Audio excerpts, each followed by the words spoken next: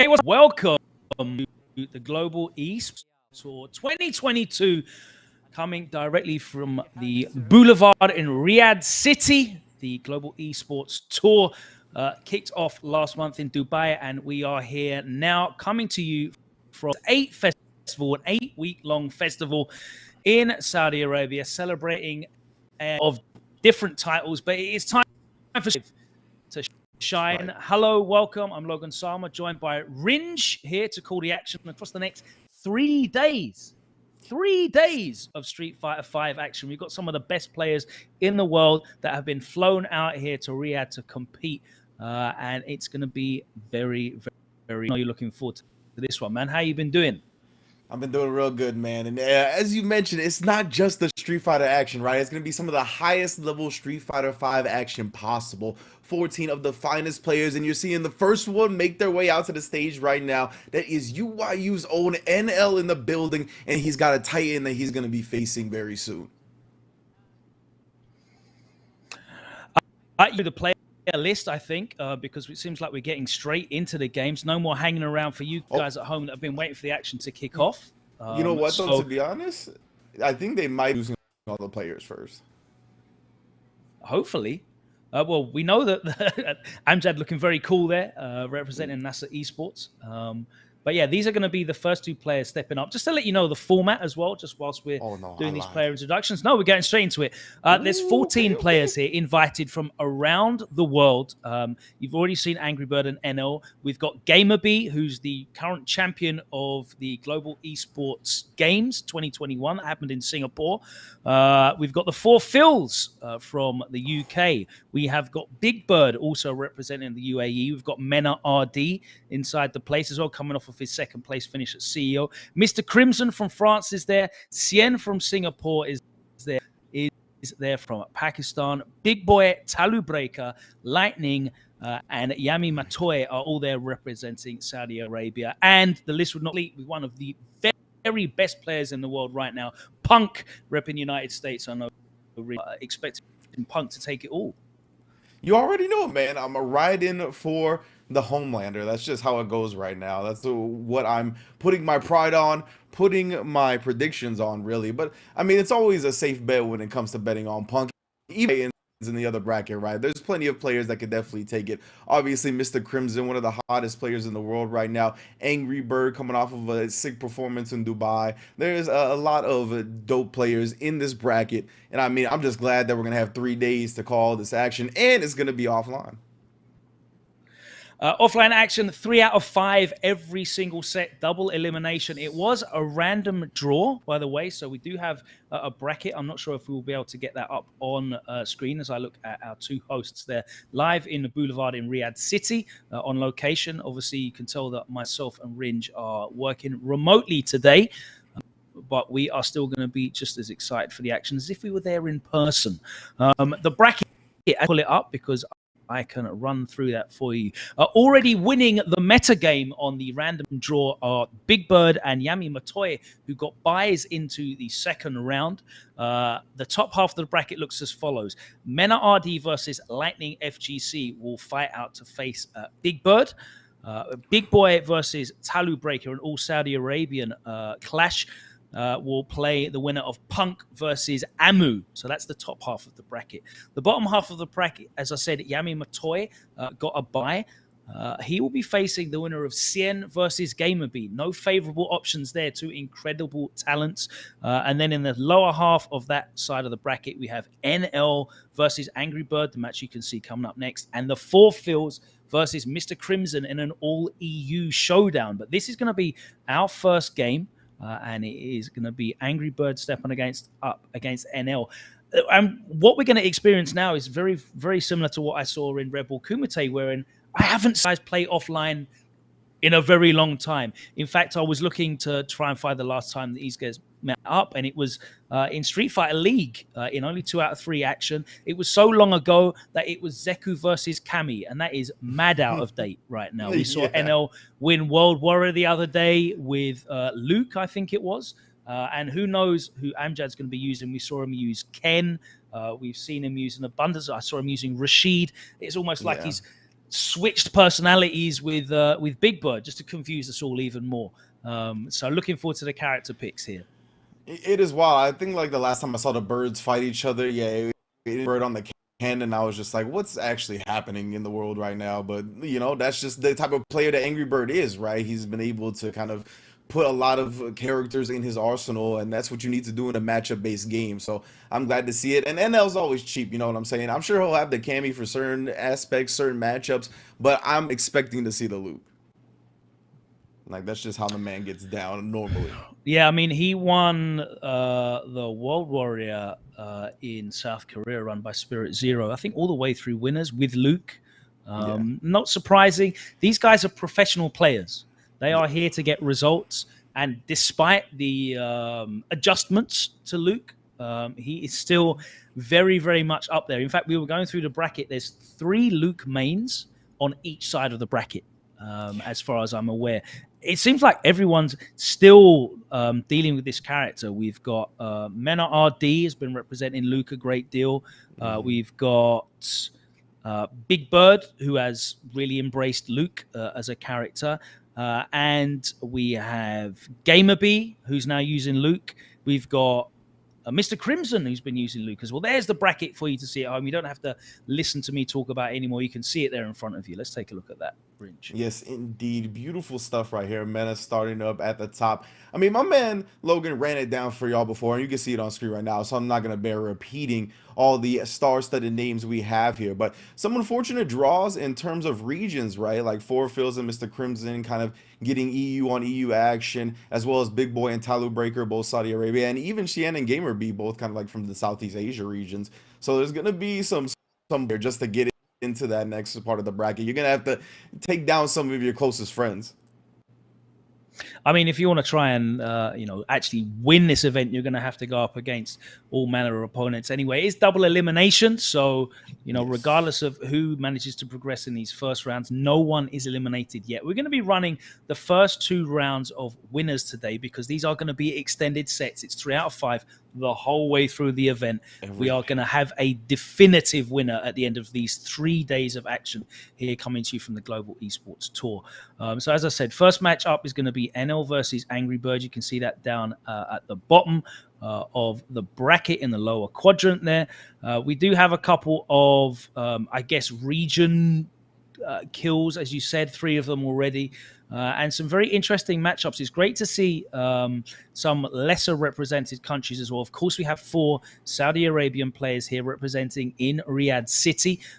May be familiar with Talu Breaker because he competed in the Global Esports Games 2021 in Singapore, and he did very well with Vega.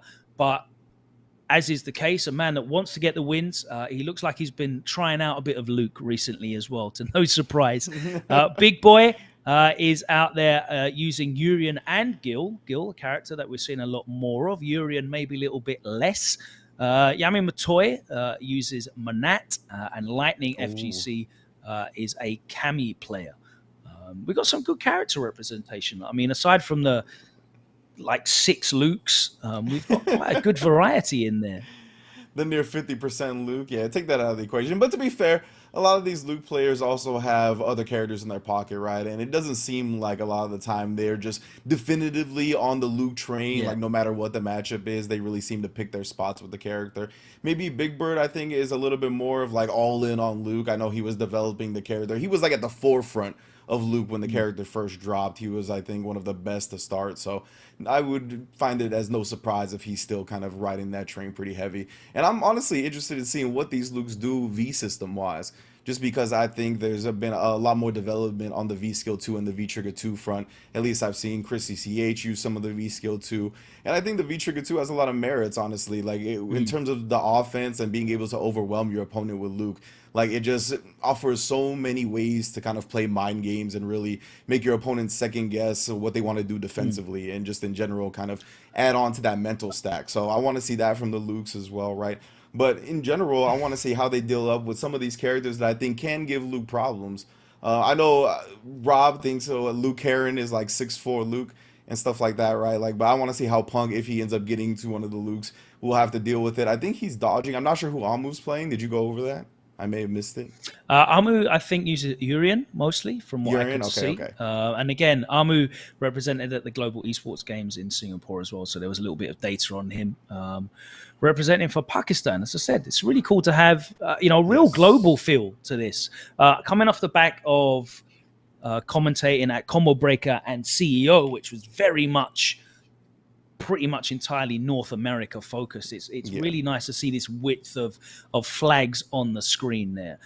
Interesting points that you make about Luke and V-Skill 2 specifically.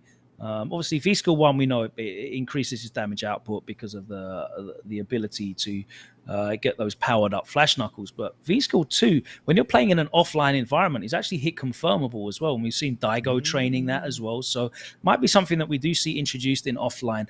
Again, we are playing offline. There are certain things that are far more viable in that environment. And that kind of makes the game more exciting to us to watch as well. So it's always great whenever we get these players here in person, head to head. It looks like we are potentially going to be getting into our first game very soon. We saw NL and Angry Bird stepping out on the stage, two players that are still backed by very good organizations, UYU and NASA Esports, who have been ever present, involved in the FGC, present in Street Fighter League as well. And obviously, we are very much hoping that we see these guys sent out to EVO. I'm not sure if NL signed up. I haven't seen the sign-ups yet, but I know the Angry Bird is definitely going to be reaching as well.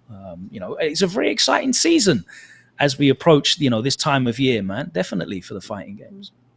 Absolutely. I mean, this is definitely started. It all really starts with Combo Breaker, right? That's when it starts rolling and the butterflies start filling up in your stomach because Evo's around the corner and it's really the premier time for fighting games. So I love the fact that a week before Evo, we're getting this Global Esports Tour and it's just a little bit of a sample, right? Like you said, a bit more international competition, actually way more international competition than we're used to getting. So we're getting a bunch of players from EU, the Middle East, North America, all getting to represent right now. And then next week, of course, with EVO on the horizon, that's going to be the big tournament with hopefully a lot of international competition. But yeah, I want to see what it's all about right now, because for the past couple of years, right, it's an even extra special time because we're getting to experience all this international competition for what feels like the first time all over again, because of given how long we've been without it.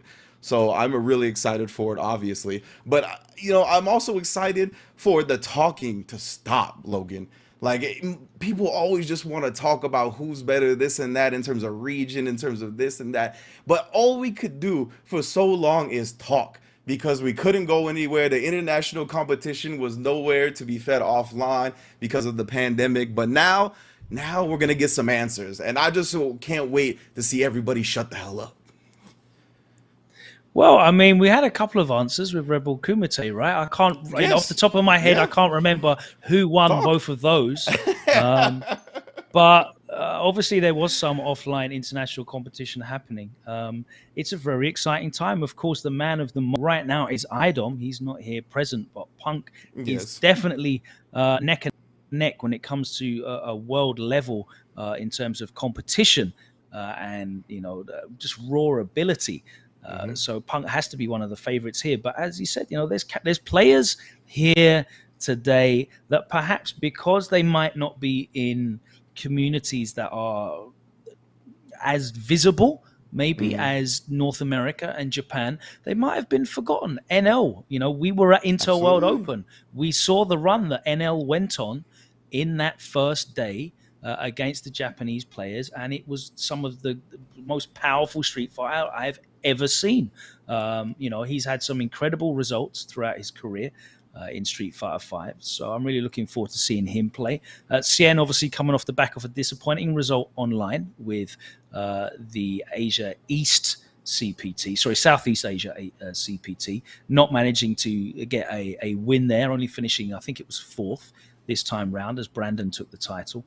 So there's a lot to be proven for these guys. We've seen a little bit more of perhaps the likes of Angry Bird and Big Bird as they have been traveling a bit more and performed in some of these events that are getting a bit more of coverage. But it's very exciting to see players, especially from these emerging regions like Pakistan and Saudi Arabia, and see how they match up with some of the world's finest that we're seeing now. Even guys like the Four Phils. I mean, yes, Yeah. he's won 2 CPT events, so people are a lot more aware of him.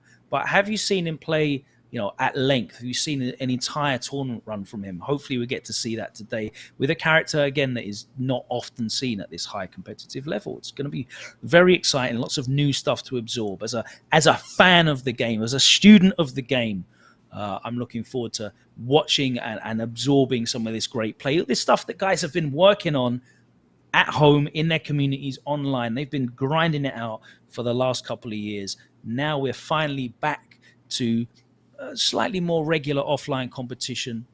Let's see who's really been doing their homework. Let's see who's really been grinding it out.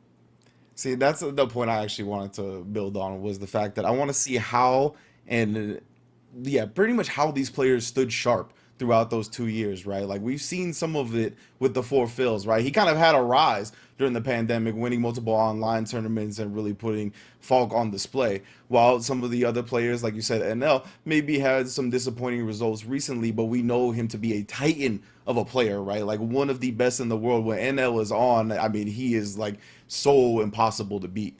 So because of that, I want to see like how they've come out on the other side, right? I know it's tough not only to get your practice in just because you have less competitive competition to play, right? You kind of have to stay within your region. And players like NL traveled on the regular and got to face all kinds of people all the time. So that's already a handicap that they're going to have. But it's tough to stay motivated just mental, right? In your mental game because of everything that was going on, not being able to go out everywhere and kind of feed off the energy of the people of offline. But it looks like we are getting into our first game, Logan.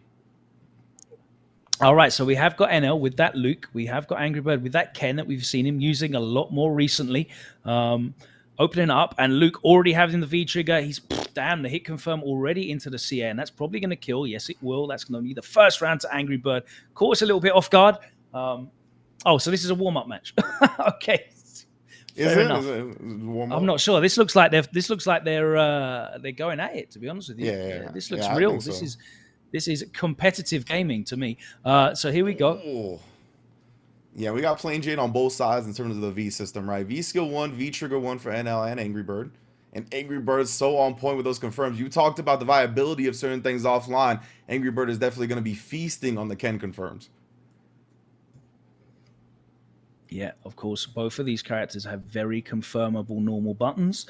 Even easier to confirm in an offline environment. Ooh. There you go. You see him confirming the low forward, the counter hit straight into the CA. That's going to do a big chunky. He's going to get a follow-up here in the corner. Goes for that crouching medium punch. He's going to dash underneath and get that corner back. Double DPs from Angry Bird, and now it is completely in his favor. He's going to make him burn the V reversal. That is a very tactical choice. It means he's not going to have access to a V-trigger recovery. Very smart play there from Angry Bird. Not something you see often in that situation. He had to burn it to save himself, and it meant that there was no risk of a V-trigger comeback. Yeah, I was impressed by the confidence in Angry Bird in a couple of decisions towards the end right there. The backdash into the corner and then pressing the stand heavy kick. Like that is not an easy button to use as Ken, right? It's one that you see a Mm. lot because it's a long button, but it's definitely not easy to use at this level of play against Luke, against NL. So to do that backdash instantly into that, to get the crush counter, then afterwards, as you said, to make him burn the resource, to make sure he takes away that V trigger comeback, so he can't get any easy confirms, no stand median kick into that. He can't do anything that's just gonna allow him back into the game. He's gonna have to earn it a little bit harder. And I mean, great awareness from Angry Bird to realize that he was going to have enough resources himself, right? He doesn't need that meter to kind of close out the round. He was already at a low enough life deficit to where he was Mm. either going to eat a fireball or eat a combo, even meterless, and it was going to kill. Yeah, I think what was very evident there is the amount of matchup experience that Angry Bird has against Luke in that matchup. Of course, training with Big Bird pretty much every single day. Big Bird, one of the very, very best Lukes in the world. And Luke is not really like a tricky character. He's just like a straight line powerhouse. You know what I mean? He's not really set up based. He hasn't got a lot of gimmicks. He's just straight line, incredibly strong. He touches you, you explode, he gets Oki. And I guess, like, you know, when you drill that matchup, you become very comfortable in your spacing, you become very comfortable in your options, and that comfort really came through in the play from Angry Bird in the opening game. Yeah, like if I'm NL after that first one, right, you don't want to get a little bit too worried, especially in a 3 out of 5 setting. But just looking Yeah. at the confidence from him, looking at how comfortable he is, and knowing that he has a training partner the caliber of Big Bird on the other side, playing this character constantly. And yeah, even more so, NL wasn't going for any type of gimmicks with the V system, right? It was V skill one, V trigger one, and that echoes back to your sentiment where he's just trying to play the fireball traditional Street Fighter grounded game. Like he's not trying to Mm. fool you with any special cancels into special cancels or get the throw bait with the V skill too. He is just keeping it plain Jane. So yeah, I mean it is a game that Angry Bird is very good at. So I wonder if NL is gonna just keep trying to play this or try to get a little bit more aggressive, try to get a little bit more chaotic. I mean, he definitely needs to change up something. It was a very, very convincing first game. I'm not sure if he's taking an amount of time here. Obviously, we can't hear the casters coming from the event ourselves, so we are only able to speculate at the moment. But what I did see was some very, very high level play for that first game. Hopefully, we can get into some more action. Because no one wants to hear us talk for 20 minutes. They want to see the finest Street Fighter 5 being played. Angry Bird, of course, going up against NL. We've got loads more matches to come as we progress through the bracket. We have CN Gamer B, I believe, is up next. Punk and Amu will be up on stream very shortly as well. You're going to be able to see Mena RD versus Lightning FGC, Big Boy versus Tallow Breaker, and the Four Fills and Mr. Crimson to round out our first round of matches. All marquee matches. They're all going to be very closely fought. It's all going to be very, very, very hype Street Fighter 5 if that opening game is anything to go by. And I guess right now, a lot of these players are, you know, they're competing at the highest level consistently now. A lot of these players have flown directly into Saudi Arabia from another event last week. A lot of these guys are coming straight off the back of their first World Warrior events. I think NL, Angry Bird, Big Birds.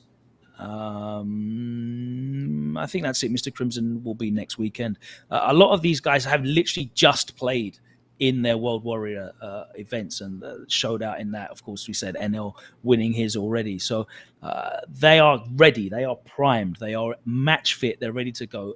This is tournament season, and they're here ready to deliver. Hopefully, we can deliver some more action for you real soon.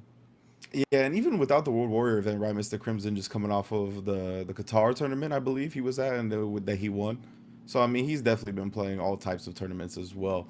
And yeah, I'm just really excited because we saw so much crispy play from both sides, right? Like that is what the offline environment gives us once again. We saw the confirms be super clean on both sides.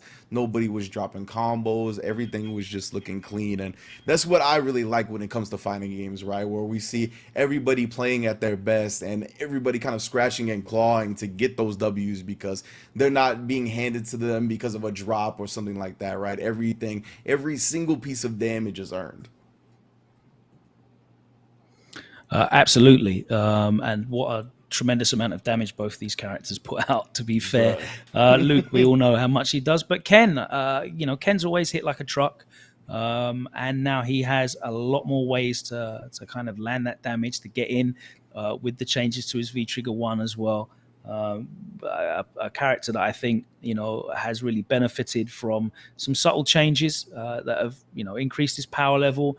And we're seeing a lot more players, add him back into their competitive roster. Maybe not main. There's a few mains out there, but add him back into the competitive roster. And he's certainly a character that needs to be feared these days, as you saw with the breakout straight line damage that he was putting out there on the screen there in that first match that we watched.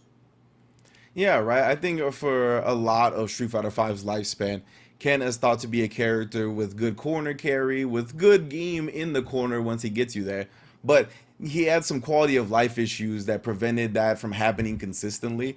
And now he's kind of got that a little bit more. Definitely like easier connections on some of the normals into EX Tatsus, and then I believe increased range on the horizontal increase on the HDP. So a lot more things now are easily confirmable and just in general work more consistently. So with that, I mean, Ken is just getting his game off more and more, and basically, I think he's a character that, yeah, as you said, kind of should be feared in the corner, but just should be feared in general if the player has it in his arsenal. Yeah, man, I definitely agree, and I think he's a character that just rewards good play, great spacing, great conditioning as well, because he's a character that can steal frames. He's a character that has to steal frames occasionally, and especially in this matchup, because I think Luke outranges him slightly. Yeah. He's got a lot of lingering normals that it's very dangerous if you misspace them, especially against Luke. Like, Luke is very, very apt at whiff punishing. He's got loads of forward traveling medium and light buttons. He's got that great stand fierce that reaches so far and he gets so much off of it. He's got great pokes as well in his standing medium kick, his roundhouse, and of course that low forward that he can throw out and hit confirm as well, as we saw NL hit confirming that into the super on counter hit. It's a very interesting match. It's very fun. I've watched Angry Bird and Big Bird play it lots. That is why Angry Bird's looking so comfortable in this matchup. I wish I could give you an update on what it is that's happening at the moment, but hopefully production can update us with what the progress is, because as lovely as these two gentlemen are, I would love to watch two characters fighting on my screen more so than this gentleman here gesticulating as I am. Yeah, indeed. And I'm kind of thinking why Angry Bird goes with Ken up against the Luke, right? I think, I don't know, just in my head, because as you mentioned, kind of outranged a little bit. The fireball isn't that great. I mean, Luke's got decent anti-airs with a DP, so it's not like you're going to be playing a lot of EX Tatsu Fire or EX Air Tatsu games. But I do think the crouch medium kick is like a pretty potent tool in the matchup, just because of a lot of Luke's forward momentum, having that, like, the forward moving jab and the forward moving medium punch kind of, I think, can get clipped by like medium kick fishes a lot of the time. So I think that might be one of the reasons, but you're the one that plays Ken more, so you might have better insights into that. I just think it's familiarity, to be honest with you. He does enjoy some Ken. He started playing Ken, I think, about a year and a bit ago. Of course, we watched in the season finale how well Ken did for Big Bird against Angry Bird Seth. Seth, a character that took a bit of a hit, character we haven't seen as much, although Chris CCH has started bringing Seth back into his game. And I think Cien still is representing with Seth, who we'll see a bit later on in this tournament. But other than that, not a prevalent character. So that switch to Ken, you still have the tremendous Oki, the reliable looping offense of every knockdown leading into another offensive opportunity. And that's always going to be strong. It gives you the ability to come back in bad matchups.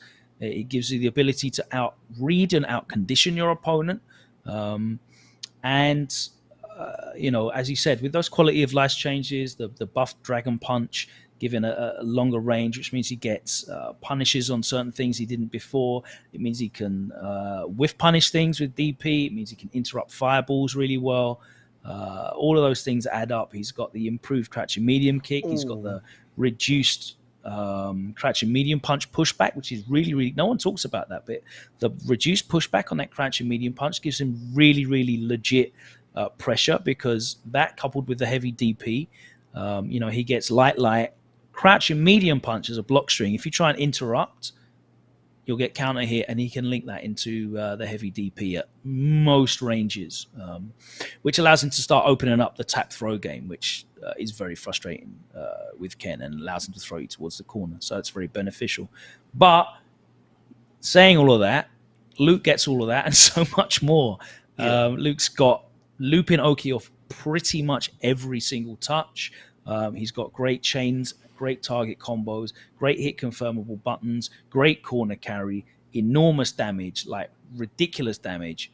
And that V trigger just allows him to start throwing out stuff all over the place and making it safe by canceling into the projectiles. So I think this one, in terms of like a character pick, it's more of a comfortability thing. It's a player pick more so than I think Ken wins this matchup.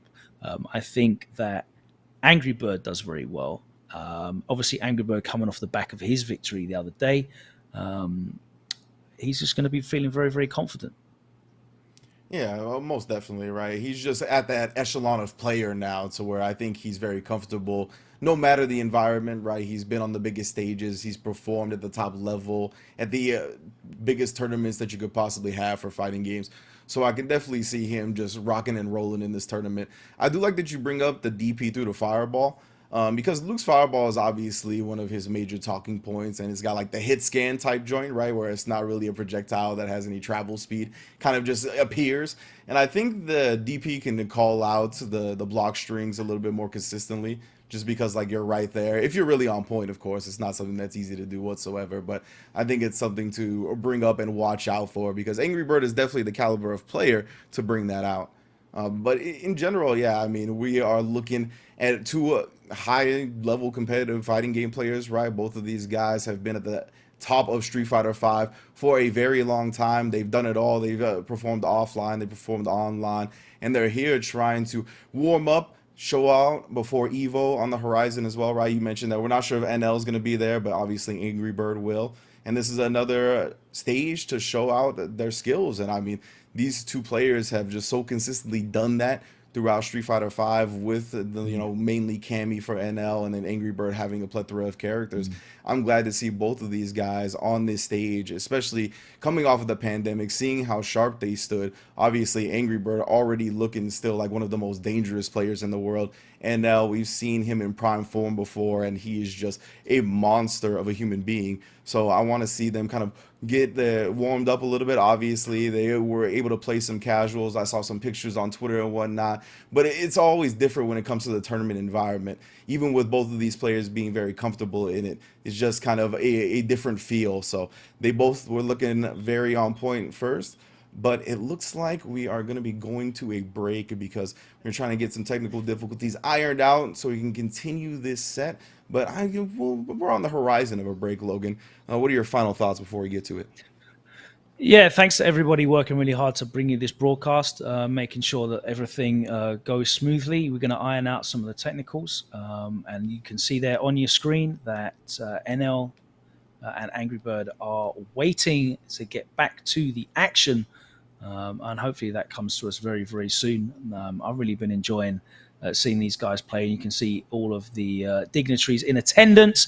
Of course, the Global Esports Federation organizing this tour throughout 2022. It's the second year of the Global Esports Tour here in the Boulevard in Riyadh City. We are going to take that short break, as we said. I'm going to be back on the other side with the action. Thank you so much for your patience and joining us today. We've got 3 days of fighting games. I promise you there will be no shortage of action, but we're going to get into that on the other side. Thank you very much.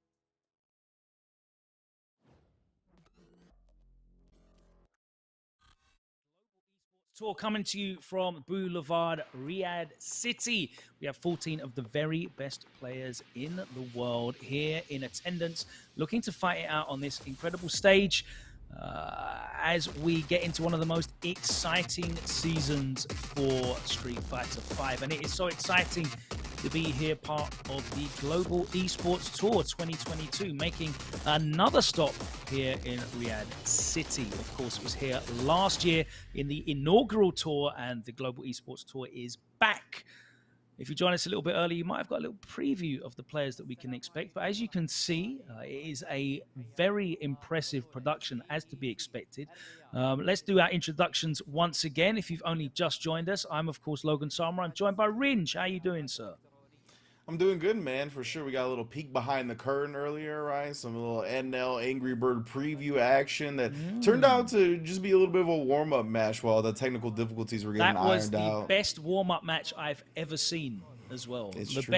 the best hand warmers I've ever seen. What incredible taster that was of today's action, man. Obviously, we're going to be seeing the players on the stage as they here, but we have got players from the four corners of the globe, and it's not just the familiar names. Obviously, there's some world champions here in attendance, some incredible talent here in attendance, but some players from some regions that often do not get that kind of coverage, and it's great to see that happening here at the Global Esports Tour in Riyadh. How do you feel about that in terms of representation and these communities getting their time to shine? Well, I think that's what fighting games are all about, really, right? Especially when it comes to this world tour era that we're in, right? The Global Esports Tour, it's in the name. It needs to represent the entirety of Earth. Everyone needs some representation. And as you mentioned, that's what we're getting here today, right? We got some familiar faces from North America, but we got some players representing Pakistan, obviously 4 players representing Saudi Arabia as well, coming straight out of Riyadh. So I'm very excited to see that. And just in general, seeing how the fighting game community has blossomed as a global scene, right? Because a lot of the time, at least when I first got into the fighting game community, all eyes were really on North America and Japan. You know what I mean? And a lot of us, I think, were ignorant to the fact about how skilled everyone else was. And obviously, Europe across the board has woken up has woken us up. But we've seen South America come out and show out that they have top level players as well, right? We've seen players come out of Australia that are phenomenal. So in the Middle East as well. So it's a beautiful thing to see that everybody across the world has really top level competitive fighting game players in their region, and just how they represent it, right? Like everybody has their own flavor when it comes to high level fighting games. So we're gonna get all that clashing here, and that's what a lot of people are looking forward to the most when it comes to fighting games, seeing how all those like strategies that people hone in their own region, how they kind of test and how they measure up to everybody else's top competition. Yeah, man, we haven't had a lot of opportunity to see that on a grand scale. Only a handful of events, and of course, you know, not always having the opportunity to have a real full width of players there. I mean, we're back offline. Offline majors are happening again in the United States, but they've been almost exclusively contained to North American talent. We've got Evo coming up, and even that looking like it's not going to be the Evo. Oh my God, what an opening from NL. NL showing that he's here to do business. So let's focus on the match. We can talk about the pageantry and the excitement. Was that first match a sandbagging sandblast from NL as he opens up with the stun? Is this going to be a perfect? This is not a button check, ladies and gentlemen. This is NL going to work, showing, oh my God, the back throw, showing signs of the NL that we saw in the Intel World Open. Here's the activation. He teched the throw. I cannot believe he actually teched the throw. Yeah, NL confident in his offensive choices, his defensive choices. Punish on the sandblaster. That was ridiculous right there. That's with the HDP that we were talking about earlier. I've never seen that. One of the few times in this patch where the HDP does not connect. That was unfortunate to say the least. I didn't know that was possible. Yeah. Crazy. It might have caught in a button, but I mean, it looked like a standard, it was just crouch medium kick, Crazy. Well, this is certainly a very different looking match. Let's see if Angry Bird can settle down. If you have just joined us, of course, let's let you know about the format. All of these sets are 3 out of 5. It is a double elimination bracket. We've got 14 players representing, not 16 So 2 players got a bye. It was a completely random draw for the first round of matches. And that was a beautiful cross cut. And he's got the corner. Pretty. Uses the bar to get out for the EX Tatsu. The escape option. V reversals him back into the corner and takes that +2. Trading fireballs. Nice cancel there on the standing medium kick into the V trigger. He's still got 1 activation left. There's a hit confirm from Angry Bird. Yeah, and he got that crouch medium punch on a back dash, but didn't commit to anything afterwards. Still in prime position, but just as I say that, NL playing with him when it comes to the footsies. Yeah. The definition. A beautiful whiff punish, a great confirm, making the most of that and gets the kill for the first round. First Ridiculous. Game. Ridiculous from NL. That's what we come to expect him with, right? That walk in, walk out, crouch medium kick game. I mean, that's what he's done on Cammy. That's what he's won tournaments on Cammy doing. So, oh, another clean whip punish. These players are looking crispy offline. Fireball again now. Oh, and another cross cut. NL has been so on point with that. Oh, and then even still in the turn back after the flash knuckle.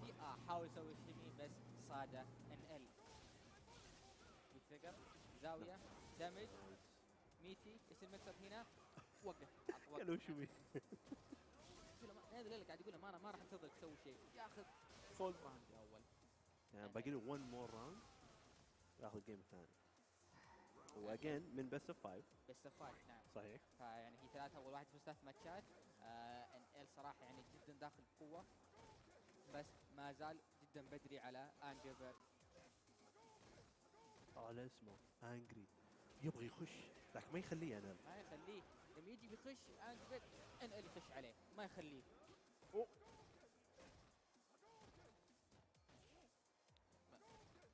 يحاول يتصيده في البرنج، يحاول يتصيده في اللو. بانيش الزاويه، ايش بيسوي في الزاويه؟ حلوه تك ثرو. Yeah, finally, that's a big break for Angry Bird. He's going to land right on the fireball. So this is still all cannon until the EXDP busts out. And NL's defensive choices have been so on point. Even the V break now to get back towards mid-screen. Yeah, looking for that activation. He gets it, though. This time off the crouch, a medium punch. He's going to extend the bar, get the kill, the double dragon punch in the corner. And he definitely needs to stop this momentum because 2-0 NL would be a very, very big mountain to climb.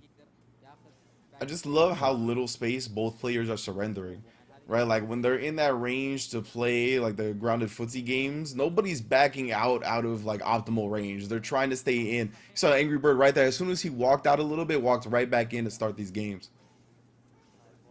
One thing I have noticed, though, since NL had that bad EX Flash Knuckle cancel, he's not been as confident with the hit confirms off that low forward. He's had a couple on hit that he hasn't managed to cancel into, but he does get that back throw. He has got the corner. Yeah, still at a life deficit, though, trying to whittle this one down. Oh, and Angry Bird looking as confident as ever here. Tries to bait out an EXDP. I don't blame him. NL has been real frisky on the wake up. That's going to be it.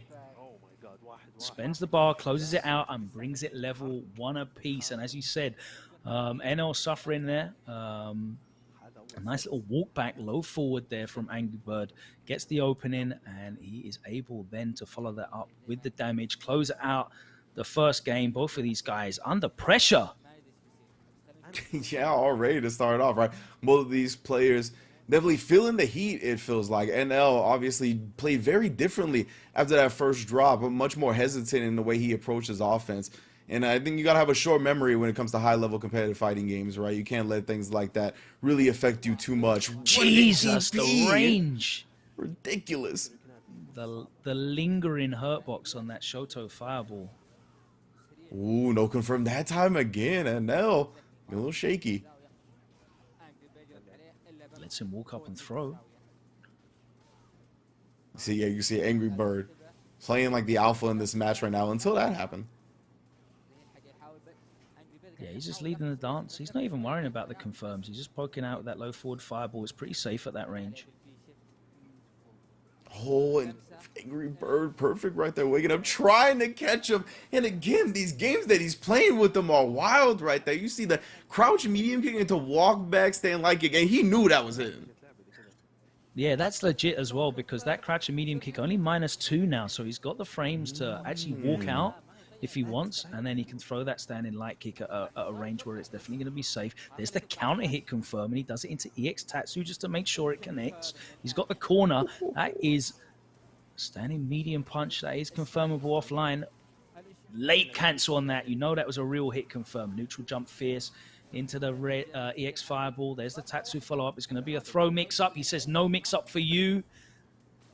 Yeah, and now mixing him up instead would have tech for his life, but Angry Bird with the buffer after the throw tech. This man is playing ridiculous right now. The hard read. That was a lovely buffer. That crouching light punch into the EX Tatsu. It would have got the kill at any range. Just throw out your fastest button, and it's got decent horizontal range. It's not like the best in the game, but very, very decent. It's certainly going to beat anything slow, like a medium kick that Luke can throw out at that range. Just, yeah, no risk as well in case he didn't throw out a button. That's just going to light punch on whiff. Nothing, no problem. But, bruv, in that 7 seconds that I spoke, and it was just blew through him. Stars. What we doing now? All right, he's gonna get a chance to fight back though. And Angry Bird, I mean, I think he really embodies that short-term mentality that I was talking about, or that short-term memory, because he usually doesn't get discouraged by people putting him on the defensive end. But either way, NL managing to bust out and closing out the round. Yeah, Angry Bird just tried to walk in behind that block string. NL immediately pressed that low forward. Angry Bird walked straight into it, and he was able to get the kill off the EX Flash Knuckle combo. Takes him to the corner again, just too far away. Man, NL, okay, just like that, though, Angry Bird, and the meatiest crouch medium punch. Oh, and then catching his legs. Don't try to walk back here. Busting out again. NL's had some good bets on these reversals. Oh, no, just ends up committing and catching Angry Bird trying to take his turn after the block crouch medium. V-Bray to get rid of that activation. Angry Bird fully loaded. Oh, yeah, he's looking for that crouch medium kick confirm. He wants it, but he can't find it. And now tying up the set. Looking too hard for that confirm. And that was more of a wish confirm than a hit confirm. Can't blame rollback on that one, can you? Offline, looking for it, and it wasn't there. And unfortunately, you know, that it really did feel like he got too thirsty for that, right? Like that's kind of the Ken Staples, the security blanket, especially when you have that full CA. He was within damage range, so I think kill if he got the DP into the super. So yeah, I get it, but nonetheless, NL well aware. Those endorphins start flowing in your brain. The dopamine centers are firing up. And yeah, your brain convinces yourself that low forward hit, but sadly it did not. Nice. Oh my! Delay catches him. That was the hesitation. Broke his ankles at NL. He's been so on point with these EXD finally keys. cracks. Yeah. Man knows when to do it himself and when his opponent's gonna do it. He's brought it back from this deficit where it was looking like all Angry Bird for a little while in the set. Yeah, it's been real back and forth. Let's see, though. I want the final round, considering how this set has gone so far. Yeah, but Angry Bird, these guys are playing some nooch. Straight up right now. Ooh, the late confirm right there. All in again. He cracks, and he's not going to die off this, but he's got to take the mix up. Oh, the stinky heel, that dry, cracked, unlotioned heel. Closes it out.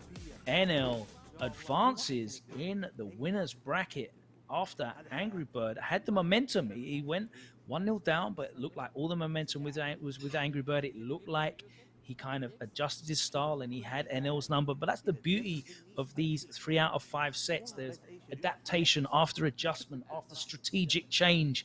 And, you know, players at this level, they are able to modify their game plan and, you know, counter the counter. They know what your options are at this level, especially in matchups like these that they've both played so frequently, characters that are so well explored. And it was a great game. You had so much precise spacing on display and some great hard reads as well. Yeah, it really was a display of 2 expert level fighting game players playing a game that they've played for a long time. That's one of the great things about Street Fighter V existing now for 5 or 6 years, and these players playing it throughout the whole lifespan of it. Now we see them have answers for everything, right? Like after the tech throw, we saw the crouch jab into the buffer on the EX Tatsu. Like so many strategies have been ironed out to be so clean. That's really the type of play you get only when a game has been out for this long. So I really love seeing what they're already bringing to the table in this offline environment. Yeah, and I mean, you know, for too long the game was kind of decried in terms of some of the traditional street fighting elements, like that spacing, that neutral control. I think we saw beautiful displays of that in this first opening set here. That's what the game looks like at this world elite level.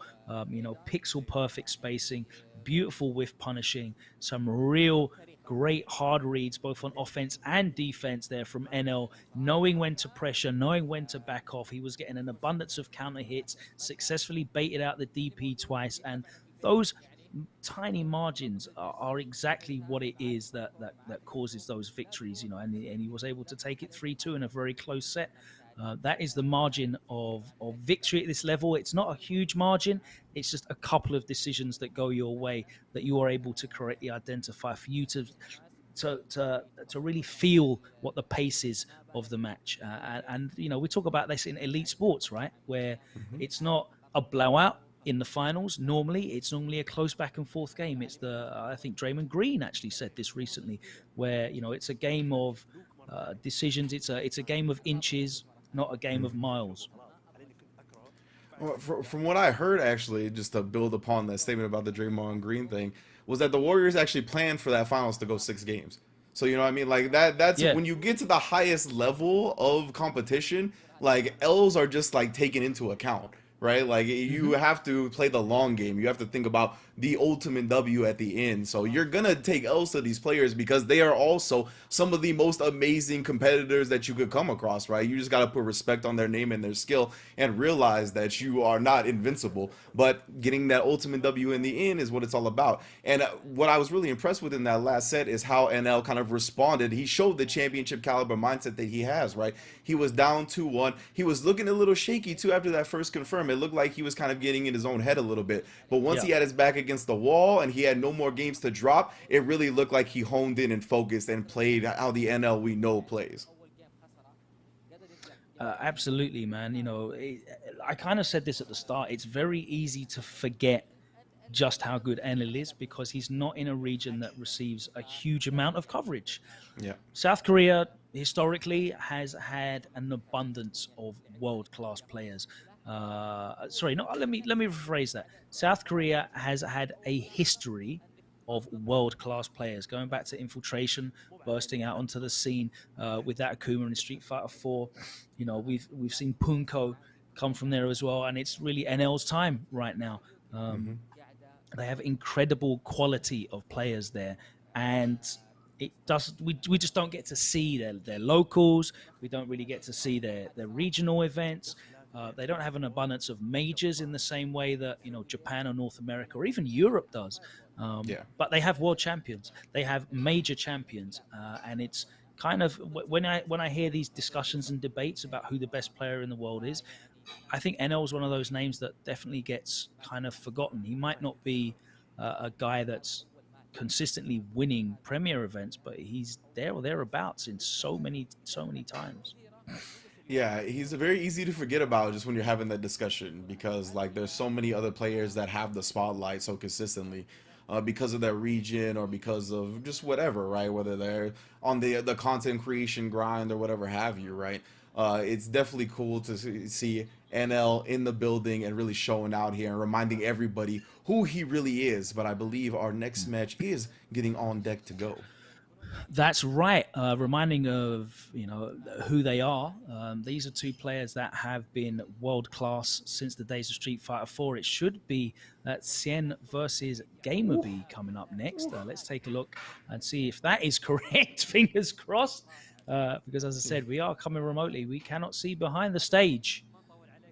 Yeah, exactly. Where The we big have reveal. a, I'm trepidatiously awaiting the big reveal. But yeah, if it is, there we if go. it's looking Gamer B. like it, So yeah. Gamer B, the reigning Global Esports Games champion of Oh, okay. 2021, winning that event in Singapore. Again, another player who was a multiple champion.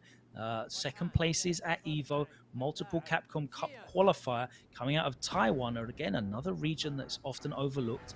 He's going up against Xian, who is an Evo champion, who is a multiple major champion, and a guy that I think is really like on the comeback trail. He's had 2 seasons where he has failed to qualify through the CPT in his region, and now that he has the opportunity to play on the world stage, I think he's going to really want to re-establish himself as one of the best.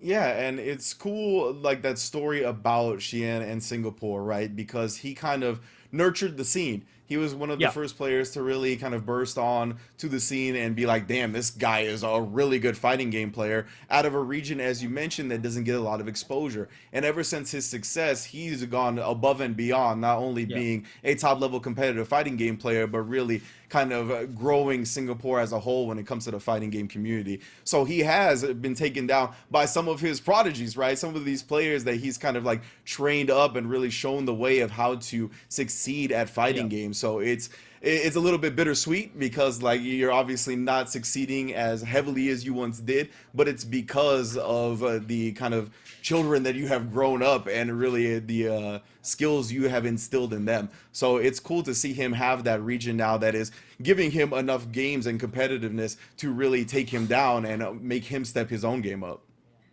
Yeah, he's still doing that now as well. Of course, he's got the Versus community events out there that he's been running and streaming. He's been restreaming CPT. Like he's such a wealth of knowledge. He knows so much about the game, and he's so open and willing to share, not just with his local community, but on his stream Yeah. with his viewers all the time. Always streaming, always breaking down. He seems so passionate and excited about just seeing high level play. He'll rewatch.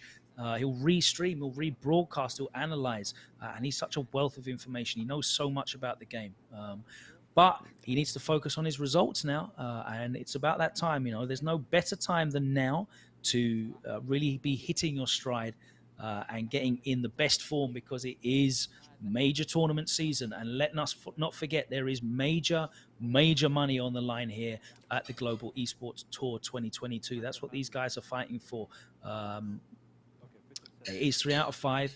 It is most likely going to be Luke against Seth. We've seen Gamer B transition again from Cammy to Luke, much like NL, much like so many of the Akuma players as well. It seems like a lot of these players that are using. بس يكون يدرعم يخش فيك ما يعطيك فرصة. وهذه المشكله، مكسب ورا مكسب ورا مكسب. يب. ففكرته من اللي اقدر اقوله، اول واحد ياخذ الادفانتج هو اللي بيفوز. صراحه يعني سيف شخصيه تخوف، لازم يعني ينتبه لها. 5. I'm not honestly very sure about Lucia's strength given the overall of the cast, but a lot of the time I think even these mid-tier characters or characters that are a little bit slept on can do well in the right matchups, right? That's kind of where we're at with the balance of the game. So this might be a character he has specifically for Seth, or something that he's a little bit more comfortable on with Seth. And just to harken back to the like the ambassador that Xi'an is for Singapore, Gamer be very similar role in Taiwan, right? He has definitely really grown the fighting game community in Taiwan as well. Even going so far as to collab with Twitch on major things in that country. So yeah, I mean Gamer B and Xi'an, both pillars of the fighting game community, to be quite honest, in addition to being incredible players. Absolutely, we're going to see that now, of course. As to be expected, Xian using that V trigger 2 that he really just he made his own, I guess, alongside Sacco. But it was Xian was the first man that I saw really making the most of that V trigger 2, and it's only got better, I think, in the meta. My man has been a pioneer from the get-go. I'm glad he stuck with his character because of that. He's really always showed out in his sense at the beginning, and Gamer B already locked in this corner. But we got V trigger 2 Lucia now. See if he can get anything started. Looking for the low forward, but does find a crush counter eventually. Not gonna let too much rip off that. Toss the back as well. And Sheehan, yeah, I was going to say he's going to back up, let that stun bar deplete a little bit. Doesn't want to play too many dangerous games. Was approaching the situation. This V-Trigger 2 lasts a very, very long time. The issue is, though, of course, that you kind of don't want to use the whole thing. You don't want to still have the V-Trigger when Seth has V-Trigger ready to activate, because you want to be able to V-reversal before he actually activates. Yeah, that's too late now. You've got to hold this. Let's see what kind of mix-ups we have. Well blocked, but he still gets caught low. Yeah, try to walk away at the end, and wow, she had always converting optimally, making sure that the 2 bars were spent for Seth to take the round. Yeah, that V-Trigger 2 from Seth is a really interesting tool, because obviously you can't V-reversal it now after the V-Trigger comes out, but you can V-reversal the target combo. It means that he doesn't lose the V-Trigger, so the threat's still there, but you can then return back to a safe space. Nice poke there. He whiff punishes the axe kick. That was a beauty. You see, and this is what we talked about before between 2 high-level players, high class, trying to just make sure they're pixel perfect with their spacing, and right there, just slightly off from Sheehan, and GamerB took advantage of it. Yeah, I find this Lucia pick very interesting here. You know, of course, you can't argue that Luke is not a stronger straight line damage dealer and just overall character in the current meta than Lucia is, but GamerB always loves to like make characters his own. That he's getting so much. That is a shame, but he still gets the throw. He's making so much of these shimmies, these crouching medians and light cancels, hitting from so far away, and he's just buffering that out. He's doing a great job here of just neutralizing Xian's neutral game. There's no way for him to really start getting these pokes out, because he's standing at that range where Seth doesn't really have anything that reaches. Oh, that's unfortunate. Yeah, I'm not sure if she thought it was going to punish or ended up committing regardless. And now GamerB, yeah, he's really found the rhythm on the ground that he needs. Kind of a pushback, preventing another subsequent follow-up. But still, GamerB looks way more comfortable on the ground. Yeah, now we're trying to get that V-Trigger activation. Actually does activate on block, but as you mentioned, had the V-reversal there that time. Respecting the V skill, yeah, I'm expecting to see a little bit more from that from Xian, just because of the range that GamerB is playing at. Yeah, he showed the tandem a little bit in that first round, but other than that, that's about it. He's fishing for that CA, right? There's the tandem again, just looking for GamerB to be active. Nice punish. But it's so tough to catch GamerB's rhythm right now, though. Like, and Xian hasn't been too overzealous with the tandems either. Like, he knows that it's tough. And they're both utilizing the clock and making sure it winds down, not trying to give anybody anything easy. That's the thing that makes this situation really difficult, right? He's got the crouching roundhouse that he's going to just throw out, and he can cancel that into CA. At the same time, he's got tandem engine he can throw out a further range than the roundhouse and cancel into CA. So it's kind of like you're just getting backed up by these options at that range when he has CA, because just the risk reward is so high for Seth in those instances. It's not the same any other time when he doesn't have those 3 bars, but yeah, it really forces the play. And there you saw Xian managing to convert off just a normal hit, as GamerB decided that he'd had enough of being pushed back and wanted to encroach inside the space.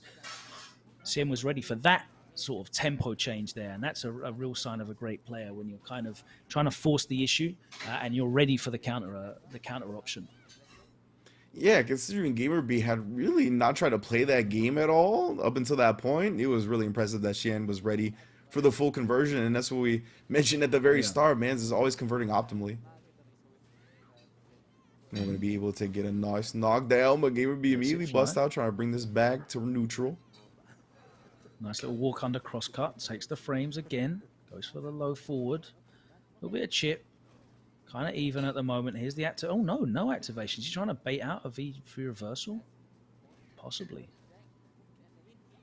And we see Ed now fishing for his own activation. Both of these players trying to find it. Oh, and GamerB finally finds a jump. He had tried a couple of times, though. Been DP consistently, but finally calls out the tandem perfectly. Oh, and just outside the sweep space. Beautiful play from GamerB. This is really interesting to watch, because I literally don't know this matchup at all. It's very, Oh, very yeah. rare that I get to see it. There's so few Seth players left, and even less Lucias. I can think of maybe 3 or 4 worldwide. But you can clearly see that he's trying to play a range where he's outside of that roundhouse activation. Also aware of the tandem. Yeah, that's why he hasn't been like super aggressive once he's at that range. Like I'm really impressed with Gamer B's also like holding onto the V gauge when he's got the life lead, because whilst normally there's a lot of situations where you cannot V reversal Seth's V trigger too, because it's right on top of you. It seems like we saw earlier an activation, and Gamer B V reversaled it off of the crouch roundhouse. He was so far away that he actually moved forward and evaded the hit. Now he's going to have to take all of this. Stays in front. Just takes the throw. That's a real big W there for Gamer B. Yeah, huge. And he's going to get the activation and the kill. Beautiful. Again from Gamer B right there. Bouncing back. Really had to weather the storm of the V trigger, as you mentioned. Xian really recognizing the fact that Lucia was playing at such a range that he can get these clean activations off to actually make her guess unless he's close. Finally got her in the corner and did so, but again, stalwart defense from Gamer B. Had the EX reversal, bet it big, and it paid off, and then afterwards just had the easy V trigger confirmed. Yeah, absolutely. You know, I'm really impressed as well by how solid Gamer B's been on defense for this V trigger when he's had to block it. That corner activation's really, really dangerous as well, because it's so hard to tell. I don't think you can even visually react to the difference between the axe kick in front and the cross up in the corner on the explosion. So he's done so well to defend and mitigate that damage, whilst also playing a really, really solid ground game. So you can see this is a very, very smart game plan here from Gamer B, of course, who played Seth himself, so he's going to know how this character functions. He's going to know how this character operates. Yeah, he's going to be knowing what Shannon wants to look for in the character as well. Yeah, it's been tough, right? Shannon's been pretty on point with the anti-airs, but he got that tandem jumped in on, and just in general, with how active Gamer B has been at this range and how annoying he's been on the ground, it's going to be tough to get every It's anti-air. weird because he's... Oh, there we go. There's Finally. activation. He's going to get the follow-up, and he's going to get the spin into the CA and get the kill. I was going to say, it's weird because Gamer B is simultaneously annoyingly active and also completely inactive. Like, there's no way of kind of spotting his rhythm, his tempo in terms of how he wants to approach. Is he going to sit there and chill and just block tandem after tandem at max range, or is he going to jump on it? You can't tell. Is he going to start trying to poke, or is he going to just dash up? Like, what's he going to do? Is he going to play proactive? He's going to play reactive. He's shown all of these options. It makes it very difficult to play around, but Sian has been playing for so long, he's not going to be put off by this. He's going to carry on poking away and testing his defenses, and when he does get the opens, make the most of it, as you saw with that V-trigger combo into the kill. Counter hit, doesn't get a follow-up.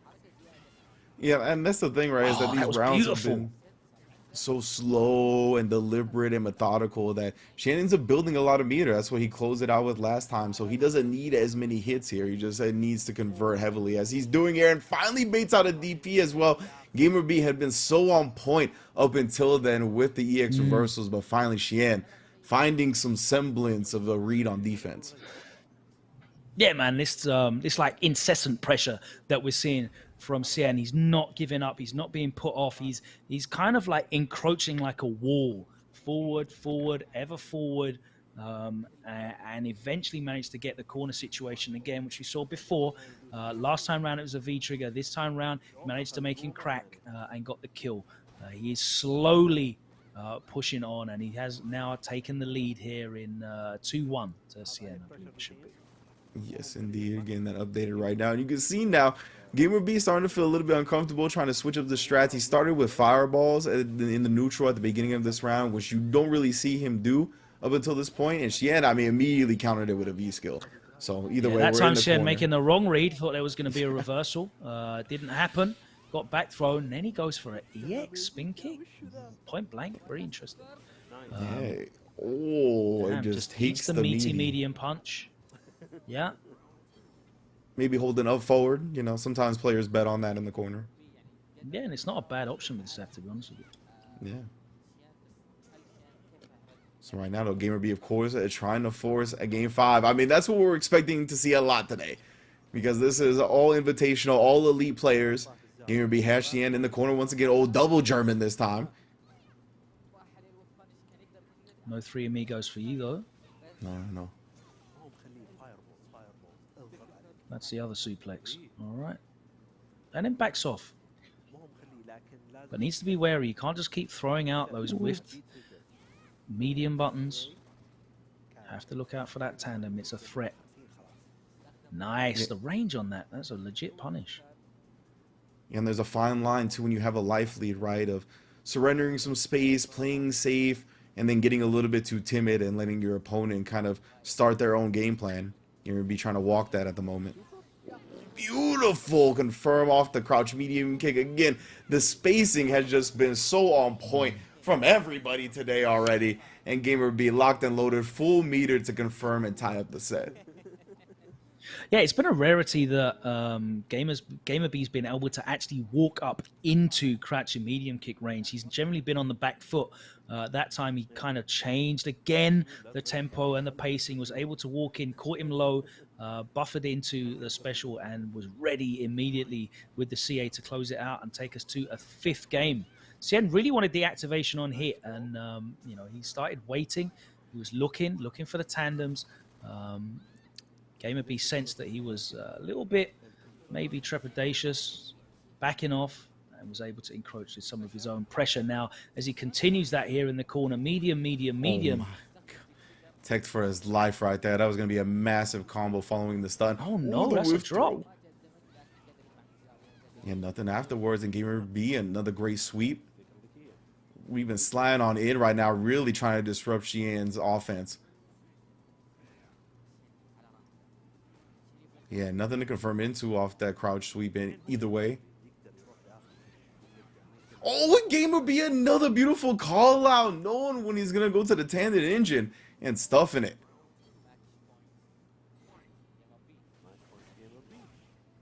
Man, I'm just loving how fierce all of our competitors have been, man. They're back against the wall. They're down in the set.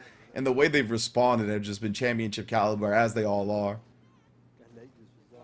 Bull tries to get him with a throw bait, but Gamer B, the defense, we talked about how solid it's been throughout the set. And then again, the whip punish on the axe kick. We got full CA. We're going to hold on to it here. Damn, corner to corner with it. Running the whole block. And then again, just weathering the storm right there, taking the back throw. That's not a lot of damage. And Xian this time actually gets caught flinching. Spins one bar here. He's one more bar combo away from killing him off with the right starter. Of course, Xian also full CA on deck. Any hit could be the kill. Very intense. Both players know how risky it is to let either one in right now. Risks the jump in and he gets punished for it. Catches him reaching, and that is going to be a final round. And this is literally how tense this is. You saw how passively they were both playing. They didn't want to encroach into that space. They were both backing off, keeping, you know, a good amount of distance between them, because that is the risk right there. Flinging out the low forward. Both of these guys were poking away. There's a spin kick actually, just preemptively catches the fireball and start up. But look at this meter lead that Gamer B has. It's a huge deal, but he's already pushed back to the corner. So Xian with the... Ooh, that was great recognition from Xian, recognizing that that crouch medium punch was going to be too far to follow up with anything, so he just goes with axe kick pressure again. The stun is starting to build up, but now it's going to get depleted. What a Gamer gamble B's by turn. Gamer B. What a gamble. He was so down. That might have even been dead on the crush counter. Life on the line, put it on the reversal, and look at the jump-ins as well. Testing Xian's cross cuts, they're not coming out right now. That EX reversal, though, is what has bought him this opportunity to level up this final round. And they are both finely balanced here. Going to look for the activation. He wants it on hit. Oh my goodness, the life is so even right now. Both players with V-Trigger ready. Oh my god, that's going to be... It should be it. The V-Trigger is there. The CA is there. He just needs to confirm into the combo. Yeah, I mean, even the with scaling is going to be massively mad, scaled. but minimum damage and Seth health, it doesn't matter. Gamer Shaking B. his head, you won, bro. Just But won. you know how it feels though, man. When it's that close,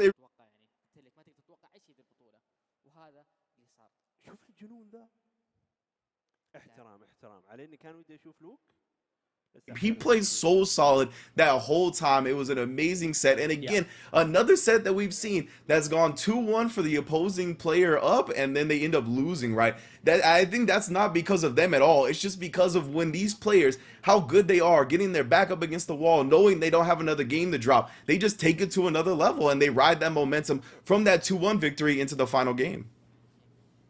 Yeah, I mean, we're dealing with guys that are world champions, guys that are major champions, guys that have been in the pressure cooker for, more than a decade now. We're looking at even Sen, who got into the scene as a young man, like a 16, 17-year-old. He's been a razor elder statesman in his community now. We've all been there and seen it at this higher level, and that's the quality of gameplay that's coming out. I mean, obviously, Game would be out there in the 40 club, but the reactions don't go, man. It's just those flights start taking more out of you. That's all it is. Those long open bracket pools, they start taking it out of you. The reactions, the brain, the hands, they never leave you. And Gamer B really showing that. I have to say as well, the bravery in that last round, he was up against it. His back was to the wall. He had a huge life deficit. He just said, screw it, I'm going to bust out this EX reversal.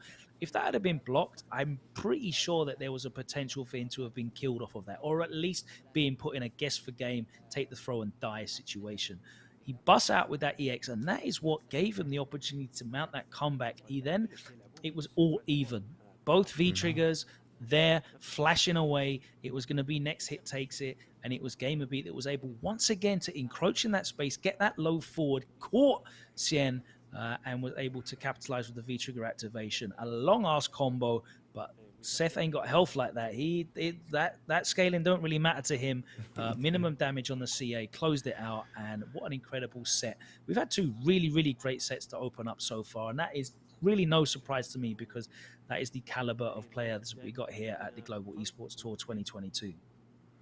Yeah, most definitely. Both everybody so far has been really playing their butts off. It's great to see, and I just love the way they've been responding to deficits and the way Gamer be played. I love that you highlighted the EX reversal, right? Because he really bet his whole life on it in that scenario, and it's something that we don't get to really. It's hard to kind of get across the ballsy move that is, and just the mental like fortitude you have to do that in that moment, right? Like your tournament, your winners bracket life is on the line here.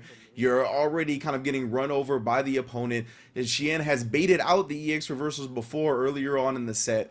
Like, it is a tough thing to really kind of look in the mirror and still do, but he made the right call, he made the big bet, and it kind of turned the whole round around. And it's a cool thing to really highlight those moments, right? I think that's something that's really important when it comes to talking about fighting games, is really trying to pinpoint those swings in momentum and those small instances, because a lot of the time at this level, it does come down to, as you mentioned, one confirm, one EX reversal, just like these few decisions that really make sure one person ends up with the W. Absolutely. It's exactly what we spoke about in the NL and Angry Birds set, where those decisions, am I going to pressure? Am I going to bait the DP? You know, we saw that happen a number of times. Try and bait a DP, get back thrown. Try and DP, it got baited. You know, it is what it is. It's a game of fine margins at this level. Some incredible players, some world champions, some of the best to ever do it. And I believe next up we do have one of the best to ever do it in Punk. Obviously, the lone representative from the United States out here off the back of some strong performances recently. But I feel like he wants to push on and do better. He needs to hit that world championship form and secure finally one of these big titles, these Evo titles, these Capcom Cup titles. It's the only thing that's missing from his cabinet. Of course, what a perfect opportunity here, not only for the tremendous prize pool, the glory and honor of taking this event, but to really test himself against the kind of field that he can expect to see in an Evo top 16, international pedigree, so many different play styles, so many unfamiliar play styles that maybe have evolved over the last couple of years and don't feel like maybe how they used to when last they met.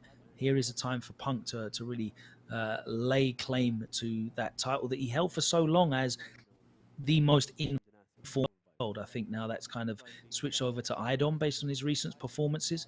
But Punk will forever have that pedigree of a player that can claim to be in that conversation. Now he's going up against someone that we haven't heard a lot about, but he was a part of the Global Esports Games in 2021 in Singapore, and that's Amu from Pakistan, a country that we don't really associate with Street Fighter. Pakistan exploded into the world of Tekken, of course, and not just with Arslan Ash. So many players from that region proved to be incredibly strong.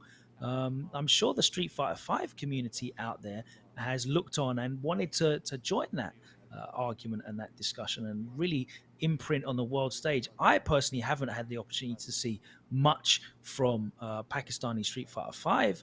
It's another region that we don't get to see often. I don't know if you have either, Ringe, but I'm very excited to see, Amu, who's one of the strongest in Pakistan, as we know, go up against probably one of the top 3 or 4 players in the world today in Street Fighter.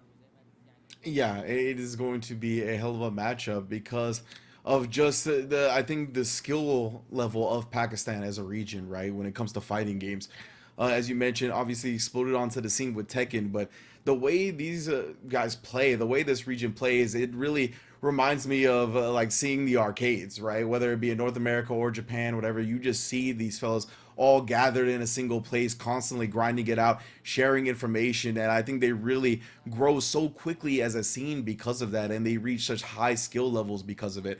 I always think about, I talked earlier about how when I first joined the fighting game community, a lot of the spotlights were on North America and Japan, and I always think about the story that Ultra David told about how he had like a transfer student from Pakistan that he went to college with, and that told him like Pakistan is so good at fighting games, especially Tekken and KOF. And Ultra David was like, yeah, okay, buddy, right? Ultra David, obviously from Southern California, he was like, I'm in the fighting game mecca. And I mean, it just took us actually getting Pakistan a spotlight to really show that man was not capping. They haven't been legit at fighting games for a very long time, and now they are getting to show it on a global scale. So Amu getting his chance here in the Global Esports Tour, going up against Punk, and I mean, you listed off Punk's pedigree already, right? I mean, in my eyes, a top 3 Street Fighter 5 player of all time, inarguable in my eyes, you know what I mean? So he is definitely one of the best players to ever grace the sticks, and it's going to be a tough task, but I mean, all these matches are going to be a tough task for everybody because everybody here is at an elite level.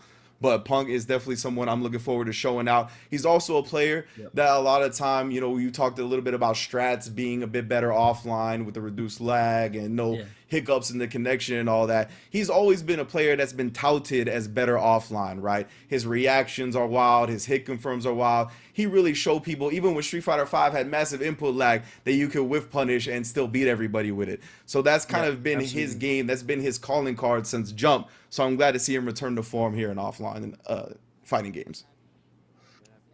Of course, I'm just trying to look up some of Amu's recent results as well. It's very difficult to follow these communities, as we said, because not a lot of the stuff is broadcast online. Not a lot of stuff is to be found and easily accessible. I know that he's entered a few of the V/Slash events, and I think he won the last V/Slash Street Fighter 5 for Pakistan. Obviously, we know that he's of a caliber. He finished in the top 8 for the Global Esports Games in 2021 as well. Using Urian, a character that I guess we don't really see a great deal of. I saw Dion Mandrake the other day showing out in a top 8 for CLG. Other than that, I can't think of. You look at the likes of Ryusei, Shuto, even Tokido's Urian. Definitely nowhere near as prominent and prevalent as they were previously in the competitive meta. Those nerfs have really hit. You look at China. China has so many VX Bao, Chi Chi, to name just a couple of the Urians out there. China CPT famously, the land of the Urians.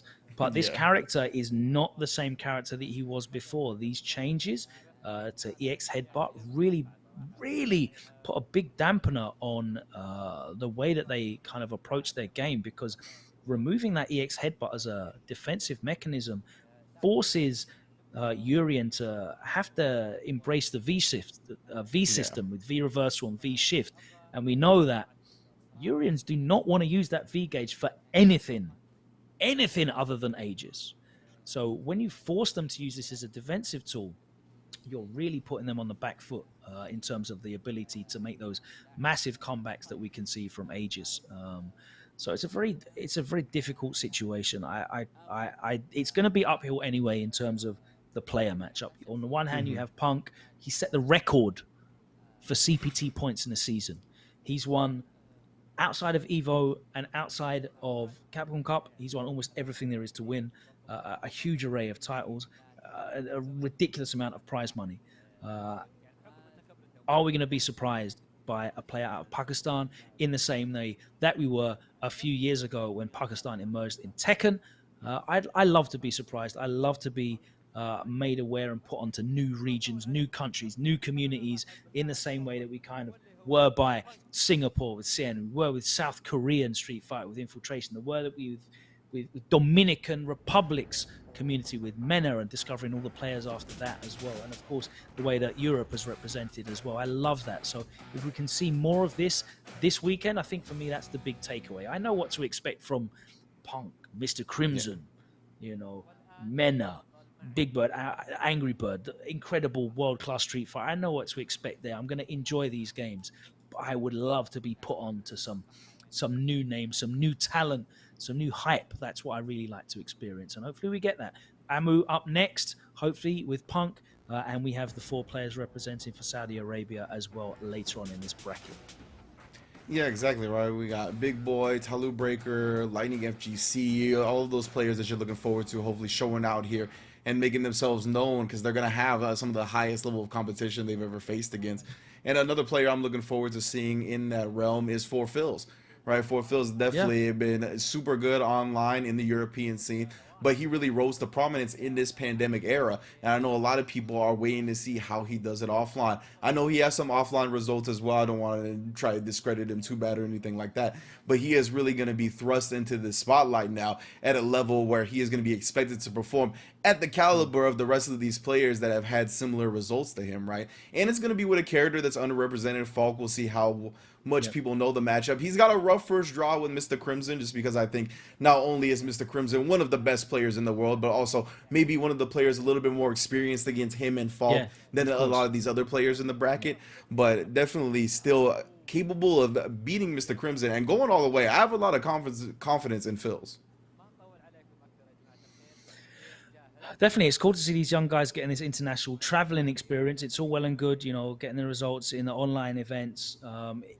You can't detract from that result. You have to beat the players that are involved, and he's, won these events that have the likes of Problem X, Infectious, Hurricane. They're all in there. They're all taking part. They're all playing in the same environment, the same conditions.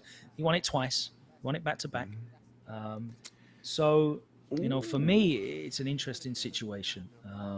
To see these guys get this opportunity to perform on this stage. Of course, we're looking at players like Punk, who have been on stages worldwide, players like Cien, Gamerby, they've been around the world, NL, Angry Bird, MENA, Big Bird. These guys are seasoned. They have the results to back it up. They are not new to this pressure. They're not even new to these kind of prize pools. They've been there. They've been involved. There's the hitbox being showed from Amu. But how are these new guys going to do? How are players like Amu going to perform up against the best in the world? He's been on a stage similar to this, competing at the Global Esports Games 2021 in Singapore. How is he going to do here? Punk is a step up, I think. Punk is a different beast. I'm really excited to see how he performs here. It's going to be a difficult one. Urian, not the greatest character out there at the moment. Certainly still capable of getting results, but we haven't seen those results. But then again, we haven't seen the results from Punk either. So he's got a lot to prove. Is he going to speed run through this? Is he going to really, put a stamp on it? Is he going to use Karen? Is he going to use a off-kilter character? Are we going to see Jury? Are we going to see Colleen? Who are we going to see? We're going to see Ken, that pink Ken. Anything can happen. That's the cool thing about Punk. Doesn't matter what the prize is. Doesn't matter what the prize pool is. Doesn't matter what the stage is. He's going to do whatever he wants to do. And we'll see how it works out.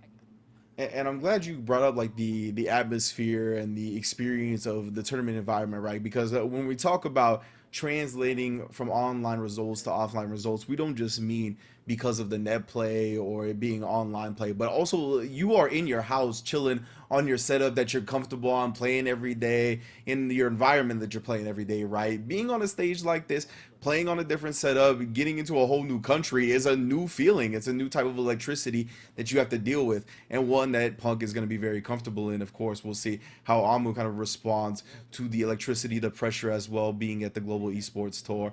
But yeah, I'm not sure who Punk's going to bring out. And, you know, you talked about Punk not having the recent results either. And he's one of those players that, to me, kind of struck me as lost a little bit of motivation during the pandemic era, right? He's really one of those players that thrives in the offline scene, or really kind of elevates his game while it's offline. Like, he just kind of is naturally better at that stage or environment of fighting games. And I think kind of playing online really diminished some of his drive when it comes to being the best. And you can see even right now, right, he recently admitted he thinks IDOM is the clear-cut best in North America. So right now, I think, is it going to be Punk kind of just settling back down and playing fighting games and playing them because he's one of the best players to ever do it and he enjoys it a lot? Or does he have that drive, that little extra something to try to get back to being the undisputed best? I mean, I think, you know, coming into this particular season of competitive play, if you don't have the drive to want to be the best, then there's something wrong. You know what I mean? Yeah. I saw 11 on the screen for a second. I don't know what's going on. Yeah. I was like, you know, you mentioned a lot of characters from Punk, but I was not gonna expect the 11. The Chun-Li, though, that is definitely a character he's rocked from time to time. Ooh, it actually is going to be the Nakali, huh? We've seen the Nakali from him at Texas Showdown and a couple of other tournaments. So maybe comfortable here in the matchup against Luke. I mean, he's still floating on the character select screen, so who knows what's going on. True. Amu picking that top tier, though. I respect it. He had been working on the Luke. Had seen a few replays. So add another one to the list, but it looks like he has locked in with Nakali, so let's see what we're going to go for here. Very interesting, very underrepresented. I don't know the depths of the matchup here, so again, watching to learn, to take notes. This is all very relevant. Knowing which characters perform against Luke is definitely going to be useful information going forward. He's a character that's here to stay, of course, going into the new edition of the game as well, Street Fighter 6, to come out in the future. But lots of Lukes in Street Fighter 5 to be had. I was going to say, you know, you mentioned 6 out of the 14 players today have a Pocket Luke at the very least, and we're probably going to see the character from all 6 of them today.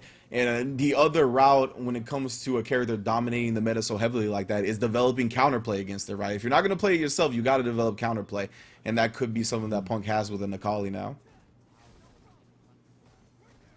Ooh, try to catch him reaching right there. We're going to get activation off the target combo. He did actually make him tech, but wasn't able to get the punish for it.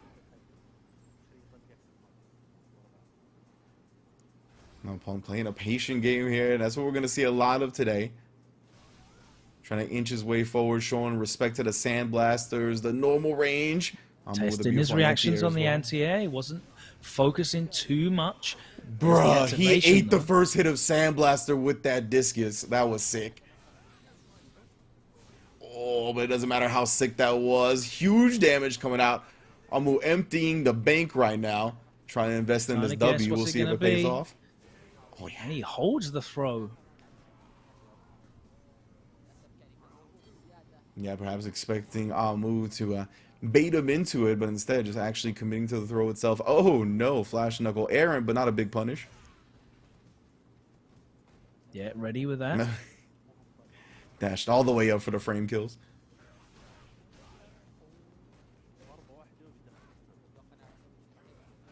Man's trying to catch him flinching, but not going to happen. Amu betting big. Yeah. All the way over that roundhouse. Tons of recovery on that move. Just missed space in the ground pound as well. And again, trying to test the reactions on Amu, and he's been ready with it. Ooh, gets the throw base successful as well. Caught him standing up. Didn't complete the combo. Didn't get the stun either. He does here, though. Finally Sending him let to the me Walk tell of you, Fame. this off tempo pitch, I guess, that Amu is throwing out is really paying off for him. It's working really well. And Punk trying to warm up the hands a little bit right here. I think he's going to get straight back into the game. He is indeed. And yeah, I mean, that first game, all Amu in both rounds, really. And yeah, you can see Punk still willing to utilize this big stand heavy kick. Does get the crush counter that he was looking for there. Yeah, Amu not biting on that. The patented challenge. in and out from Punk. Triple shimmy. Again, Punk hasn't, like, I know Nakali's anti-airs are not as, like, obvious as traditional Shotos, but it is definitely possible to walk under light DP. Very difficult, though. Machabo, of course, is one of the best at it. But even then, if he just jump backs air to air, he is definitely letting Amu out of the corner. Yeah, I feel like there's been a lack of air-to-air and anti-air game from Punk so far. Definitely not something we're used to seeing either, but he's played this round well. Amu, though, finds the big normal, gets his way in, installs as well, but does get caught by the ground pound. Yeah, the correct read on that one. Catches him back dashing with that slightly further range ground pound. Pokes out a roundhouse. No whiff punish, though, from Amu. Still in the lead 1-0. No! Awkward angle. Yeah, no, Punk trying to get those DPs. He's recognizing that his anti-air game has been weak so far as well, right? So he tried to make sure he got it that time, but still not paying off how he wants it to. Fear reversal the +2. Doesn't want any of that. Didn't get the install either. That time it does work. Yeah, he tried to bet big, right? It was like one of those similar situations where we saw him jump the stand heavy kick, jump the ground pound, but this time he ain't jumping nowhere. Punk cleaning up the second game, responding like the caliber of player we expect him to be. Absolutely.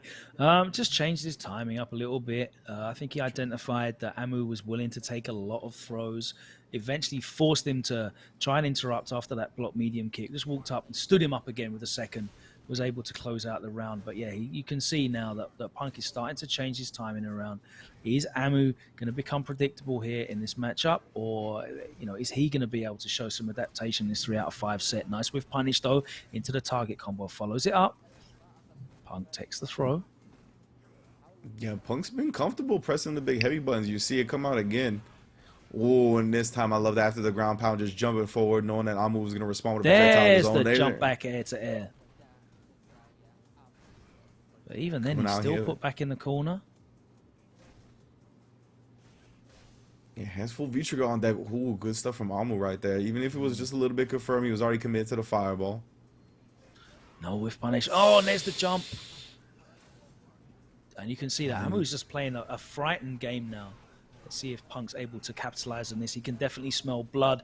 Is he going to stand him up again? No. Backs off, and I respect it. Bruv. Ooh. That's catching everybody. He backed up and then just double dashed EX command grab. That is catching everybody. Amu was already playing quite passively, right? He wasn't really challenging a great deal. He was looking like he was willing to take throws. Very smart there from Punk. And he's starting to really get a good read on how Amu's playing now. Amu's definitely playing a lot more. Oh, nice. That's the whiff punish that he should have been looking for a bit more. That roundhouse just misspaced, and he was ready with the medium punch into the target combo. Back throw again, though. He tried the throw bait, too. He was walking back. He still got tossed. Oh, that's what he was looking for. Man's breaking ankles out here. The 30 for 30. He didn't even take that one. He was like, I want to see another shimmy before I take you to school. No activation for you. So much gray life as well. Amu, oh my goodness, view reversal again. We're not letting that V-trigger pop off, but he does find it. Had to take an alternate route, but either way, look at that gray there. life, though. If he gets clipped by anything, it's long for man. DP is there. He's been super on point with the anti-airs. Punk has tested him. Jump for the single hit confirm. We know about Punk's reactions as well. Yeah, just thought he might catch him walking back. Oh, that was almost the sickest thing I've ever seen. The range just off. If that was Chun-Li, good night. True. But yeah, there's a big gap in between that. A little follow up with the V trigger. Now V skill installed this time for Amu. So ooh, actually doesn't take it off the Lycan from there. Tough from that range. No crosscut for you. Yeah, both of these guys being let down by their anti-air special moves. Nice, yeah, he had the buff Not going to install pretend right I know there. the name of Luke's DP. Nah.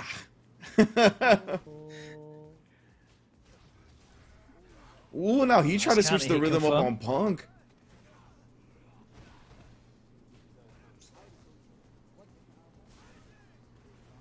The anti-airs, though, from Amu have been so consistent. Trying to test him with that jab is quite negative, though. Punk just takes the throw afterwards. My goodness, full CA, full V-trigger as well from Amu.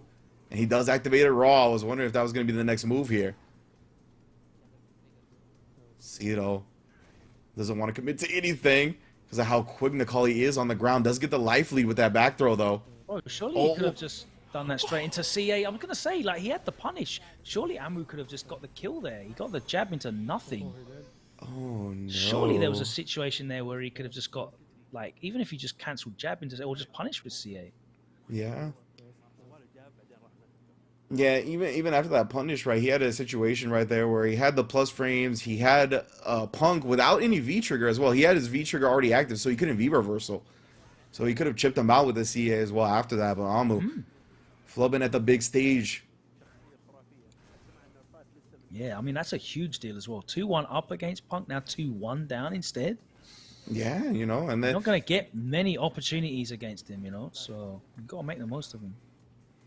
And that's what we talked about, just the translation in this type of environment here. Punk being so comfortable, right? It's not really someone that we have to worry about having those issues. Almost still trying to find his footing in environments like this. Nice. Had a couple of hiccups, but he's bouncing back heavily.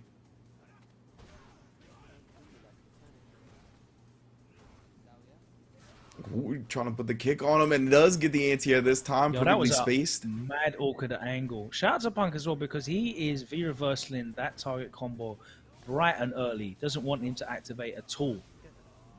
Yeah, and it's been paying off pretty heavily so far. Oh, still alive. Immediately activates the V skill as well, but you can see, the plus frames because of the install, and then just taking the low after. Very smart. Catches him standing up, looking to level this out. And this is a real back and forth game. As we said, I was waiting to see, you know, Amu from Pakistan really show me something. And he's been, you know, going back and forth with Punk, one of the best in the world. Not ready for the dash up back throw. He was a drop away from that last game from being on set point right now, right? It most definitely could have been 1-2 with Amu being a round away from taking the set. Yeah, the cross-up catches him. Such an awkward angle for Nikali if you're not super confident with that cross-cut like DP. Punk was looking for the DP bait too. He empty jumped, but he caught right before he landed.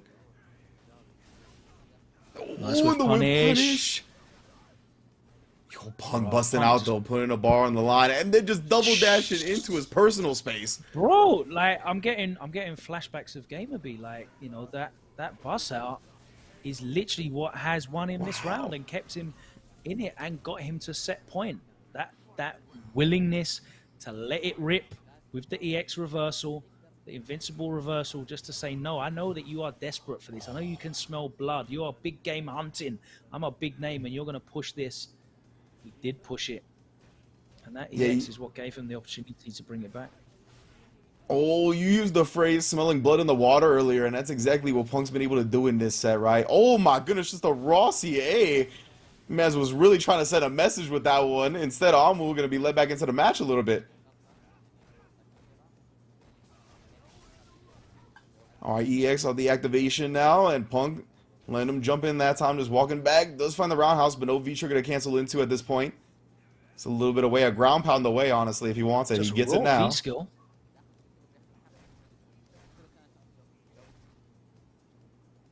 Punk with a significant life lead. Not pressing anything, knowing time is on his side right now, and finds the heavy kick, and that should be it. Punk taking it 3-1, but a very close set indeed.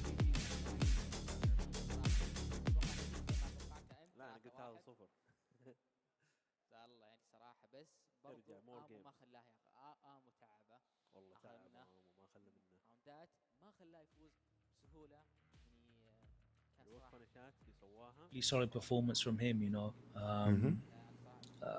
Maybe not the same kind of perfect space that we saw from NL, that kind of play, but definitely very, very competent. Definitely put it on Punk, pressured him, forced him to start being a bit more active and neutral, and that's when the whiff punishes kind of presented themselves. He was able to do that a couple of times on that standing roundhouse, particularly. But Punk, man, they don't put him in that conversation for best in the world for no reason. Yeah. And even with a character that we see as infrequently from him as Nakali, let alone as infrequently from anyone else, he still got the job done, and he advances in the winner's side. Let me take a look at this bracket real quick because I want to know where these guys are looking at. So we're going to have Punk is going to be facing the winner of Big Boy and Tally Breaker. It's an all Saudi Arabian showdown. We are going to have Gamer B facing Yami Matoy, who's another Saudi Arabian player who got a bye in the first round. And we still have the four fills, Mr. Crimson. We still have Mena RD and Lightning FGC. And as I said, we've got Big Boy and Talu Breaker to go at it as well. So lots of great matches still to come here from the Global Esports Tour in Riyadh. Street Fighter 5 action, 14 of the best out there right now playing for a huge, huge prize pool. And of course, a tremendous amount of honor. But that prize pool definitely helps as well. At the moment, I've been really enjoying these matches, man. There's not really been any blowouts. There's been a lot of back and forth, a lot of momentum. You can see a lot of how this 3 out of 5 is coming to play, and the adaptation and the adjustments are starting to come through in these longer sets. These guys are starting to be willing to take more risks early on, but they're definitely not being put off from taking risks later on in the set at these pivotal moments, whether it's choosing to bust out with the reversal and living or dying by that. I think we've seen that in every single one of these sets where using that reversal, that EX reversal in these moments has been so absolutely pivotal to what's happening here. Now, whether you're like Ken, who gets nice easy Oki off of it, someone like Nakali or Luke, who just get to be back in the game in a dominating position, the turnaround can be massive. Whether you're Lucia, I don't know what the hell Lucia gets off her EX, but she gets the carry on playing as well, and that was such a pivotal moment against Tien from Gamerby. These decisions at this level, to live or die by those, it really shows you, how important just literally a handful of these instances can be to separate these players. Yeah, and Punk's like willingness to EX reversal at that last instance, as you mentioned, kind of turned the game around for him. Most definitely, and it's just been interesting to see when and where people will put their lives on the line, right? As you mentioned, Punk had a little bit more leeway because he had a game up than someone like GamerB did, who busted out in like the very last round of the entire set. Yeah. But either way, like just seeing that these players and the way they manage risk reward is something that's very interesting to me. It's always something that I really try to pinpoint when it comes to analyzing fighting game players, right? Because that's really what a lot of the decision making is based on, is really what is going to be my reward for taking this risk. That's what it kind of all boils down to at the end of the day. So really seeing what their average risk reward is, and kind of when players are willing to bet on something a bit more aggressive. And I think that could be part of why Punk picked the Nakali, to be honest with you, is because maybe preying upon the fact that Amu isn't as used to this type of environment, and the speed on Nakali is ridiculous, right? We saw a couple of double dashes in that V trigger where all of a sudden he was just in his face and was getting to run his game. And it's very overwhelming in the middle of dealing with that, especially at a tournament environment with a bunch of money on the line, with a bunch of eyes on the line. Like, it is difficult to kind of just deal with that and react in time to Nakali being in your face. So I think that could be part of the reason why Punk picked that character, just because of how much it makes the other person uncomfortable and how quickly it can do that. Yeah, I guess there's quite a few options in terms of that neutral game. And when you're really focusing on making sure your spacing is correct, you're trying to stand outside that roundhouse range, but also being aware of, the different distances on the ground pound, it allows you to throw out that dash, especially in V-Trigger. Like, Nakali's dash in V-Trigger is ridiculous. But just in general, like the way that he played that, it was very much a case of identifying what Amu was looking for and then trying to really take advantage of it. And even then, it's not like you saw Punk like make a couple of adjustments and then clean him out, because that didn't happen. You know, we saw the drop that happened there. That was definitely an opportunity for Amu to win that second game and go in the lead. And there's a couple of instances where he had other situations that he could have converted into a chunk more damage. This all adds up. These are all opportunities that you have to take against players that are this good, because they won't give you that many of them. And Punk certainly took the majority of his. Wasn't entirely flawless in his play, but very, very solid and definitely got the job done. 3-1, I think, is a scoreline that possibly flatters a little bit, but in the end, you can't really argue that Punk deserved to advance in that match. Yeah, most definitely, most definitely. And Amu did a great job showing out, of course. He's going to be in the losers bracket now. I really do think he was close to taking that lead on Punk and getting up 2-1, right?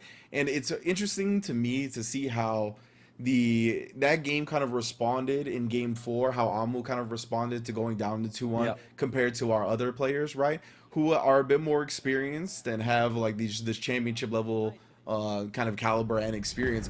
But in addition to that, they went into those game 4s having been thoroughly beaten by their opponent and knowing that they got to make some adjustments. Amu went into that game 4 off of a huge drop, right, that he should have won. So it's very tough for your mental fortitude to kind of piece itself back together when you go into a now set deciding game off something like that. Yep. Next up, we are going to get our first Saudi Arabian competitor, and it's going to be Lightning FGC going up against MENA RD. You mentioned about cup winners, champions. MENA RD, of course, the winner of the 2017 Capcom Cups, shocking the world, putting the DR on the map, the Dominican Republic. And since then, he's maintained a very, very high level of competition, finishing second at CEO very recently, losing to IDOM in grand finals, who's arguably the most informed player in the world right now. You know, Mena is still a threat, and he has got such an array of characters. We're mostly seeing Luke out of him, but you know, we saw in those grand finals he broke out Birdie. We saw in top 8 he broke out Balrog. He's still got the Sakura there as well. He's a master of many characters. Going up against Lightning FGC, and if I am correct, I do believe that Lightning FGC uses Cammy. I think, yes, that is correct. So Cammy, definitely a character that there's no new tech to learn for Cammy. There's no like unseen setups that Cammy's going to be bringing out on you. You know what Cammy does? Can you just outplay the player? Now the issue here is it's going to be almost impossible for Mena to know what Lightning's playstyle is. Lightning's definitely going to be able to, he's going to have to, in fact, take advantage of that. That there's not going to be much games played between them. The character is very strong. Clearly, Lightning's one of the best players in the country. That's why he's here representing at this prestigious event. He's not going to be a slouch with the character. He's going to be the first up representing Saudi Arabia. Is he going to be able to surprise? Or is Mena just going to be able to shut him down and close it out and get the job done? I'm very interested to see how Mena approaches this. He might just go for the straight line power of Luke in terms of consistency, good matchup spread, the results he's already had with the character. He might go back to his Birdie that we've seen him use. Birdie certainly is very, very solid in this matchup. That's a question to be had. I'm not even entirely sure that my data will be 100% up to date as well in terms of who Lightning's using. He might have also moved over to Luke. It's like everyone has. But if we're just assuming that it's going to be Cammy, I think that's kind of an interesting approach in that you're going to have to really throw Mena off of his game and off of his pace. Yeah, he's just so comfortable fighting that character, right? He's had to do it for so long. Cammy has been a mainstay in the top level meta for Street Fighter V for years. So Mena RD is very comfortable in that matchup. And Mena, he's just one of those players that I've heard other top players describe as extremely great at Street Fighter V. Like, it really doesn't matter what character he plays. He just kind of knows how to play his opponents with anybody.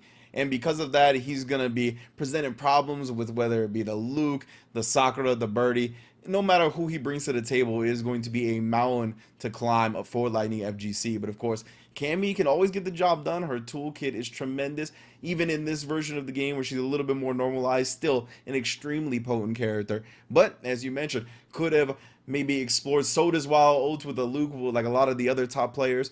We are going to see it. Obviously, Mena has a Luke of his own, so he's going to be knowing what that character's up to, and going to have plenty of experience against that character as well. He's got a Cammy of his own as well, to be honest with you. True, yeah. That's just the thing that Meta does, right? Is he picks up these characters that are very popular in the meta to really thoroughly understand them and understand how to beat them. So, I mean, he's going to be ready for whatever Lightning FGC brings. That's really, I think, the big gap here in terms of like the two players. It's just the experience level and how much Meta has competed at this top level in versus how much Lightning has. Of course, man. Again, 3 out of 5, so it's going to be a little bit difficult to throw Mena off pace here. He's going to have time and room to adapt, as we saw him adapt multiple times in that CEO top 8, coming back from behind, managing to stop comebacks as well, able to switch and cycle through his roster of characters. So I guess it's very difficult to get comfortable against him. But how comfortable is he going to be able to be against Lightning here? Indeed, and Lightning. So he mentioned it, possibly the Birdie, and there's the Birdie there. He's locked in. I think Birdie definitely does well against Cammy. I think Birdie's always done well against Cammy, despite his lack of reversal options. He's got a wealth of other options that really make this matchup a pretty fun one to see. And he's just going to completely control the neutral. It's about the air approach that Lightning is going to play. Yeah, Birdie got a real solid anti-air with a crouch medium punch, and then the big heavy kick could also just kind of catch jump startups a lot of the time. But right now, establish the command throw nice and early. That's going to pay off later. Damn, what an interruption there. Ooh, and he's got a tech for the armor as well. Wait a minute right now, the Lightning. V-shift. Send this man bird watching. I said it. I want these regions, these communities to break out. That's what I want to see. And Lightning is trying to have a breakout performance. This trigger activation. No. Oh, he's choked. Oh, no. Oh my goodness, the wild into that first round. Lightning FGC had it in the bag when he jumped the EX Dolphin, but that just flubbed up the punish. Big stage nerves. Big stage nerves. He's lucky that EXDP hit as well. Because that was the panic button. That wasn't even being pressed, that was being slapped. Yeah. And a lot of those times, those jump overs in the corner, they dodge those EXDPs, right? So, yeah, the scramble worked out in his favor this time. Some really great moments, though, from Lightning in that first. Sorry, the names are the wrong way around, by the way. If we can switch that production, thank you. Really great moments, though, in that first round from Lightning. He showed some tremendous awareness, situational awareness, and some hard reads as well. Looking on this comeback. Now he's going to have to back off. That V-trigger gone. Walk straight into the fierce. Yeah, gets away with a jump light kick. Has to respect it. Ooh. Pressing buttons after. I'm not sure if that was a tech, but got counter hit. And yeah, definitely interesting. Levels it up. I don't know if Meta was kind of like fuzzy mashing there. Maybe he's like, all right, since there wasn't an immediate follow up, he's going for something with some heft to it. Maybe like a shimmy attempt and just press the button due to the timing of it, but it worked out. Oh, he pressed buttons again right there. Yeah, better spacing on that EX that time. But not able to convert. Could have got the jab into the strong.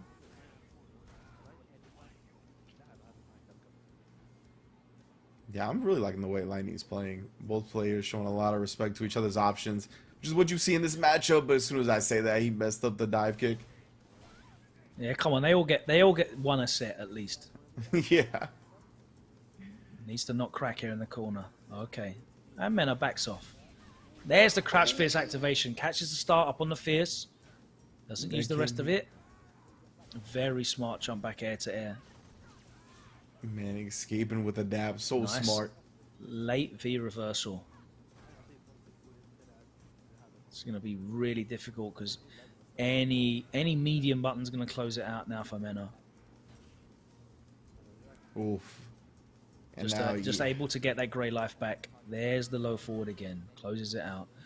And this is a problem in this matchup. When it's a ground-based game, listen, it's all Birdie. Birdie has the buttons to dominate so many characters in this game. The range on his faster buttons certainly outstrips Cammy's short limbs anyway. The issue here is the air game. And at the moment, Lightning hasn't been able to really turn the air approach into pressure, into damage. V-Trigger didn't really result in a great deal. And of course, Mena is going to be dominant on the ground. Oof. Nice, swinging away with that fierce. They're the kind of confidence boosters you need. Landing those confirms. And another whiff punish. Lovely. Yeah, the whiff punishes, the confirms, they definitely start to get you in the zone. And right now, no confirm off that one, but still in control with the corner. Ooh, and then even baits out the anti-air. Nice. Very, very good. Oh, heating up. Got this life lead. No EX bar, though, from Mena, so you can't just throw out random stuff. I mean, you can, though, I guess. Yeah, me wrong. Showed you, I guess. He was like, watch me. Oh, they tried to bust out, but recovered in time. Well done from Lightning. He's definitely got some stuff ready for this armor. Yeah, that's right. So, yeah, showing some experience in the Birdie matchup. We talked about Mena's experience in the Camby matchup of both of these players. A1 right now. Oh, the empty too far jump. away from the low forward to reach after the crouching medium. Gets clipped, stays in front. Nice interruption, though, from Mena with the life leader and pushes towards the corner. Jump, light, no. The back medium punch counter hit, not into anything. And again. I mean, he just takes the activation off that, knowing he wasn't actually going to get a punish. But, man, back to this game that we know Birdie is so good at here. Once he gets at a life lead, making Cammy come to him is a whole new game. Ooh, I love that even the jump back in the air. Yup. Mena has done so well when it comes to interrupting Lightning. Yes, counter hit a couple of times, but no, not punished for it particularly damagingly. But the instances in which the interruptions have been correct, they've been pivotal for Mena. Pretty sure she can get Spiral Arrow punish on that, right? Yeah, on the sweep, should be able to. My goodness, and Mena even getting hit out of the air, still ready with a button afterwards. Oh, he tried. No command grab to for get you. real Finally intimate. gets a counter hit conversion. Throws in the corner, big life lead. And another interruption from Mena. Yeah, he is feeling froggy, feeling frisky so far. Oh, no. Yeah, that's the security blanket for Cambies. They love that crouch fierce activate. Lying in wait was Mena. Brave V-shift. Had to. Yeah. No activation for you. It's not coming. And then the crouch medium kick again from Mena. We saw close out around previously. Goes right back to it. And it's just one of those moves, as you mentioned, on the ground. So difficult for Cammy to deal with. When you got to get close to Birdie and get in that close quarters range where you want to use your normals and start the frame traps up, you got to get past that crouch medium kick. And it's so difficult to do so. It's not one of those buttons as well that, like, you could call out super hard with a jump, right? It's really not that heavy in terms of frames. Ooh, beautiful. Command the throw issue nice there and early. only is when you're proactive with buttons with Birdie in this matchup, is if she's throwing out a lot of lovely whiff punish, block punish. There's the risk of the Cammy player using their EX bar to just throw out that EX dive kick and blow up you pressing buttons. But there you saw he died. He went out on his sword with 3 bars flashing, probably looking for something more significant, maybe a crouch fierce into CA confirm or something like that. That's why I walked into that range of crouching. There you go. That's a nice conversion. Cashes out. Last hit. There we go. It's funny, you see Lightning actually change up too. Like, we saw the Bullhorn earlier blocked, and then he took the crouch fierce activate on block. This time he didn't press anything, right? He really wanted it on hit, and he kind of waited a little bit and did find it. That was a real good adjustment.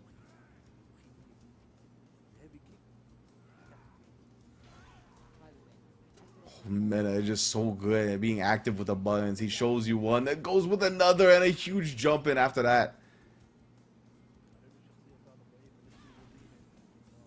Oh, perfect time on a big fierce as well. Shows it a boot. Big Claymore. Nice anti-air, but oh my god, that was a counter hit. That wasn't even a punish. Men are at set point now. This does not feel... God.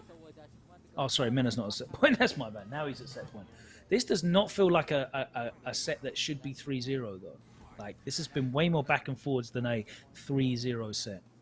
Most definitely. I think Lightning has shown a real acumen in this matchup, to be quite honest. Like, he's played it real well, but Mena has, I think, kind of forced a lot of chaos, and his bet in certain circumstances that have just paid off so big.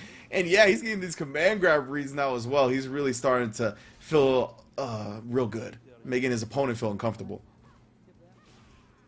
Yeah, man. I think this is definitely like a case of Lightning on this big stage, and perhaps not being able to just close out these opportunities that have presented. There's been opportunities. Yeah. You know, even going back to the first round, she was able to win in the end, but I think it just kind of is indicative of the composure. Look at that, like sitting on full 3 bars and scared to really just try and use them. Mena, yeah, I really love the way he's played this set. Another input EX. error. Yeah. And this is going to be almost impossible to come back against. Like, unless you get an enormous stand fierce whiff punish against that jab or something, which it is possible to whiff punish, but this is going to be really, really hard. Ooh, got the counter hit there, but he didn't have any V trigger to go into, so try to bet on the jump afterwards. Didn't have it. Yeah. Mena RD cleaning it up 3-0. Yeah, and as I said, that didn't feel like a 3-0. بشكل يعني جدا ممتاز. كان يعاقب البيتريجا يسوي جمب باك استخدامه للجاب والميديم كيك والسويب من ار دي صراحه يعني شيء جدا جدا يعني هو كان لازم انتباه له. Maybe feeling more and more nerves. There was a number of missed opportunities, and he just wasn't able to close. Like when you watch the best Cami players, they're just like I always think of Hurricane, and I just think of the end of rounds, and somehow he just manages to close out rounds with this character. It's like the V-trigger dive kick always hits somehow. There's a stand fierce that hits something. There's a crouch fierce conversion that just there's always something that the great Camis do, and they just manage to close out rounds. And Lightning was not able to close out rounds, whether it was from a winning position or a comeback position, just wasn't able to do it. The number of times that he died with full EX gauge, wasn't able to bring himself to use it, perhaps sitting on it, hoping for a CA. She gets great follow-up after CA.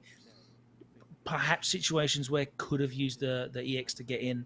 I'm not sure. You know, he's there on the stage. I'm not. I'm sitting at home calling the action. But what I did see is a number of opportunities there in which Lightning wasn't able to close, and Mena was, and that's why he closed it out 3-0. Enna is like so good at playing in the mud and playing clean, right? Like he just very much impresses me because he started off all those rounds being very chaotic, being willing to swing, dash up these command throws, and then once he got the life lead, my man's was just big chillin'. Such good Street Fighter gameplay. But of course, thank you all for joining us so far here at the Global Esports Tour. We got 4 matches in the book, and we're gonna take a quick break and be back with more. Don't you go anywhere.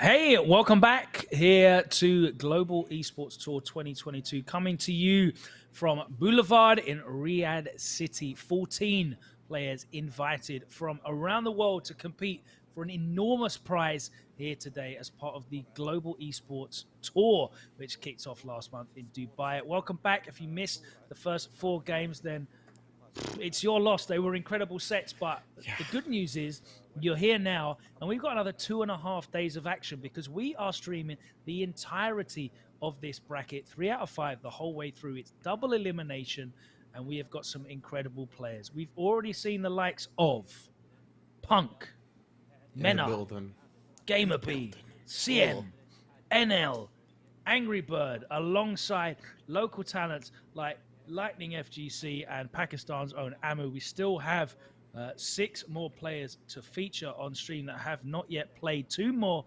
first round matches remain. We have got an all Saudi Arabian affair for one of those matches. That's going to be Big Boy versus Talu Breaker. And then we have an all-European match in our first round, which is going to see the 4 Phils of UK do battle against Mr. Crimson of our age-old rival from France. That is the remainder of our first round matches. We're going to be pushing on as well into the second round of winner's side on this double elimination bracket, where Big Bird and Yami Matoy already received buys in the randomly drawn 14-person double elimination bracket. Obviously, 2 players will receive a bye in that format. So we can look at some great second round matches already. We'll have Big Bird versus Mena RD. Ridiculous. Which is going to be crazy. And we are going to have Gamer B up against Yanni Matoy. We have 2 more games that will determine who faces Punk and who faces NL in the next round of winners. I believe next up we should have this Saudi Arabian match, which I'm very excited to see. Given the performance, the promising, there was still work to be done. It's still rough around the edges, but there was a lot of fight and spirit and game knowledge and tech shown by Lightning FGC of Saudi Arabia. We have yet to see Yanni Matoy, and we're going to have to wait to the second round. But we've got Big Boy and Talu Master stepping up. Talu Breaker. Talu Breaker already has performed on the big world stage for the Global Esports Games in Singapore, whereas Big Boy is a player that I don't know much about. And we did get some help, right? We got some help from some local knowledge here. So all I can tell you is the characters. So it's looking like it's going to be Manat versus either Urine or Gil. 2 characters that had an incredible time a couple of seasons ago, but not so much as favored now. What do you think about this, Rinch? Yeah, it's pretty funny, right? Urian definitely had the spotlight for a long time. A lot of players showing out with him. Has since dropped off a little bit since, maybe a lot of it, since the EX headbutt changes. And Gil, to be honest with you, I'm not really sure what's up with the Gil meta right now. I know he had some nasty setups when he came out. I'm not sure what he's looking like right now. But that could be part of the benefit of playing that character, right? Is that he's very underrepresented and he's got a lot of shenanigans. So maybe you start with the Gil, try to steal a game or 2 with some of those setups that you have that your opponent could be unprepared for. But just in general, I'm really glad that we're going to see some Saudi Arabian talent out here on the stage, right? We're going to see what they're made of. As you mentioned, Lightning FGC looked real good. He had smart ways to deal with the birdie armor. He looked very competent. And even beyond that, when it comes to how to play the game, it just felt like the bright lights kind of got to him a little bit. Some flubs, some kind of a willingness to give into the chaos led to his downfall. So we're going to see if these players can kind of get themselves a little bit more calm, cool, and collected. I won't lie to you, they both look a little nervous now on the stage right now. I mean, this is definitely going to be like the biggest stage that these guys have ever played on. It's Yeezy versus Yeezy battles as well. They are rating their comfort, I see, on the stage. Trainer spotting. Yeah, for me, the thing here is like there's going to be no element of surprise. They're definitely going to have played each other multiple times. These guys grind out the game. They're in the same country, and that's the problem, right? They're going to have to play a matchup where there's basically going to be no surprises. They're going to know each other inside out. Who is going to handle the nerves the best is probably going to be the bigger deal. I can't imagine that these guys have been on a stage like this very often. I can't imagine these guys have had the opportunity to first play against players of this caliber very often, and secondly, play for a prize this rich. And thirdly, they are playing in front of a host of dignitaries as well. There are members of the royal family in attendance. There's members of, high-ranking people in the Global Esports Federation as well. This is a big, big deal. This event, if you've just joined us, this event is happening in, the newly built Boulevard in Riyadh City. It's part of the Gamers 8 Festival of Gaming. 8 weeks of gaming events happening across esports and activations and exhibitions. You can see from the production here on the stage, it is a big, big deal. There's if you get a chance to see the crowd at any point as well, you can see there's a lot of important people out there. So these guys might be comfortable playing each other at home, online, or maybe in their local LAN center or gaming venue. This is a very, very different proposition. Yeah, incredibly so, right? Even for some of our players that are more experienced, I even saw Punk tweet that about how sick the venue was, right? He was like, this is one of the sickest venues I've ever been in. So in addition to it just being a stage where it has a global audience, it's being streamed on Twitch and YouTube, you're trying to kind of expose your region's skill level to the world. In addition to that, just being out on that stage, being in that big environment surrounded by the LEDs and the lights and everything like that, it is a foreign environment to a lot of people. Even for some of our most professional and experienced players, that big of a stage is not often. So I'm glad to see players making the most of it here. And we're going to get Urian versus Vega, huh? Nice. Okay. Yeah, so Talu Breaker, I saw playing Vega at the Global Esports event. That was correct. So it was Vega, and he was using Luke recently as well. My mistake on the Manat, that's Yami Matoy, who we'll see later on. Ah, gotcha. So Talu, me reading my notes incorrectly, but it's nice to see a bit of Urian. This is looking very last season to me. Yeah, I was gonna say, we saw a bit of Urian, just a bit, as he gets a Zuna dropped for the kill. Didn't get a chance to play much, and Talu Breaker looking extremely comfortable on this Vega. Yeah, so Talu Breaker's got to be the massive favorite here. The qualifier for Saudi Arabia in the Global Esports Games in 2021. So has already competed on that level before, has managed to win qualifiers. I have no idea what their head-to-head is, but judging on that first round, I hope it's a bit more even than that going into the rest of this set. Let's see if Big Boy can get anything going. We saw they had the gimmicks, the EX off the wall into the V trigger. We've all been hit by that online. It works offline as well. Yeah, very quick, very fast, and of course gonna make that slide safe with the V trigger activation. Big Boy trying to get outside the range and then whiff punish afterwards. I like that contest into the Batista bomb. All right, he's showing some life now. Didn't have V trigger to activate. Yeah, very solid anti-air option, that roundhouse, just to deal with whatever that mix-up is off the wall. There's the reset into the command grab. Not dead yet, but that will do it. Yeah, I think Big Boy may be trying to press like a crouch light kick into activate, something like that, looking to get the ages off by any means necessary. But good frame trap, staying nice and compact from Talu Breaker, not going to give his opponent the opportunity. And you can feel a bit more comfortable doing those frame traps as well, right, because of the EX headbutt nerf. Obviously, it can be still used in those situations, but it's just a lot less successful.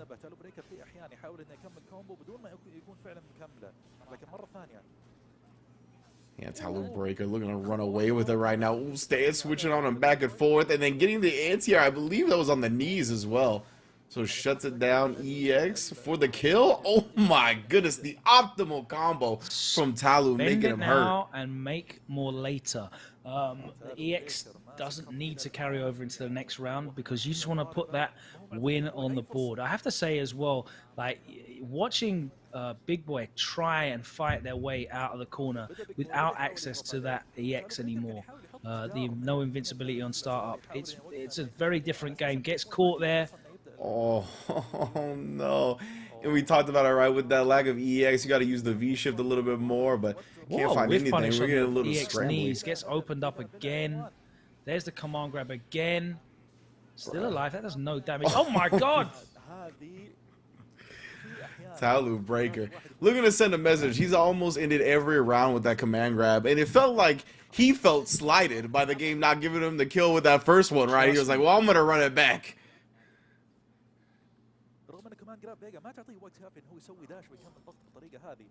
Oh, right wild. now, Big Boy's not getting to play. There's not really much opportunity to get involved. There's a double mediums, counter hit confirmed. There's a challenge though. Nice space on the chariot tackle, safe.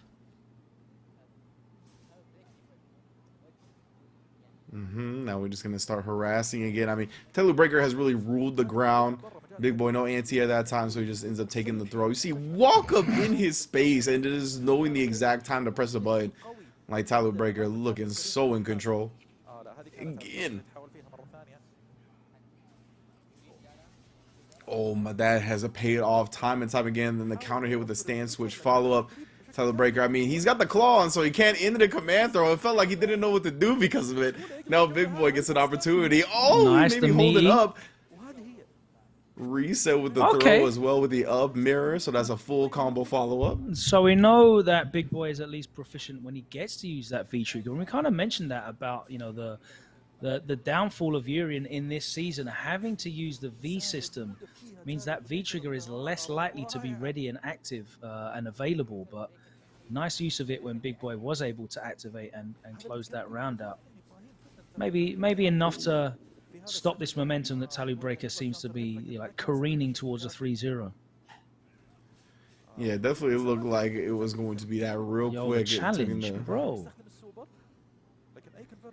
It's confident, you can tell. Oh, and yeah, now that the claw's off the command graves. 100% on these command grabs. And this time, just taking the normal throw because he knew it would be enough damage. I said maybe the momentum will be stopped, but it's not looking likely. No one in the double jump, Talu Breaker. All right, the EX knees was successful that time. Big Boy been looking for that as an escape a couple of times. Does challenge successfully there. Yeah, punish that. But then. Yeah, but see, but V shifting away again, right? That's gonna really be a detriment to his comeback opportunity. Yeah, he really needs to just. It's a very frustrating situation for you. It is. Unless you're incredibly good at neutral, I can't see a way in which you're not going to need to use that V trigger. Please no EX command grabs. There's three of them there. Yeah, makes it safe. Yeah. Very smart. I was gonna say now he puts the claw away, right? He was like, all right, that gimmick didn't work. Time to go back to the command grabs. Jeez, dashes straight into a chariot tackle, and Big Boy summons the Aegis. The mirror is out, and that is one game on the scorecard. It's not going to be a 3-0 sweep. Big Boy managing to stop this momentum from Talu Breaker. It is not a clean sweep. And yeah, it seems like in these instances where Big Boy is able to make the most of this V trigger, he's able to get the job done. It's just very hard for him to get into a position to use it. Yeah, his V trigger, his Aegis game is real strong so far, but he's just feeling so much pressure from Talu Breaker that we've seen some V shifts, and just in general, he's kind of at a huge life deficit once he does get to that Aegis. Even here, right? The Aegis, if it went ideally, it could bring it back to about even, but still not where you want to be as Urian.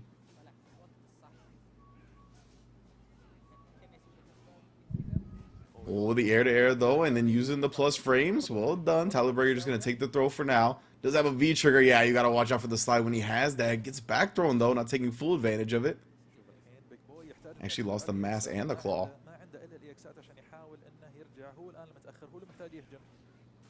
Oh, and Talu again. Yeah, you can see he's really hit confirming that slide and making sure that he doesn't use it on hit.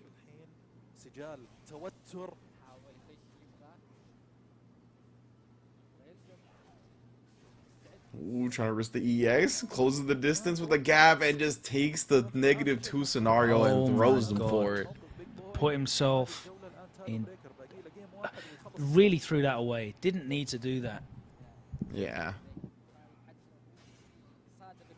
Could have held onto his meter a little bit. Maybe schemed on an EX knees that could at least put you at plus frames and get you in. Oh, okay, but the neutral jump calling him out hard body that time. Oh, and the backdash being clipped as well. Try to get him with a throw bait, but instead Tyler Breaker holding go forward, but can't make the most out of it. Big Boy is roaring back. Stun is not going. He's keeping him blocking. Doesn't matter. All right. The jab closes it out. That grey life building up. And this is a much more even battle now. Nice reactions. Very easy to do at that range. EX knees just throws the bar away. Interesting. Yeah, I think he's just kind of worried about getting pushed all the way to that corner. You can see again right now the EX tackle. Like, he really doesn't want to give that space to Vega.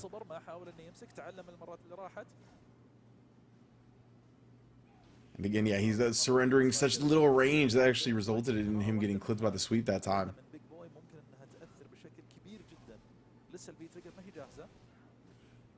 Ooh, and the bust out. This is real good for Big Boy, honestly, with that life lead. Gonna make Tyler Breaker come to him, even cutting him off with the pass with some bad normals. slide. What happened there? No V-trigger activation. Yeah, we've seen Talu. I thought he was holding it to do it on block earlier, but this time maybe a little bit too late. Does get it out that time. And nice then again, we saw that stuff, though. Yep, yep. Good stuff from Big Boy. This is a real turnaround, and there's a lot more patience. There's a lot more ability to just be a bit more proactive, not getting smothered by Talu Breaker. And you can see, look, there he is, Big Boy, psyching himself up. Yeah, right. Talu Breaker hasn't really shown any emotion at all. No. Like, he is kind of just been in the zone, been stoic since the get-go. Big Boy, though, you obviously can feel it, right? He has 2 games straight. The momentum's starting to build up on his side a little bit. Definitely trying to bring this back.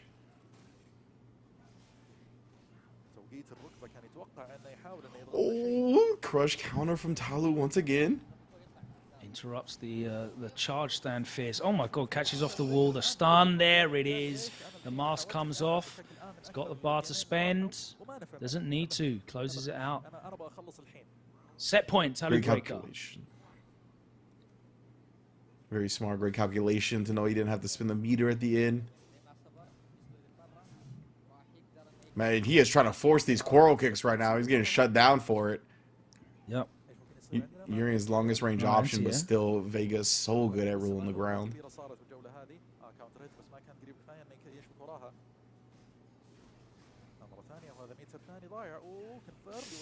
Ooh, he went with a big button after the EX tackle. Just caught Big Boy flinching. Okay, ended up landing on the fireball on the throw tag after. My goodness, Big Boy, though. He's trying to bring this into the mud. Force the situation. Gets crossed up, but no conversion. Aegis mix up. Nice block on the stand. Backs out. And he weathers the storm. Both mirrors nullified. We see though Talu's gonna be scheming on the slide, perhaps. Oh, bro, that would have been it, you know. Yeah. I didn't see what happened in terms of what button was missed, but come on, grab again. Oh, the cross up. If that crossover was blocked, you know the command grab was coming next, 100%. A bajillion %. He'd already input the command grab during the KO screen. That command grab was input. I was gonna say command grab already being input. But yeah, man, great stuff from Tyler Breaker right there. It got a little scary for a second, right? He was up 2-0. Opponent ended up bringing it back 2-2. Good stuff to Big Boy, making some nice adjustments. Really got caught trying to force the issue a little bit in that game 5. Tyler made some good changes to his ground game. Really started stuffing Urian's buttons with the quick, just long range options that Vega has, and he really couldn't recover from that afterwards. I'm just smiling to myself because I've just realized that we have the potential of a Vega mirror match in the next round because he's facing Punk. And Punk is definitely the type of guy that would do that. So that would be fun. They're always quite fun, Vega mirror matches. I enjoy them a lot anyway. One more game to go in this first round, and it is the European clash. The Four Fills, the current UK champ, up against Mr. Crimson, currently on form, the best player in France today, definitely. And this one's an age-old rivalry in terms of nations. Been going back and forth for as long as I can remember in the FGC, and long before I was involved as well. You know, reminding me of rivalries like Ryan Hart and Luffy, Valmaster, Problem X. You know, now we're here, Crimson, in an era of, you know, Infectious and Problem X, but it's the Four Phils who's been getting the dubs in the CPT events, and that's kind of what we can go on. We look at offline as well, and Rebel Kumite in London. We saw Mr. Crimson take that one. Rebel Kumite in Vegas. We saw Problem X take that one. Evo's approaching. Both of those guys are going to be traveling out to Evo as well, so it's going to be exciting. But right now, it's the Four Phils that's traveled out to Riyadh here for the Global Esports Tour 2022. He's going up against Mr. Crimson, who's fresh off the back of a solid performance in Qatar. Got to grand finals. Finished second, I believe. Angry Bird won that, didn't he? Yeah, that's right. Luke seems to be on his horizon. I know that was grand finals. Yeah. Luke has been very prominently featured, but he's still rocking the Dalsim Heavy, the character that he's really exploded onto the map in the last couple of years for using. And also he's got a couple other characters in there. I saw him bring out a Rashid again, character that he's been messing around with for a couple of years. I saw him bring out G again, a character that I thought he'd shelved permanently. Even saw him using the Laura. So he's looking real healthy in terms of his stable. But when it comes to the Four Phils, you know exactly what you're going to be getting. You know exactly who you're going to see on that character screen. And it's going to be the Falk, a character that we hardly ever see. I can think of maybe Lacuna C. We saw them in the Southeast Asia tournament. Who else have we got? Is there a Japanese Falk? I mean, there might be. I cannot recall at the top of my head right now, to be honest with you. But Falks are few and far between for sure. They are a rare occurrence. Extremely shiny, even when it comes to the Falcons that actually exist in the world. But I'm looking forward to Four Phils for that exact reason, right? And it's cool because you talked about, you know, Problem X and Infectious and some of the players from the UK that have really showed out for over the years, right? That have been good for a very long time. Ryan Hart as well. And now we have the latest iteration in the Four Phils. It's always dope to see like a new player kind of get into that upper echelon of best in the country, right? Like it's always something to kind of celebrate if you're from that region. And just in general, it's a nice injection of something new when it comes to that top level meta. Mr. Crimson, kind of similar in that instance, right? He's been around for a little bit now. I mean, I think he's had these big performances when it comes to Street Fighter V and Dalsim via the Red Bull Kumite and some of the CPT online tournaments. But he's obviously been around for a long time when it comes to fighting games. And he's honestly one of the most talented fighting game players, I think, out there, period. Mr. Crimson picks up games and characters extremely quickly. That's why you heard Logan talk about how he has the Rashid and the Lore and a bunch of other characters he's been experimenting with. Because I really do think he's one of the quickest at picking up and understanding characters at an advanced level that there is in fighting games, period. Like, full stop. So because of that, I mean, he was one that we saw at that Red Bull Kumite London, right? He was the one that had everybody complaining about Dalsim and V-Shift because of how quickly he was able to utilize that mechanic at such a high level and to take advantage of his opponents because of it. And he's only kept doing it. It's not like he kind of peaks early and then falls off. That happens to some players, right? Where they peak early on in a game's lifespan, or they peak early with some type of new mechanic that they can exploit, and then they kind of fall off as everybody gets into that level. Mr. Crimson, like, he's at the forefront in the beginning and then just keeps pushing himself. It's very impressive, the type of player he's become. Absolutely, man. He's made the most of all of his opportunities. He's had some good sponsorship opportunities. He's back now, I think, currently by Nakon, the peripherals manufacturer based in France. We've just released a stick, actually, with Kane. Sick. They've supported him. He's been, associated with a number of esports organizations, but now he's just kind of going out there and doing the work himself, putting himself out there, and he's still representing around the world. We're seeing him here. It's the Four Phils first. Shout out to my guy, Kim. Ripping Los Angeles. All right. No longer UK. Full West Coast, my man. Good looking out. That's right. That's right. Only West Coast representation you're going to see at this event, unfortunately. Indeed, indeed. Shout outs to the Four Fills, man. But yeah, on the there other he side, is. Mr. Crimson. Monsieur Crimson. Monster.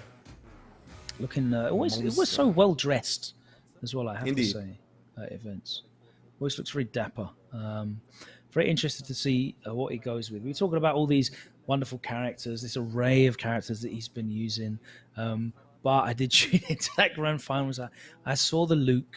There's no escaping it. I even watched the Street Fighter 6 pro exhibition that they did at Japan Expo in Paris. Yeah. And Him lo and and behold, Luffy. he was doing the same Luke combos in Street Fighter 6, which was really funny to see. Same block strings, same combos. So it's nice that carries over at least. You Luke mains were all set for the next edition. Right, I really respect him doing that work, honestly, because it's very easy when you're like testing out a new game to get enamored with the shiny red balls and all the new stuff in it. And he was just like, I'm seeing if Luke works the same. And like, there was a lot of stuff that did. And I know one of his combos, I think, didn't. It's like only counter hit in Street Fighter 6 as compared to Street Fighter 5 or something like that. But yeah, it definitely seems like a lot of the character translates. But Mr. Crimson, man, he is just very good at picking up these characters quickly, right? He, I think, had the sets exhibition against like Problem or somebody where they played the Luke mirror and he ended up winning. Shout outs Brian F, made some quick cash on that one. And it's just because people don't know that Mr. Crimson is one of the fastest at picking up games in the business. Sick. Blown up. Oh, the Akira. No Falk. We got Akira. Yeah, we were talking all that Falk nonsense. I didn't know he had this. And he must have really not liked the Falk matchup, I imagine, if he's willing to go to Akira here when he's so known for the other character. Yeah. Characters that can outrange. And Sim's super mobile as well, but we'll see. Yeah. Yeah, we have Mr. Crimson on the first player side with the Dawson. 4 Fills is going to be on the Akira on the second player side. Just have him let everybody know at home. And yeah, again, when it comes to Mr. Crimson, right, he really puts on the full display of tools with Dawson. Saw the anti-air very potent here, but 4 Fills has found him in the corner again. That drill was high, so he challenges immediately. Good stuff. Oh, nice. No, he V-shifted, but it was so active that he didn't commit to the V-break and got hit. That was very smart. The issue there was we saw Mr. Crimson try and challenge the cancel previously. Daigo comes in. That was sick right there. It looked like he got the hit in the air, right? It wasn't like a float state, so he couldn't convert. So he just went with the cross-up. Very difficult to block on Crimson's tech situation. Again, the anti-air has been on point for Crimson. Man, trying to catch him flinching right there. The Gale in reverse. Yeah, exactly. Damn. Damn, coming through with a couple of the crush counters and Crimson now. Going to use the V reversal. We're going to see him cycling through those V shifts. Worked against him getting the crush counter, which is kind of ironic, right?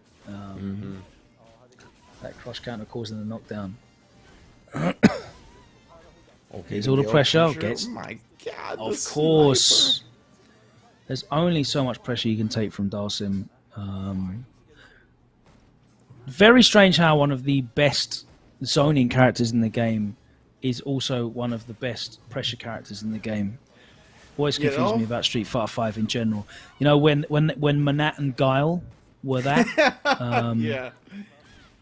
And Poison's that now as well. Very peculiar, but it is what it is. It's the game that we all love, right? That's what it is. So.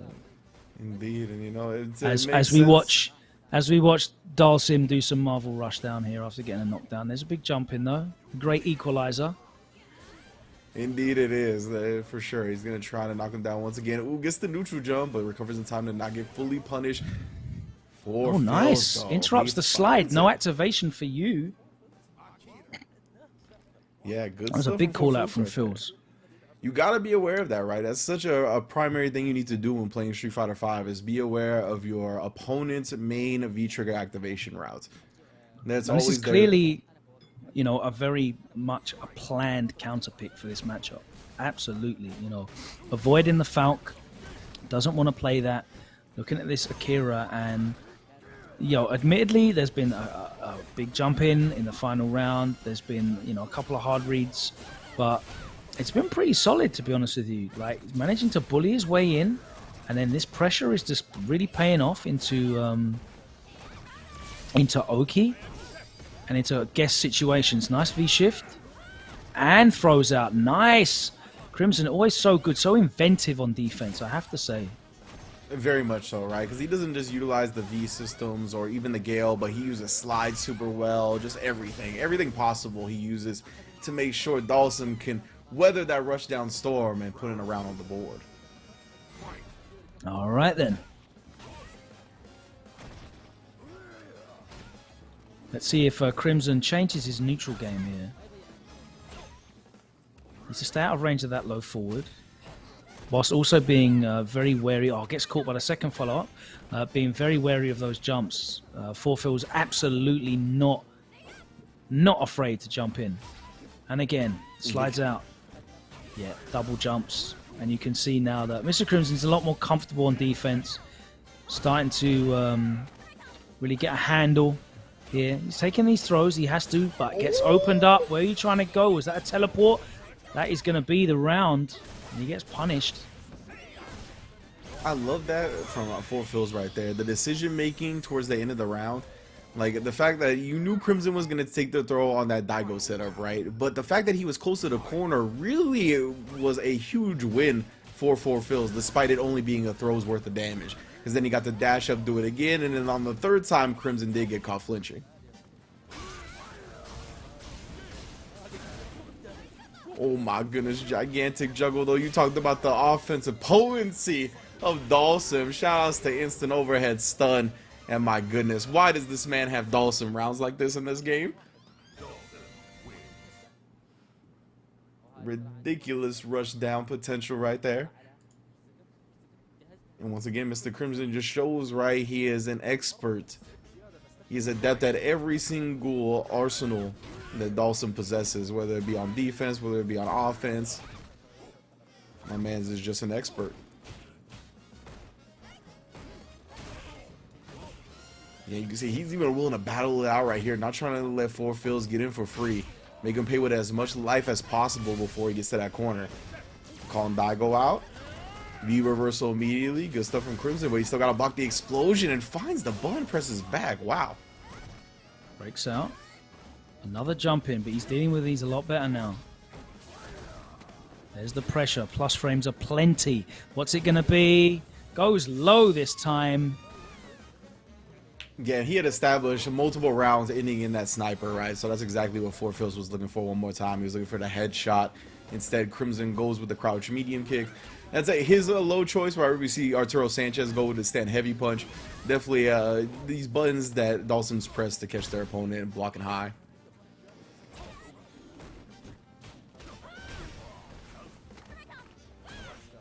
That's time though. Forfeels looking to nullify all of that. If he can get to the corner and do so, it would be big, but no, Crimson escapes. As soon as he gets that space, he'll take a trade to get out of the corner.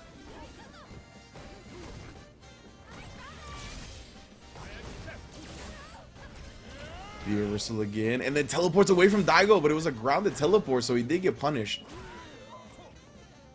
Damn, this is going to be a miracle if he comes back here.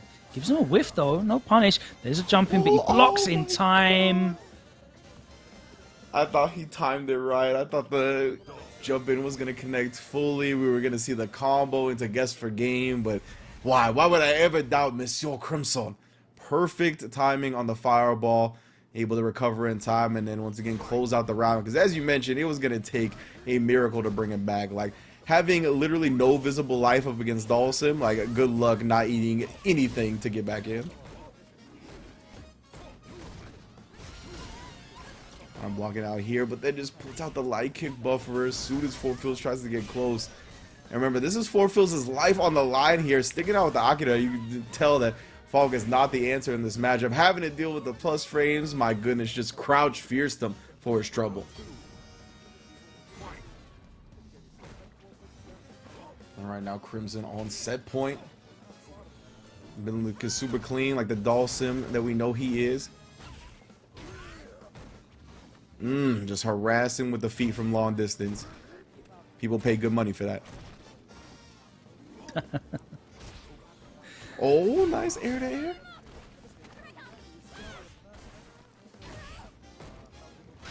Well, you even see waking up with the big heavy kick. My man's is out here, bro. Oh, he faked the cross up. That was actually so sick from Four And the Phils. stun. That's a set point saved. Oh my goodness, taking him to the rooftops, the rafters. Where's Sting? Oh my god. Don't let him come back though. Please don't. I'm Like, tense. don't. Bruv, he was desperate for that activation. Yeah. Crimson knew. It just takes one slide in the V trigger. He had the full meter too. He could have brought that back easily. Nice though, Four Phils. Starting to maneuver around these options, catching him flinching again. This is a huge right now. He's on the verge of stun. Actually gonna get it with the back throw. He does. A little bit delayed because of the landing, having him seeing stars, both in the ground and in the air. Magic Series, wake up. Low profile, nice. On Four Phils, I mean, he's got CA as well. Well, that was almost, yeah. He knows that activation's coming. And there we go. Four Phils, let's go. Those were two sick rounds right there to tie the setup. Ridiculous right there. And we've talked about that all day already, being aware of your opponent's main activation routes when it comes to V-Trigger, and he is not letting Crimson have those slides, bro. Yeah, he's super aware of that. And, you know, to punish it, it just forces, you know, Crimson to keep going for the same option and become predictable. Four Phils, another huge neutral jump. These reads are paying off big right now. Yep. Yeah, and Crimson, he's trying to Out of the way of that stabilize the EX. neutral. Holds the throw. Nice spacing on the drill. Corner pressure. And now we're back to neutral. Beneficial situation for Crimson as he racks up this life lead. Manages to open Phils up. There's the reset, but here's the activation, and again in the air. Oh my god, the full stun combo. Oh no! Oh, dropped it at the very end, and then the sniper. Oh, heartbreaking ending for Four Phils. Oh, that hurts. Phil's playing so well, but dropped when it matters, and those are the things, man. These are the margins of victory and defeat at this level. Legitimately, that's looking like it might cost him the set here. Crimson starting to find his groove right now. Nice delay rise. Is this going to be? the mix-up. Oh. This is going to be one of those things where, you know, it's just a mental guard break. You start making the wrong decisions. He's going to get the. Oh, he doesn't get the sniper. Oh my god. Give him a chance. Oh, The the teleport out, teleport, but he he still gets punishes, the punish. chases it down. Yeah, this is going to need another opportunity. He went for the overhead, the hard read. Crimson was standing anyway, and Crimson takes it 3-2. It looked like the comeback was almost on, but just the life lead was too much, and I feel like it just showed the difference in the experience levels between those two players there. Mr. Crimson has been in the thick of it, the fire of the highest competitive platforms, and you know, other than that, whilst the Four Phils has accolades to his name, doesn't have that same experience and maybe wasn't able to show the drop. That's why we saw the desperation overhead in that situation as well, and it just didn't pay out for him. Yeah, man, definitely. The drop was so rough. It really harkens back to that earlier set with Punk and Amu, right? Yeah. Where like Amu was gonna go up 1-2, ended up dropping the game-winning combo, and then the subsequent game, it looked like he just wasn't completely mentally there, right? And I feel like that's kind of what we saw with Four Phils. He was playing so well. That game to tie it up, to send it into Game 5 was ridiculous. That round to bring it back to put Crimson on the verge of dying was also super good. And then he just drops the combo at the end, gets Yoga snipered as well to end it once again. That's another morale like blow as well, not just actually dropping the combo, but once again dying to that instant overhead. It's a rough thing to bounce back from. And as you mentioned, at this level, in this environment, Forfields just isn't as used to that as someone like Mr. Crimson. So I think we did see the experience difference pay off for Crimson once again. Yeah, man. Crimson marches on into the next round. He is going to be facing NL. Wow. That's going to be an incredible match. We're in the second round now. Obviously, this is double elimination, so none of these players are out just yet. They're all still in it. We have got a lot of games to go. This is a 3-day event for a 14-player bracket. You're getting everything. You're going to see absolutely every match, every set, 3 out of 5. It's going to be a literal festival of street fighting excellence here as we march on into the next round of winners side. And if I can take a moment to have a run through this bracket and go through some of the results. If we start at the top, you can see Mena RD really just outclassing Lightning when it came to composure, being able to close out rounds in a very dominating win. We saw Talu Breaker do the same thing, even though Big Boy did make a fight of it in the end with that Urian coming through. But Talu Breaker showing his class and advance in there.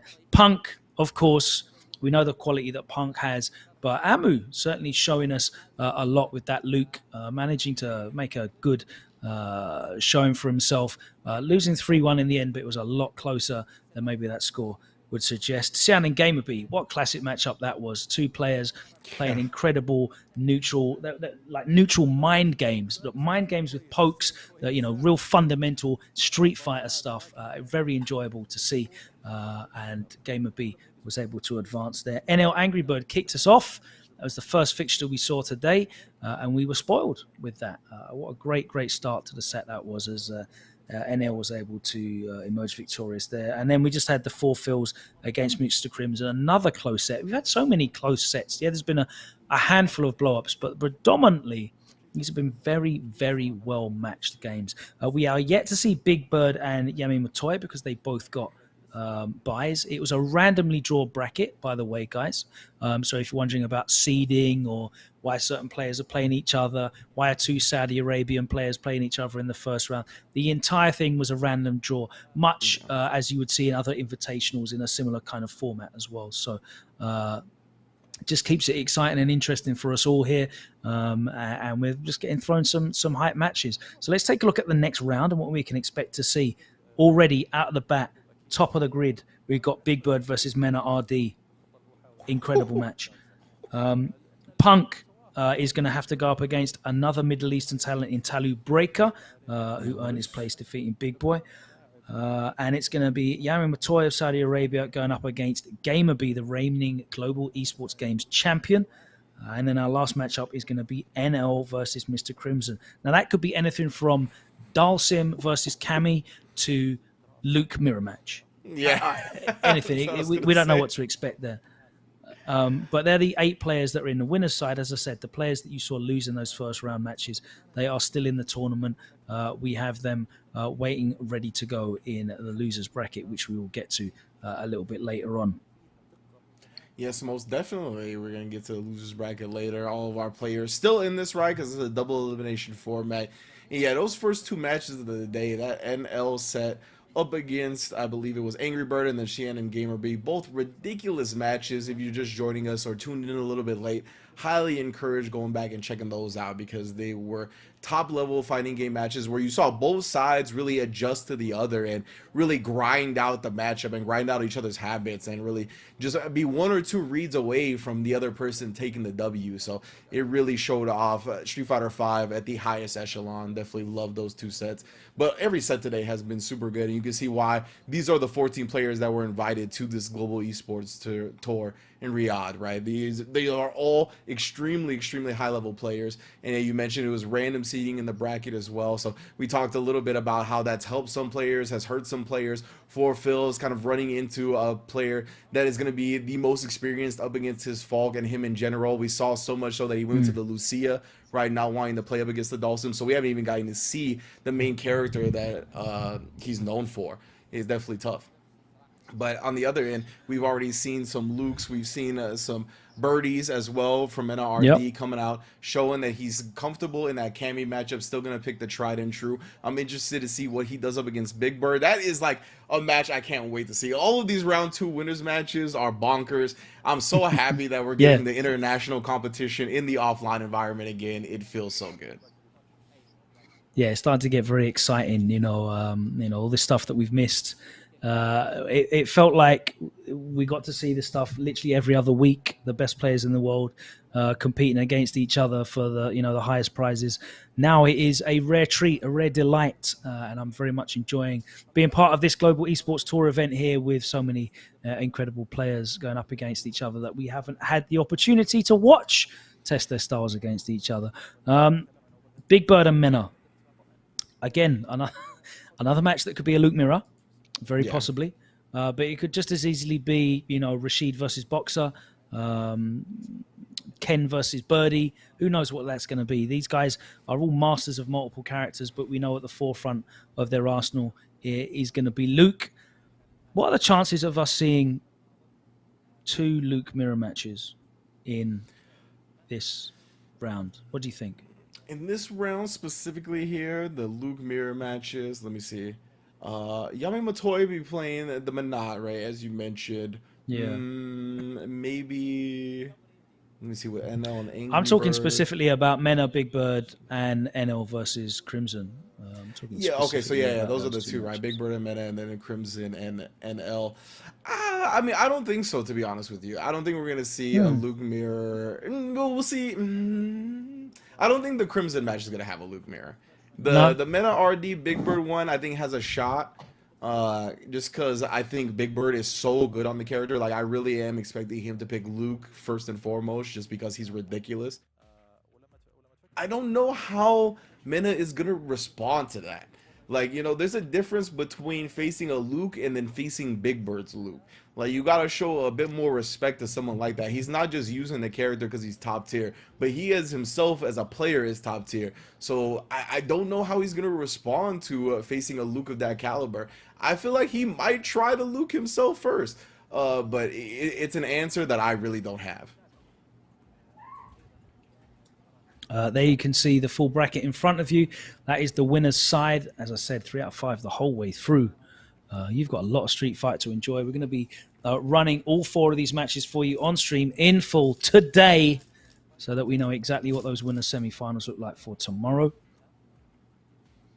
And what exciting matchups we have, to look forward to as the brackets progress. Punk has to be the heavy favorite against Talu Breaker. Not only does he have, the wealth of experience, but he's going to know that character as well. He's actually one of my favorite Vegas to watch. Same. I have to say, like, he's one of the most. Well, the fact that he doesn't randomly slide in neutral at round 1 start is a big thing in his favor. But yeah, just a joy to watch. I forgot who tweeted it. I think it was Big Bird that said if they remove Vega slide, I think the Vega players would win more. Like, that is definitely the type of vibe that the players give off, right? It's just kind of one of those tools that's addicting to use. So I get it. But as you mentioned, Punk, on the other hand, he's very much all about showing that his grounded fundamentals are better than yours, right? So a lot of the time he doesn't resort to the slides. He's just utilizing the great walk speed and great normal range from Vega. So he will definitely know what's up Talu Breaker's sleeve. But of course, we got the loser side of the bracket as well. Big Boy and Amu have dropped down here early, as well as the Four Fills and Angry Bird, as well as Lightning, FGC, and Xian. I mean, again, this is an invitational, so all of our players, even the ones that dropped down in the losers bracket in the first round, are immensely talented. Definitely sad to say that one of the Four Fills and Angry Bird will have to be going home, but that's the time we're at in the losers bracket. It is crunch time for these, and it's sad to see. Also sad to see so many of those players from the Middle East and Asia down there in that top side. Pakistan and Saudi Arabia definitely will be losing some players in those rounds. It would be nice to see some Middle Eastern representation make it far into this bracket, but we will have to wait and see. The competition is fierce. The competition is very, very experienced, and to come here and go 0-2, I've definitely seen better players go 0-2 before. Oh yeah. You know, one that jumps out to me. I don't know if you remember, but the year that Bonchan won Evo, Yes. which I think was 2019. I think it would be the last. Yeah, it would have been the last Capcom Cup that we had before COVID stopped all of our fun. Bonchan actually went 0-2 at that. So he set a record for winning consecutive premieres on the Pro Tour that year. Won Evo, and then went to Capcom Cup and went 0-2. So it happens, you know. It happens to the very best of them. But hopefully, you know, I just want to see like a nice deep tournament run. I think it'll be a great story. I love stories. I love, you know, seeing people have breakout moments, and I would love to see a bit of that, you know, from the Middle East specifically. Yeah, most definitely, right? And we're going to see Yemen Toy is going to get a chance to do it, still in the winner's bracket, but we can see that's right. Not even seen him bracket yet. story too. Yeah, right. There's definitely we talked about it a little bit in those winner sets. Our first two sets started with NL falling down 2-1, as well as who was it? I believe it was sorry, I'm blanking at the moment. Gamerby also falling down 2-1, right? So both of these players responded and really rallied to come back and win the entire sets. That could go for somebody in the losers bracket right now, right? Like they finally have their back against the wall. There's no safety net there to know that you could drop a set and still stay in the tournament. Like if you want that big cash prize, if you want that pride to say that you got first place at this, there is no set to be dropped from here. And sometimes that really activates the switches in certain players to really turn it up to a new level. So it's still anybody's game. The bracket is wide open. I'm trying to remember what the exact number was, but I think there was a stat in the year that Tokido won Evo in which he had like an 80+% win percentage in top 8 across the season. He was so consistent. Yeah, but ridiculous. In losers bracket, he had like a greater than 90% win rate in losers bracket in top 8s. So yeah, some players, they just, you know, performing without a safety harness, I guess, would be the best description of that. They really come into their own. They start playing a different game. They start looking like a different beast. And, you know, I've seen Idol make incredible loser bracket runs. I've seen Punk do it. I've seen Problem X do it. It's very, very exciting Street Fighter. So, yeah, that fulfills an Angry Bird match specifically is going to be very, very exciting. Funny to see Angry Bird there off the back of literally last week. This week, you know, within the last 7 days, he won an event just up the road in a different country, you know, against an incredibly stacked cast of players as well, some of which are here today also. So yeah, very, very, it just shows you that there's no real dominant force. It's literally dependent on a tiny sliver of who's on form that day. You know, there's not a class golf anymore. There's not one guy who's just so far ahead of the pack. There's a group of players that are incredibly skilled and incredibly talented, and on their given day, I think they can all perform. And that's on the world stage. Obviously, in North America, there's one man who's very dominant right now. But on the world stage, I think you're at that level now where there's just so many great players from different countries. And that's more exciting for me. You know, I love excellence. I love it. I love excellence. I like seeing people be consistently great. But I also love competition. And I think when we're at this level, there's so much excellence that it's hard to be dominant. You know what I mean? Yeah, absolutely. I think that's what's so dope about getting international competition back is that, like you said, Idol, Punk, there's a couple of players in that elite level where they're kind of on that, they're separated from a lot of the other players in their region. I think Mena's another one, right? If you lump him in with North America, him, Idol, Punk, these are these players that are kind of separating themselves from everybody else. But every region has that. Asia has that. Europe has that. South America has that. And what's dope is that those players that have separated themselves all seem to be kind of on equal footing against each other, right? And that's where we're really getting to see the any given Sunday aspect of it, as you said. Who's on today? Who doesn't end up having the unfortunate drop? Who's just extra crispy? That's what fighting games is all about. Yeah, and that's when we're going to start to see, like, I mean, we're kind of starting to see it already, right? Where, like, you know, players are looking at where they can eke out the tiniest little bit of advantage. I saw it a couple of years ago when I started speaking to like Itazan and Tokido about their arcade sticks, and they started using stiffer springs so their stick returns to neutral quicker and their inputs are cleaner.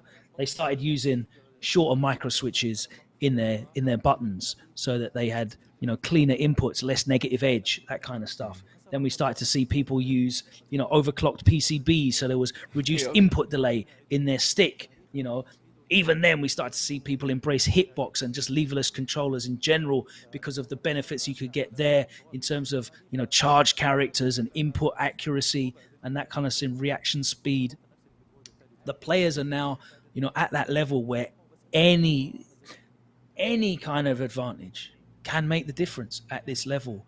The psychological benefits of feeling like it's your day. We're going to even look into that where, at the highest level of esports, we have team psychologists looking at the mental aspects of things. That's definitely a thing in a lot of other esports, and I can't wait till that kind of stuff becomes more commonplace. You look at guys like Tokido and Daigo, they really take the mental aspect very, very seriously in terms of, their preparedness and well-being going into a match. Guys like Gamer be very aware of the drains that long hours and travel can have on their bodies as they reach, slightly older ages as well. All these different things that are starting to build up, and it excites me, to be honest with you. We're entering like another level of competitiveness. It's not just who's the guy that's just the best in your arcade and I don't know anyone else from any other region that can touch him. Now it's like they are professional athletes. You know what I mean? Like they're training like it. They're treating it like it. It's exciting for me, man. I completely agree. It really feels like, especially because fighting games and esports in general is just getting to that point now where everybody that's playing at this level is a professional. As you said, they play these games on days they don't want to play them because they know they have to get to that top level where they're going to need to compete at this competition or Evo or Capcom Cup or whatever it is, right? And yeah, we've seen Tokido take his dieting very seriously now, like transform himself physically. We've seen, can't remember if it was Daigo or Tokido that literally switched from hitbox to another peripheral depending on the character they were playing. Like it is going above and beyond what we saw when we first entered fighting games, right? Where it kind of felt like street ball versus the NBA now. At first we were all just like whoever had like that raw talent that really could be able to hone it a little bit quicker than everybody else. But now everybody knows what it takes to get good, and people are trying to push the barrier and break down walls to get even better than that. And I mean, that's all we could ask for. This is exactly where I want to see fighting games go. So yeah, big incredible, ups, man. Like the other cool thing as well is we've got this new generation of guys that are like in their early to mid 20s that we've got on the stage now. These young guys of very seasoned, they started playing in their mid-teens, like 15, 16 years old. Adele, Big Bird's been playing since he was in school. Mena, he won a championship whilst he was still in his teens. He won Capcom Cup before he was even 20 years old, which is incredible. These guys have tremendous experience now. Guys like Problem X, who is like an older statesman in the game, but he's not even, I don't think he's even 25 yet. He might just be 25. Oh, wow. Idom, early 20s, Punk, early 20s. Is this generation, and we're actually starting to see this reflected now in Asia as well, where there's new generations of younger players like Yamaguchi, Higuchi, Johnny, younger players like that, Nauman coming through that are emerging and really competing. Kawano's a great example. Competed on such a high level for a long time, challenging this old guard of Street Fighter players that have been around since Third Strike and Alpha and that, been playing since the mid to late 90s. This new generation competing, and it's really exciting that it's kind of reinvented itself. So here we go. It's going to be Mena's Birdie up against the Luke of Big Bird. So we are going to see Mena start with the birdie, right? And I think this could be a decent matchup for the character. Again, I think Luke, some of the few counterplay that he does have, I think is some of these characters that have longer range than him on the ground. And Birdie definitely fits that, right? But he's going to have a tougher time, I think, getting through the fireball with some other characters, but finds the big shoulder there. Ooh, that forward fierce was a really big call out. You know, it's -5 on block, but it's definitely well spaced. And he's got that corner control, forcing Big Bird to bust out. Indeed, and just takes the jab punish right there. Big Bird will take every inch he can get. In a rough from Mena here. Mena definitely still has the screen space advantage here. I'm try to close him out. It's going to be very difficult. Yeah. When Birdie just needs one more touch, it is one of the. Yeah. It might be harder than Sim. It's close. It's so hard if Birdie needs one more touch. That's legit the only other character I was going to compare it to. Jab into the EX, gets the corner control. There's the Fierce. Pumping away with that Sandblaster. Oh. Wow, that was guaranteed. EX, and now we find ourselves in the corner again. Yeah. You ain't going to be going for that command grab anytime soon, let me tell you that. Yeah. All right, maximum combo. Doesn't get the shoulder, but he's still plus even if he misses it, which is quite funny. Yeah, funny. Funny is the correct word. Yeah. Trigger follow up. It's not quite funny like Abigail missing the second back heavy punch in the corner was funny, but oh, you reach, I teach. Big Bird. Most definitely implementing some lessons. Again, this is, in my opinion, one of the premier Lukes, if not the premier Luke in the world right now. Ooh, great whiff. Damn, the whiff punish. Yeah, it looked like with the stand Fierce as well. Making the most out of the opportunity. Ooh, hit him with the hezzy on the knee the second time. Yeah, and you're starting to see the mobility. Nice bait. No, and another bait. What? Okay. I don't know what happened with the punish attempt, but we can give Mena a big chance now. Who tosses him by the jersey? More than a big chance. This is a huge deal. Yeah, we would have still been in the corner. Mena would have been on life support. Now he definitely still has a chance. Of course, Big Bird trying to harass down with a slam buster. Oh my goodness, God. Mena! I can't believe he made that happen. Ah, but into that. So a couple of execution errors from both players. Yeah. There in that round. It is what it is. We are here on the big stage. Cold hands, perhaps, as you see him trying to warm them up. That's getting all. back Punk was into the talking about match. that on Twitter, so I think that the venue is definitely a bit chilly, I imagine. Yeah, the AC is blasting in these countries. Reminds me of the first time I ever went to Evo, and I thought, yeah, man, I'm going Vegas, so I'm going to pack. I'm going to pack tank tops and shorts exclusively. And let me tell you, I almost got the flu. It was freezing. Oh, nah. Man, shivering to death in Vegas. But right now, Big Bird ends up getting cornered, and it just ran through. That was a big birdie round for Mena. Yeah, I mean, certainly would have been making Big Bird shiver, but not because it's cold. No. It's just absolute dominance. And Birdie's still one of the very best in the game at corner pressure. Easily still one of the best in the game at corner pressure. It's just having to get you there. Yeah, like once you're with your back to the wall up against Birdie, you really just start questioning everything. Like nothing seems to work. He's just at a completely dominant range where every option is just kind of shutting down what you want to do. But as you said, it takes a while to get there. And he's pushed him to the corner. Catches him flinching with that dash up. One more touch. Oh, smart stuff. Empty cross up low. A classic round in there. Very tough to block. It's a bit of a risk though, right? It's just so likely to hit that players are willing to do it. Yeah. But if it is blocked, I mean, you put yourself in the corner and it's dangerous.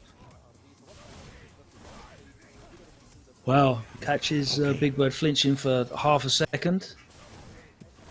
That's what those full screen specials do. Just for a moment, you think you could take your turn, move forward, but we got the crush counters now from Big Bird. Good follow-up, utilizing the optimal stuff. I was gonna say that gonna get hit anyway. Save him. Back to blasting some sand, brother. Oh, never mind. Nice reaction. Nice, Oh, and baits it no! And he out. causes him to crack. Surprising there from Big Bird. Didn't think he'd crack in that situation. But he was convinced that Mena was going to continue the pressure.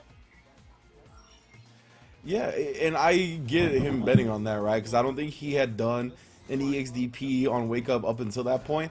And really, it was all about what preceded that decision, which was Big Bird effectively keeping Mena RD out, right? He was just kind of harassing him with the projectiles. And a lot of the time, when the offensive opponent finally gets in past that, they just like shiny red ball to another offensive sequence. So I get him doing the EX reversal, but Mena is smarter than your average bear.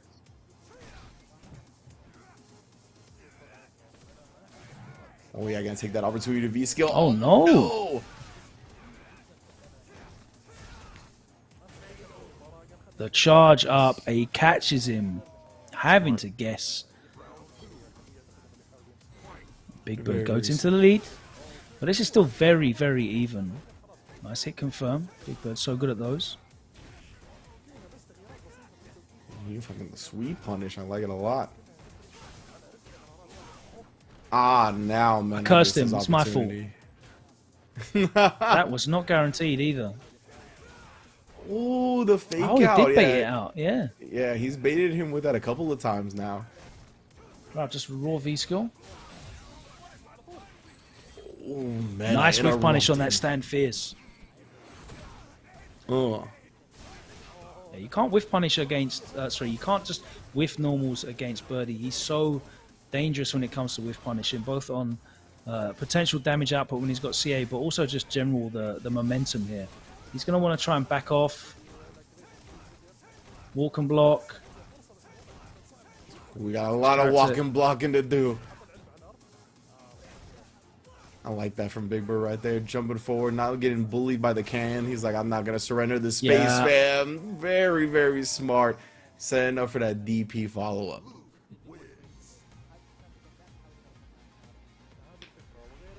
Yeah, I love that from Big Bird right there, right? So often you see players like surrender themselves to the can and like back up and give Birdie space to walk out of the corner. He was like, nah, bro. He was like, if anything, you're going to like crouch medium, punch anti-air me. I could eat that damage. I'm not letting you push me to the corner for free.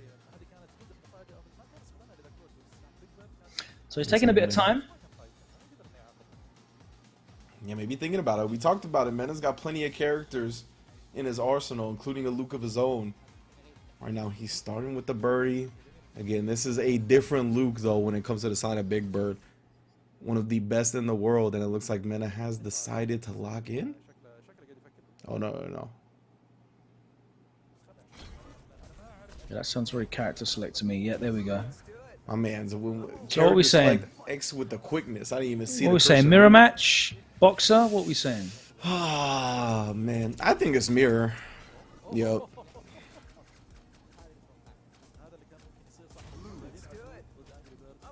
It's tough. It's definitely tough. I expected him to show that respect to Big Bird at first and be like, all right, look, you're probably the best Luke in the world. He tried the birdie. Didn't work out, but I mean, Mena's ground game and Street Fighter fundamentals are amongst the best. So if he feels like he could pick Luke in the mirror, I definitely think he can win. With punish from Big Bird. It's that corner carry as well. Forward fierce is blocked. He pushes him in. Lovely cross cut. One of the best in the game at that cross cut. Notably switched to V-Trigger 2 as well in this match. Oh, nice. Well, we got the sweep up though. Now is in Mena's time. Put some damage, get the V-skill. Big Bird gonna respond with a V-skill of his own. Oh, but wait a minute. You can't be whiffing. He had the install as well. That's big damage here. Now you got to guess for game. Very close to stun. And there it is. Mena RD bringing it back right there. Beautiful. Give him one opportunity. He's going to make the most out of it. Yeah, you know who's really good at whiff punishing Luke? Luke. Luke is very good at whiff punishing Luke. As he busts out. Again. A lot of whiffed stuff here from Big Bird. He's been very proactive, but not particularly well spaced. He was so good at whiff punishing birdie as well, which is... Oh, here we go. Spoke too soon. I love speaking too soon. The whiff punishing his own. And it's funny, Big Bird's kind of mistimed that shoulder a couple of times. This time going under Mena RD is kind of cornered himself after that. Oh, reaching real quick at Mena RD. He taught a whole country how to play some Street Fighter. He'll teach you a lesson or two as well. Bro, that was a quick game, and I think that Big Bird definitely needs to take a moment here. Yeah, Bro, he looks like he's mashing that X button. Okay, no. It looked like he was hammering that X button, but no.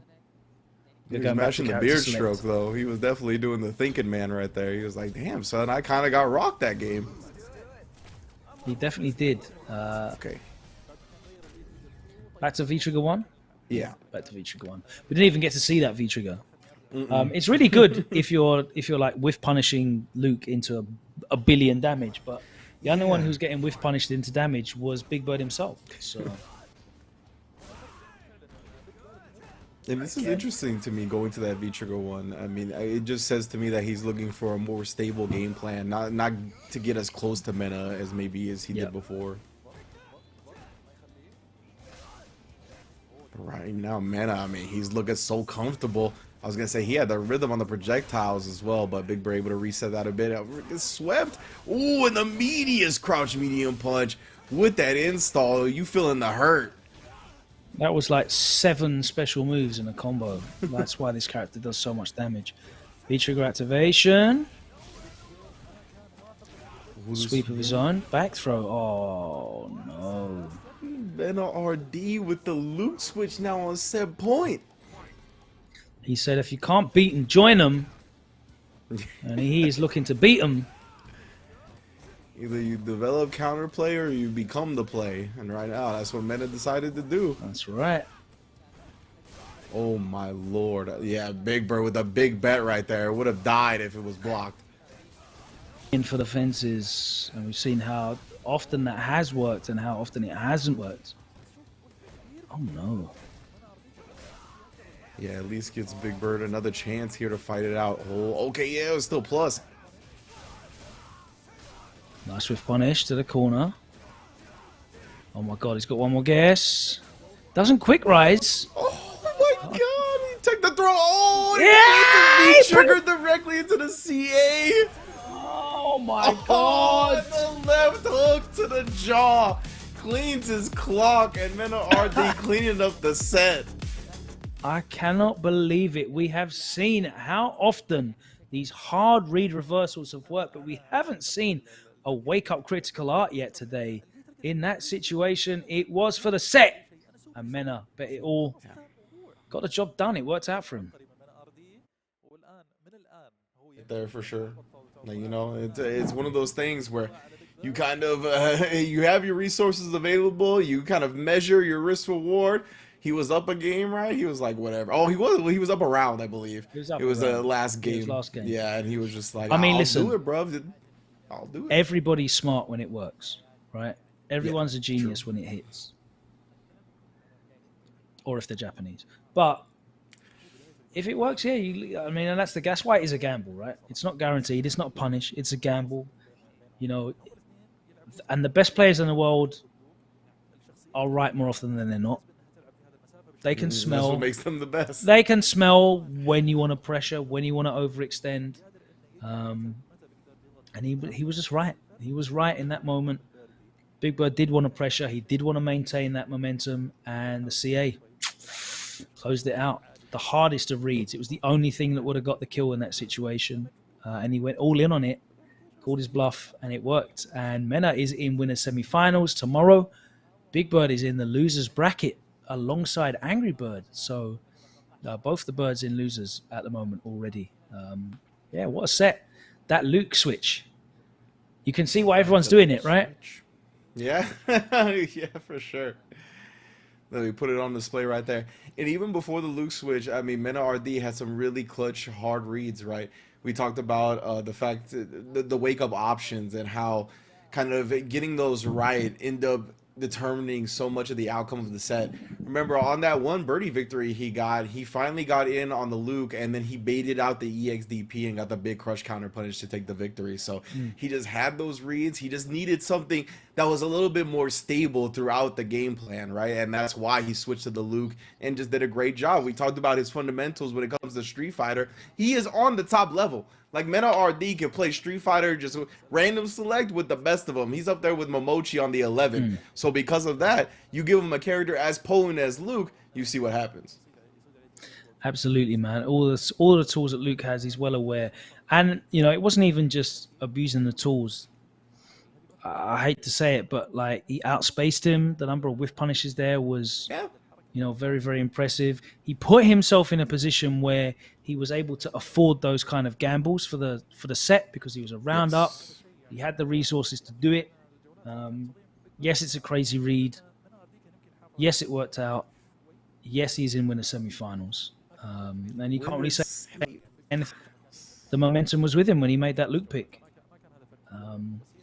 And you can see why he's been using that character so frequently. He really complements his kind of neutral style, his whiff punishing style. Really complements his aggressive pace, but yet kind of methodical pace at the same time. It's not like crazy brain dead rushdown, but it's menacing pressure. And I think Luke's so good at that as well. Speaking of menacing pressure, Punk is going to be back up on the stream next. He is going to go up against Saudi Arabia's Talu Breaker, who we saw previously win the Saudi head-to-head against Big Boy. So we're going to see that Vega or possibly Luke. I know he's been using Luke as well in this match. Punk, the kind of guy that will pick Vega on you, though. He's definitely that kind of guy. Most definitely. It seems like he really likes playing Vega. It feels like that's one of the characters that he specifically tries to mirror match people in. I think it's because a little bit similar type of a vibe when it comes to what we just talked about with Mena, where he's very confident in his ground-based Street Fighter style. And Vega is good at that. He's got great walk speed. He's got good normals. And in general, I think he considers himself better on the ground than a lot of players, not willing to risk the slide and whatnot. And he'll just sit there and grind you out. And because of that, yeah, I mean, a lot of the time, he's just like, we'll be on equal playing ground, and I'll just let my skill do the talking for me. Absolutely, man. And he has let the skill do the talking for him so many times in the past. So many accolades. Talu Breaker hasn't had anywhere near the same experience. We saw him on stream. Looks like quite a young fellow. But aren't they all, I guess, these days? So many young players. We just spoke about that. He has a little bit of experience, as we've been pointing out. He was part of the Global Esports Games, representing Saudi Arabia, organized by Global Esports Federation, who are running this event today. So he's familiar with the organization. Is he familiar with the pressure? Is he familiar with this kind of stage? I don't think so. Is he familiar with a player of Punk's caliber? How can you be? You know, there's only a handful of people in the world who are familiar with a player of Punk's caliber. And not many of them can say that they have a winning record either. There's a very, very small number of people that can say that. It is 3 out of 5, so he's going to have to beat him clean as well. There's no inside package schoolboy roll-ups here. You're going to have to get the clean 1, 2, 3 count for the victory. But Punk is here, and he wants that prize money. He's going to be very difficult to stop. The winner of this match is going to face Mena in the winner's semis tomorrow. So we're going to look forward to that. But it's all killers from here forth. You know, if you're here and you're in the winner's side, you are certified a killer.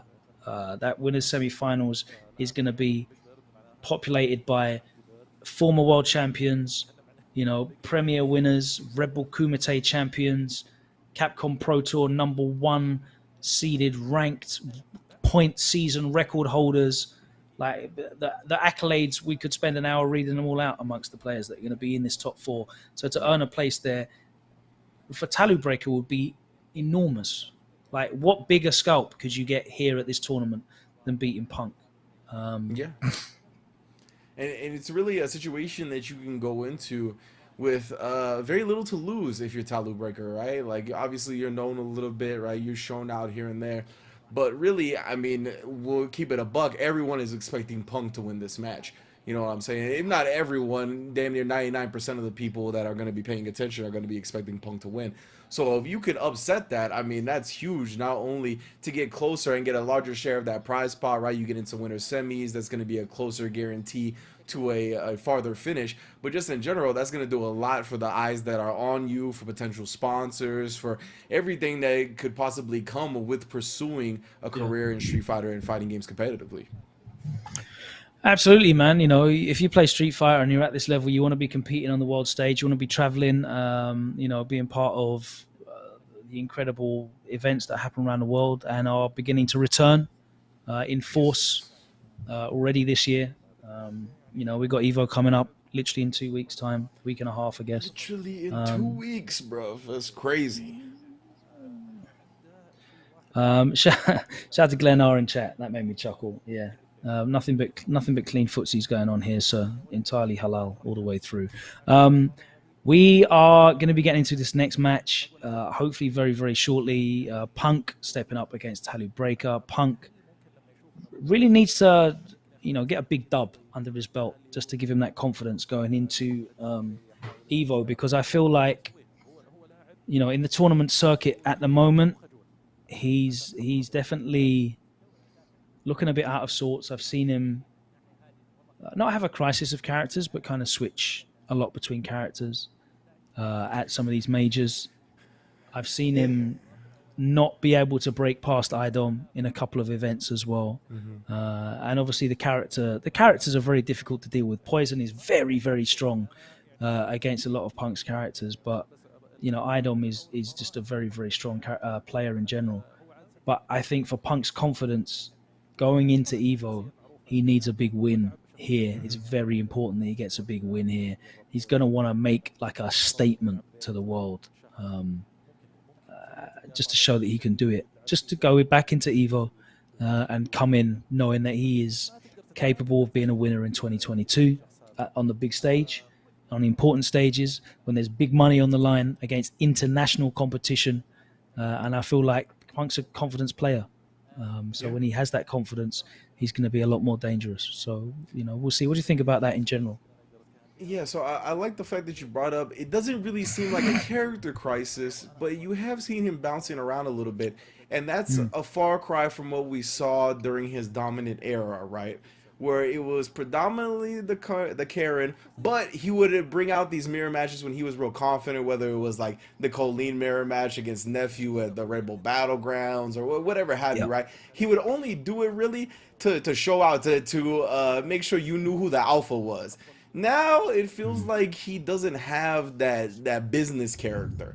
Like, right, like because of Karen's tough matchups, like with up against the Poison, as you said, up against Problem X with the Bison, it feels like she's not the character that he wants her to be for those matchups. And because of that, I feel like, yeah, he's like, I don't know what to say, like how to describe it entirely accurately. It's not exactly frustrated. It's just kind of something that happens to fighting game players where you put in so much investment and time into a certain character that like when that character doesn't do what he used to do, it's hard to move on, right? And I don't really think of Punk as a stubborn player. I don't even think it's a stubbornness to it, really. That's why I kind of find it hard to really describe it in words. I'm not sure exactly what that key element is that he's missing to harken back to that dominant era of Punk. I mean, that dominant, we're going to call it the summer of Punk, that dominant era of Punk, which sadly didn't culminate in a summer of Punk or a winter of Punk, because he's famously not been able to close out at Evo or Capcom Cup. And I feel like, you know, we hear this conversation in basketball a lot, like, you know, so-and-so is great teams, but like, where are the rings? Like, where's the ring? Yeah. And I feel like, you know, Punk is a player whose quality over time will be judged on Evo and Capcom Cup titles, because I think that at the time of seeing him play as he did in 2017, as he did in 2018 and 2019, setting records, going on incredible runs at Evo, going on incredible tournament runs regionally, internationally. building up an never before seen number of tour points. Like when you were experiencing it at the time, you kind of felt how strong he was. But then looking back, people will judge on those titles. And I feel like for his legacy, I really want to see him win one of those big two. And we got Evo coming up, like I said, in a week and a half. That's a perfect opportunity for him. He's going to need this momentum. Do you feel like his legacy needs one of those? Yeah. 100%. Not for me, and not for the people that I think like you who lived through that era, that summer of Punk, where we saw and experienced the domination firsthand. I think we know that he is probably undoubtedly one of the top 3 Street Fighter V players to ever exist.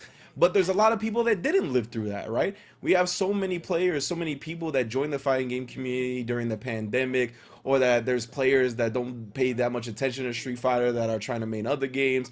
But they know who Punk is, right? And really, when it comes to those people, either the newer people or the people that aren't as in tune with Street Fighter, that legacy is going to be determined by those major championships. As you said, the Evos and the Capcom Cups. Those are the 2 rings, as you put it. Like, those are the things we hold the highest up. I know he won E-League, right? That was a huge check. That was a crazy competition. That was like a huge victory in his arsenal. But at the end of the day, there is no E-League right now, right? And E-League is not one of those annual big world championships that we of the fighting game community hold in that upper echelon of results. Evo and Capcom Cup are. So, yeah, for the people that lived through it, we know what we saw. We saw one of the greatest of all time doing it in a great era. But that's just not, that just doesn't stand the test of time when it comes to comparing it to actual world championships. That's just how it goes. That's keeping it a buck. I think so. I wish that we, definitely got to see Evos and Capcom Cups over the last 2 years. It's a tragedy that it was stolen, but in the grand scheme of things, it's video games. Is it a tragedy? It's a shame. It's a shame that we weren't seeing it. But it's a shame. We were kind of robbed of that, and I feel bad for all the guys that qualified for Capcom Cup and weren't able to perform there. The guys from emerging regions that were kind of robbed of that opportunity. It's a big shame for them as well, working so hard. But it is what it is. We're back out now. We've got this event here. You can only play in what's in front of you. We've had online for the longest. We're offline again. These guys are competing there at the Boulevard in Riyadh City here at the Global Esports Tour 2022 for the big prize, 50K on the line. That's a lot of money. Oh yeah, that's a hell of money. The players are just about ready to step up. So we have been waxing lyrical about Punk. Let's see if Tally Breaker can shut us up, because we've been focusing heavily on him. He is the heavy favorite. The Vegas odds are stacked massively in his favor. But are the Vegas odds? Oh, there you go. I was picking up what you were putting down, my man. Absolutely. But then again, we might see Tally Breaker just use Luke and ruin the whole late setup. Yeah. You never know. But it is about time. The players are about to step up. We're going to get into the action. This is our second round 2 match as Panda Global's Punk steps back on the stage, rocking that brand new zip up. Yeah. The Panda gear is always clean. I definitely give them props. Yeah. I was a big He's got fan that tracksuit top like Ring of Honor era Punk as well. True. Facts. We just need him to come out to I know he doesn't know anything about Ring of Honor Punk. He don't. There's no chance. There's no chance that he knows anything about Ring of Honor Punk. I'll put my house on that.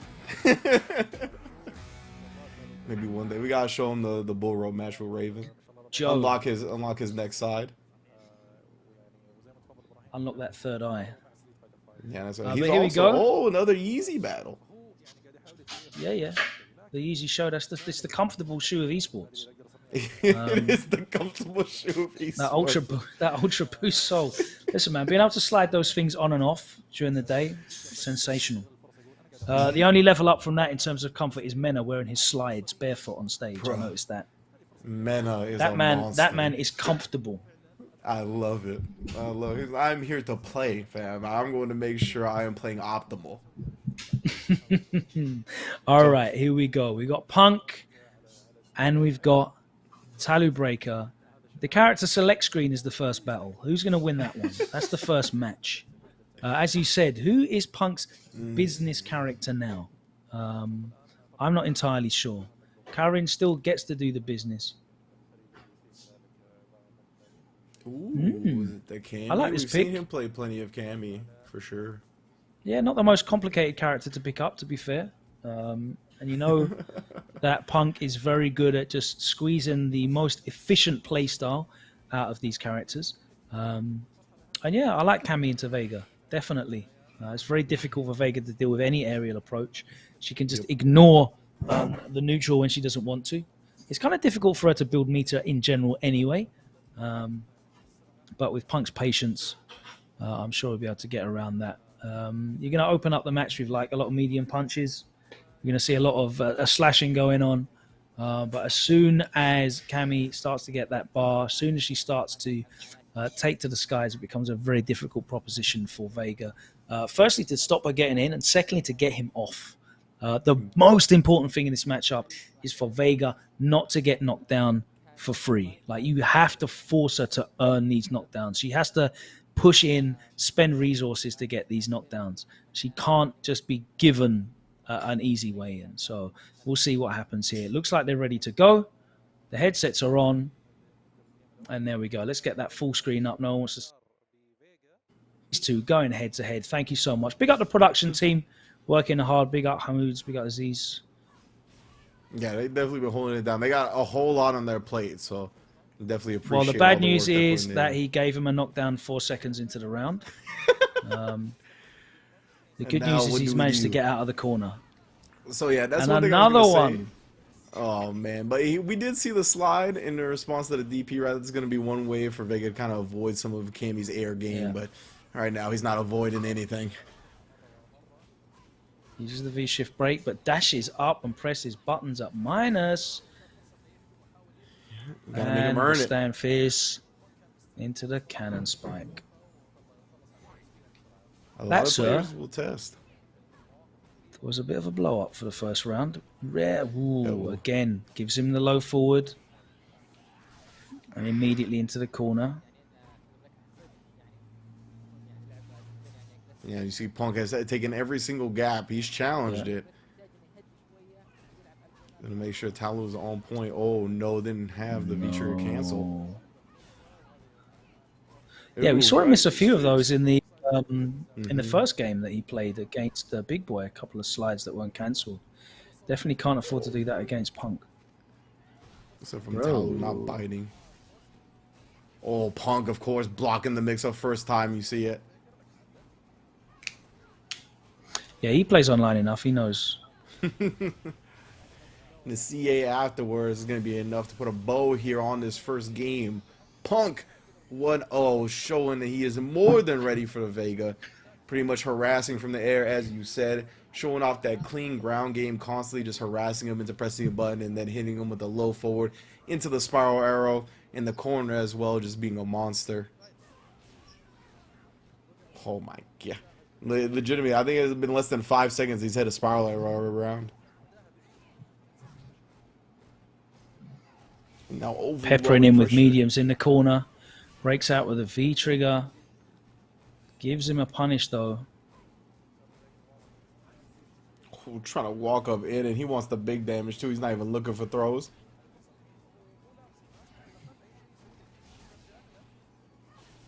And activate, takes the low. Oh my goodness, Punk is just overwhelming Talu Breaker right now. Smothered. It's really, Absolutely smothered. he's putting the onus on Talu Breaker, right? To be like, you gotta stop how offensive I'm being. Like, Punk is like, I'm not gonna put the brakes on right now. Like, I don't need to. Right now, I'm seeing that you have weakness to Cammy's offense. I'm gonna exploit it. Look at this, showing no fear, all confidence right now. Gives him the corner. Let's see him if he can make the most of this. Nice anti-air. He's got a big life lead. And no fear of the...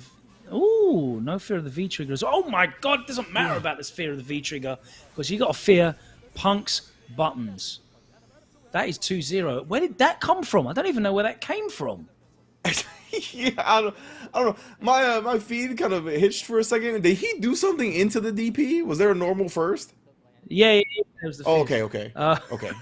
Like to But me, I just saw DP in the super. I was like, word, it's like that. But okay, the fierce makes a lot of sense. The Cammy fierce, obviously really good in that range, but Punk, he's got that rhythm, bro. He's looking unstoppable.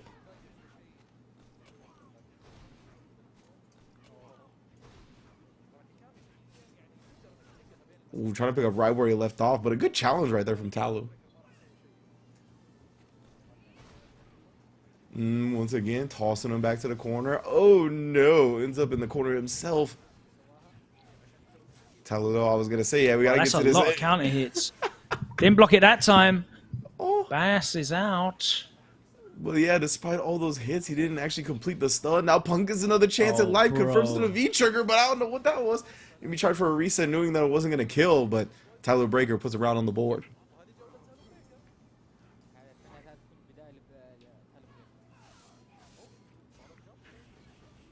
Big jump Nice, in there's this the time. conversion. Oh, And that the meaty was deep. fierce. He threw the mask off. I don't know if that's a smart idea because it means you take more damage. Oh no. Oh no. Don't put him in a highlight reel. Oh, he backdashed. Backdashing is such a good option now because people go for the meaty throw hoping that you're going to V-shift and they're going to get a punish. Meanwhile, you True. backdash and you're safe. And no one's option selected in this game. Yeah, exactly. Oh no! Oh, the what CA interaction! actually I don't gets think I've ever stuffed. seen that before. Yeah. And you're Celebrator dead. should finish it off. Azuna drop here. And finally, yeah, putting a stop to this the suffocating pressure that Punk was looking to implement here with Cammy. Very interesting. So that activation has a gap in it. Tried to CA, but the invulnerability wore off. It's hardly got any invulnerability, and it got stuffed. Wow, that Missed hit the other side. a wonky part of the hurt box. There's the slide, because why not? Nice anti-air again. We saw him land that a couple of times. There's the counting hit fierce. It's going to be a stun. There we go. Don't throw the mask off this time. Oh, how did he know? Reset. Punk was like, bruh. Ah, He's like, you don't there think I you play go. Vega? Bro, I literally just said the meaty throw, they're looking for that V-shift. It makes the backdash so good. Exactly what Punk was looking for there, and he got it. Oh my God, hits in front. No, he drops the combo. That was the round. Oh. And now it's set point to Punk. These guys, they're not able to take these opportunities on the big stage. And Punk said, thank you very much, I'll have that. Delicious. Yeah, this was definitely some Punk factor here in games 1 and 2. His opponents dropping key combos to take rounds. Oh my goodness, now Punk again, smelling the blood in the water, smelling the frustration. However, Talu turning the tide for a second, still waking up with Buzz. The lead just walking back in the corner. And just continuously was walking back for a second, finds the little forward he was looking for. Trying to test his legs again. Talu, though, no! He was looking so uncomfortable. Of course the hit confirms, and Punk getting the job done with the Cammy. Again, gifted an opportunity, a big drop by the player against him, just like the first set, but in the end he was able to close it out with, you know, a decent amount of comfort. Punk advances into the winners semi-final. Let me take a look at this bracket, and that means we are going to get Mena RD versus Punk. That is certainly a marquee matchup. Fuego indeed. That will be tomorrow, though, right? Yes. So winner semi-finals will be happening tomorrow. I believe we're going to be doing winner semis and a big part of the losers bracket run tomorrow. It's a 3-day event, guys. We're streaming every game, every single set is 3 out of 5.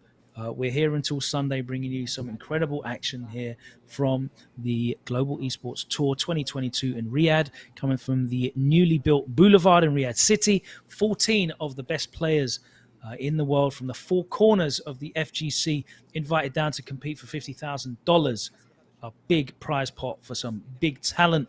We've already seen 2 names that are in winners semis. That is Mena RD and Punk, Tally Breaker and Big Bird drop down to the losers bracket alongside the other players that are waiting down there to play their first round match. Next up, we should have the debut of Yami Matoy up against Gamer B, and then we will have NL against Mr. Crimson. So looking forward to those matches coming up very soon. Yeah, exactly. Some big international talent here on display, and I hope you've been enjoying the action so far. I've definitely been enjoying calling it. Nothing but high-level play to come. As we said, the big draw of this event for us as commentators is seeing these players converge from their various different communities, be it Korea, Singapore, Taiwan, be it France, Britain, be it the USA, the Dominican Republic, be it Pakistan or Saudi Arabia. Players have come through and they are pitting themselves after so much time with no offline international competition, no ability to travel, no big competitive events to test yourself against the best players in the world and see how their styles have evolved, how their gameplay has changed over the last 2 years. Well, we're getting it today. I've been really enjoying it. I hope you've been enjoying it too. We are going to take a very, very short break. And we will be back on the other side with the remainder of our second round winners matches, which will be qualifying for what will be a top 8 that will be happening tomorrow. So don't go anywhere. Myself and Ringe will go and get a drink, probably a little bit to eat, and then we'll be back with more action right here from the Global Esports Tour.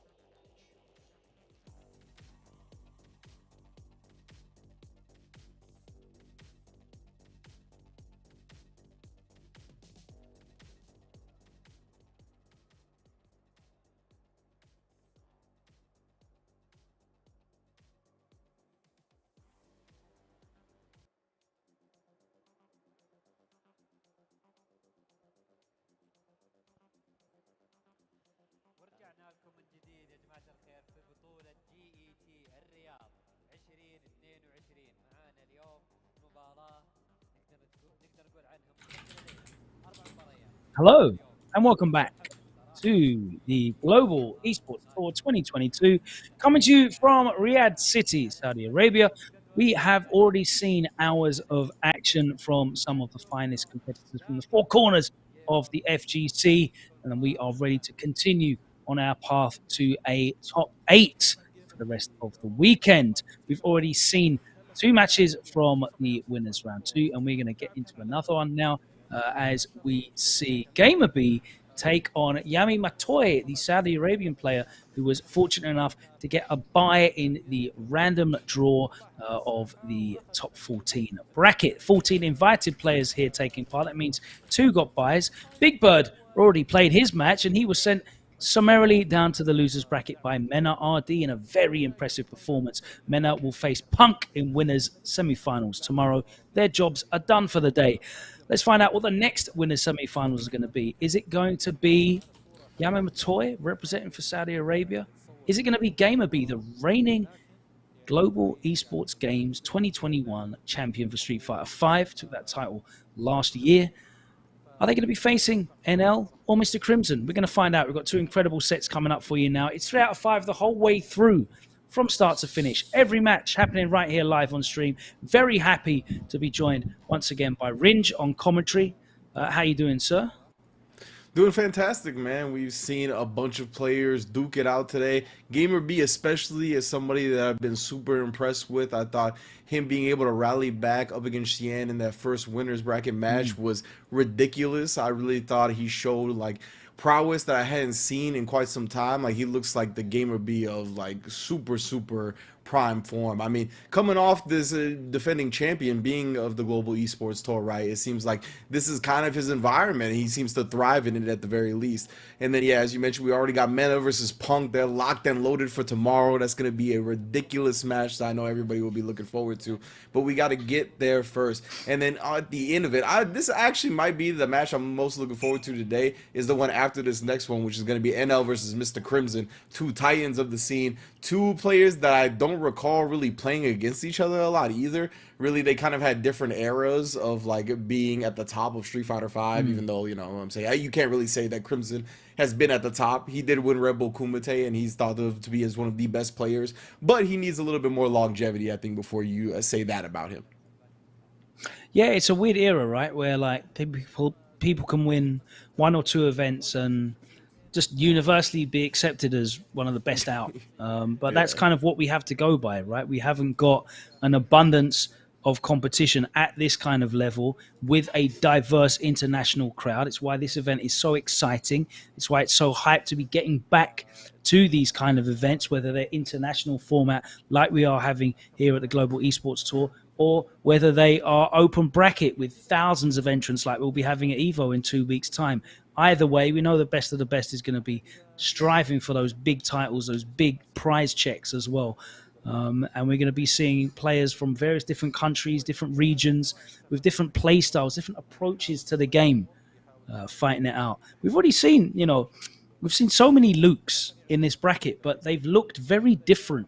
The difference between, say, NL's Luke, the precise spacing, compared to some of the others that are a bit more bullyish in their style, like kind of we saw that slow menacing walk that Big Bird put out. Wasn't able to get the job done though against Mena's Luke that was so superb in terms of the whiff punishing as well. So it's definitely been a tournament that Luke has shone in, which is no surprise if you look at universally accepted tier lists, but the character so far at international level hasn't really pulled in a huge number of results. We've got a couple of Capcom Cup qualifiers, but when you look at the tournament results that we have had, IDOM obviously has dominated. Is that because IDOM's just that good? Is it because his roster of characters are very good at dealing with Luke, forcing him into difficult situations?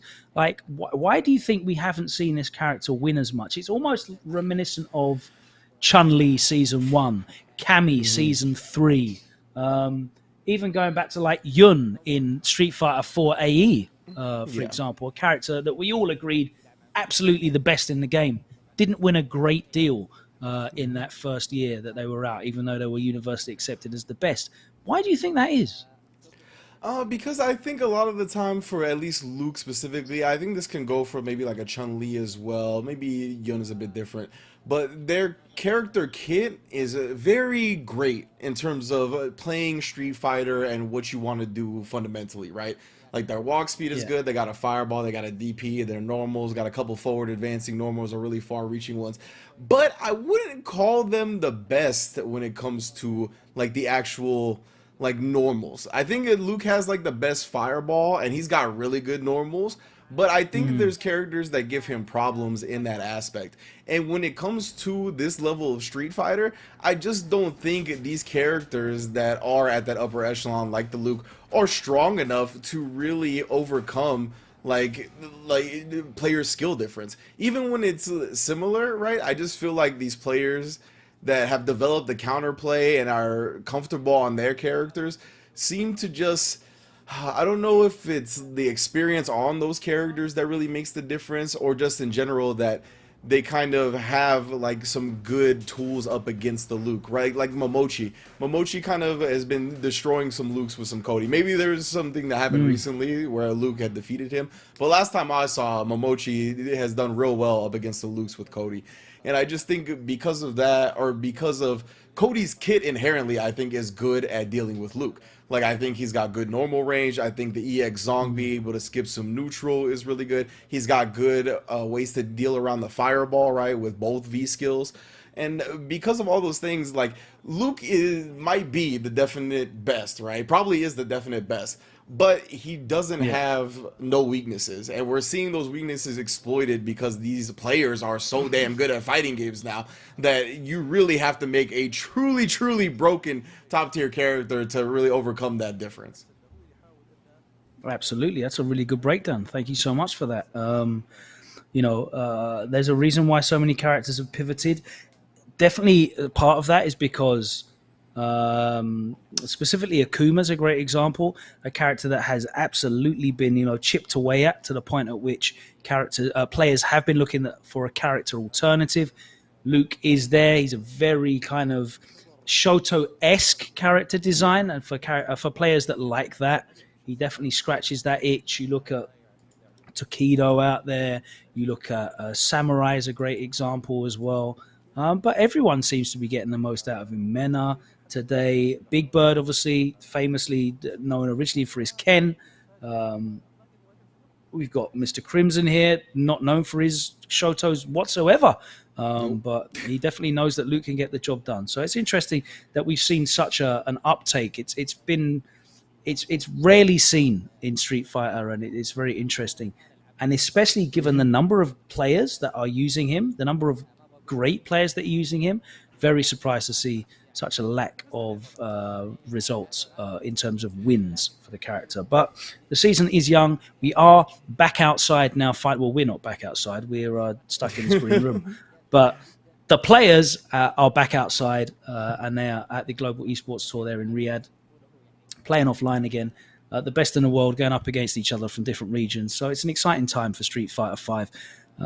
As we move into the last season for competitive Street Fighter V, at least, organized competitive Street Fighter V. Nothing stopping you from being competitive with the game.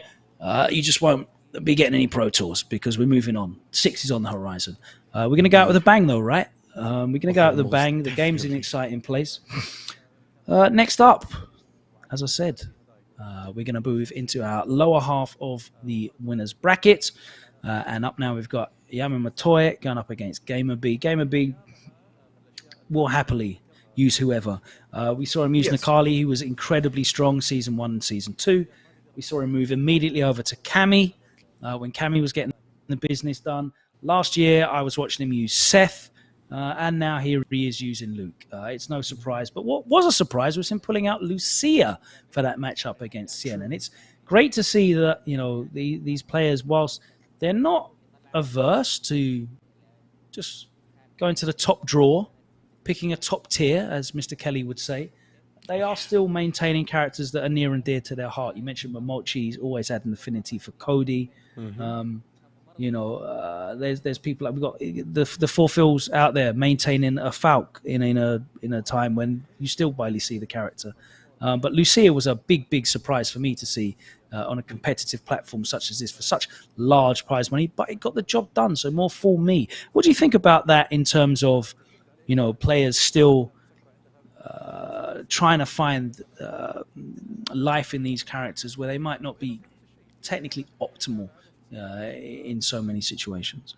So I actually think it's super important, because not only do I think gelling with your character does mean something in fighting games, Mm. like I think like you liking your character does help, but beyond that, I just think in a game like Street Fighter and any matchup based fighting game, where which is most of them, there's very few fighting games Yeah. that are homogenized enough to where it's like you can pick whatever character and fight against whatever character.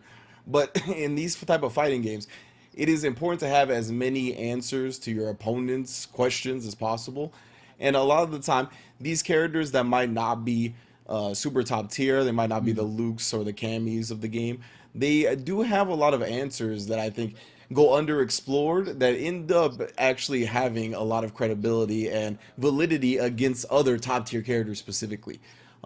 Like we talked about with the Cody V skills against the Luke Fireball. Cody is also ridiculous. Not trying to say Cody isn't a great character, but just in general, there's these answers that some of these characters that I think have against these ones that you see so much in that top tier meta. Like I thought the Birdie pick up against Luke was good. We saw the Luke switch, right? But Birdie did get a game. And I think Birdie just having those normals and having a couple of ways to make Yeah. Luke's life difficult, there's merit to that. And I think that kind of is something that's spread across the board in Street Fighter, is that there's so many things that you could like kind of steal games here and there from your opponents. And you know, we talked about these players at the top level now doing whatever they possibly can to squeeze out an advantage, whether that be getting the overclocked PCBs, whether it be getting the 240 hertz monitors at home, whether it be playing on hitbox or pad or whatever it may be. Another character is just one of those tools, right? It's another one of those things that you could add to your arsenal that could throw 100%, your man. opponent for a loop. And then maybe if you really are like a lab monster, have a tech answer that can get you that game that could be the deciding factor. Absolutely, man. I think that, you know, it's a really good point that having something there that can be a bit of a curveball, something out of pocket that you can utilize in. I mean, 3 out of 5 is a longer set, but it's not a long set. And if you can just grab a game with a Yeah. character at the end, certainly, you know, just to close it out. You know, you're It, 2-1 up, it's 2-2, and you picked a, you know, a character that you're really familiar with. Maybe they're not. Then, you know, it's entirely possible. I think absolutely that as well. When we're in a patch-based environment, mm-hmm. maintaining characters that you're passionate about is really important as well, because you know, having an affinity and a basis with a character that could always be, you know, buffed really strongly. I mean, Ken's a great example of that, and there's a Yep. lot of players that have, you know, maintained a Ken through the times when it's not as favourable in a competitive environment. Certainly, a lot better now. You know, you're always going to be at the whim of the patch gods, so to speak. So, having characters that you actually care about and want to put work into, if you're able to maintain them to a certain level, it's definitely interesting. Here we go, though. Gamer B has definitely been able to maintain competitive mains, and we're seeing his one now. He's gone back to the Luke, and Luke just gets in so easily on Manat. Previously, I remember Manat just being an absolute powerhouse when it comes to zoning. She was so good at just keeping you out. Luke doesn't even need to technically get in on Manat, to be honest with you. You can play a zoning game. You can play in all phases of the game and be very, very comfortable, especially when he gets that V-trigger up as well. And, of course, once he gets in on her and the pressure, because he's got the looping offense, it makes it incredibly difficult for her to actually get him off, especially with a really bad V reversal.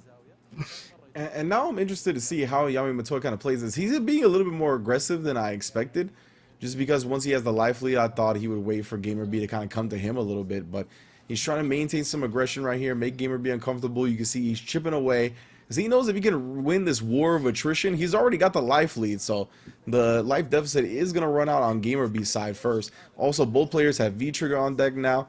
obviously Luke is a candidate to just activate a Raw. So is Manat. So right now they're gonna have to make something happen. Both the characters now activating a Raw, sending out the orb. This is still just coming down to a last bit of damage, trying to slide back in, get a little bit of chip, and actually Oh my God, the squeezes throw! out right before the timer expires. Yo, Yami Perfect timing Matoy. on the drill. The block stun from the orbs kept him there. He had to take the guess. There wasn't enough time to just bust out with the EX because he would have been punished on landing. Had to guess, didn't guess right on the throw. Yeah, you know, I'm a Negative Edge fanboy, so I love to see him, but not in any type of orb setups. Oh, but Gamer B not letting any of that happen right now. V-Trigger is active. We'll see if she can get her rocks off. Takes the side switch. Oh, but just allowed to jump out, and he gets the target combo into the kill. Definitely can't allow that to happen when you got the orbs out. No way. Yeah, definitely not. And he escaped the corner in the first place, right? I thought it was about to be the beginning of the tables being turned, but yeah, Gamer be able to hold up forward, and Yami Matoy not looking for it. Ooh, the Sandblast harassment games, as we talked about, right? Like, Manal wants to get into that stand heavy punch range, start harassing with that button a little bit, as you just saw. But Sandblast is a threat and is difficult to deal with.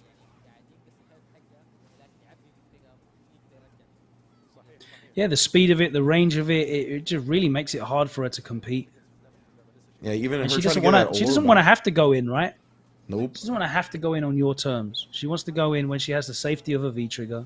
It's the only time she really wants to go. And other than that, she just wants to poke you away, and she can't against Luke. I think this is a really tough matchup for them, honestly. You know, more power to Yami Matoy for... Oh, my God! Okay. He just takes the corner instead. Gave up a lot of damage there, to be honest with you. And you see... Oh, my goodness. Again! But did you see how Gamer B waited? Like, Yami Matoy put out the first two orbs going up forward to try to catch the jump, and Gamer B was parked on the ground. He was like, nah, bro, I'm going to adjust to your adjustment before you even do so. That was, this man is a high-level fighting game player. Yeah, as soon as he identified that the attention and the focus was shifted, and Yami Matoy is going to be really punching himself there, because the whole point of this character is to control the screen, and if you're allowing your opponent to just raw jump out the corner like that, that is definitely you're playing an uphill battle anyway. That just makes it a sheer climb. There we go. So this is an interesting one. Very similar properties, very similar playstyle. The risk reward, however, very different. Yeah, exactly. Perfect way to break it down, right? Poison and Manat both have plenty of long range options, but Poison definitely able to abuse her range a bit easier with a bit less risk to her name. Very interesting to see a lot of Poison players now using V-Skill 1 again, the perfume swing. Yeah. That one was thrown in the trash as soon as that V-Skill 2 came out, but I'm seeing a lot of Poison players go back to it, which is very interesting. I have to ask Jammers as to why that is. Yeah, I'm not sure. I was gonna say if it was just for like the damage or what. Like, honestly, right now, well, we might not get the opportunity to see it, to be honest with you. Yeah, nullifying anything that Poison's bringing to the table already has her in the corner. No punish on that. Ew, oh my God, big jumping. Found his way right around the whip. And that's one thing you definitely can't do with Poison as well. She's got so many good anti-air options. You need to master all of them. Be very aware of the ranges and the angles. Oh, the crouch medium kick. Kicking her literally out of the flip. Unfortunate for Yami Matoy.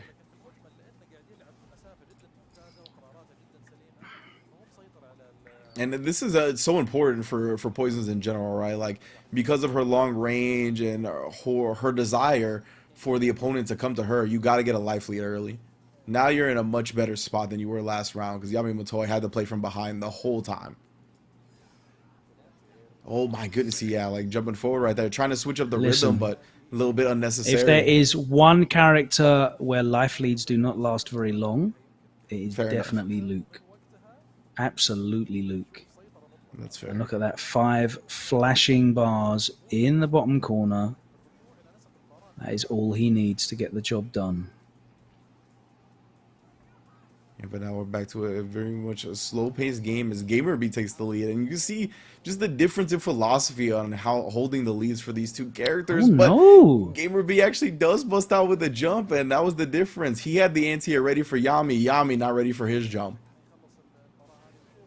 Oh, and then again, a GamerB closing out another round, and yeah, you could just see, right, the experience on this man, how good he is. Not letting his opponent get anything for free. Not letting him gain ground for a second.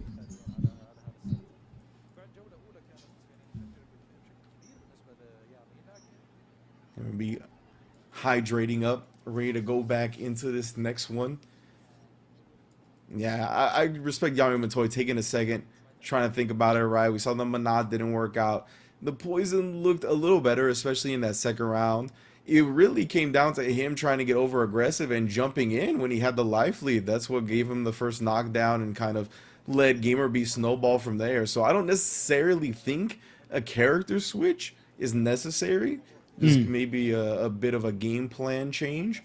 But nonetheless, we have found ourselves here at the character select. Maybe just thinking about it for a moment.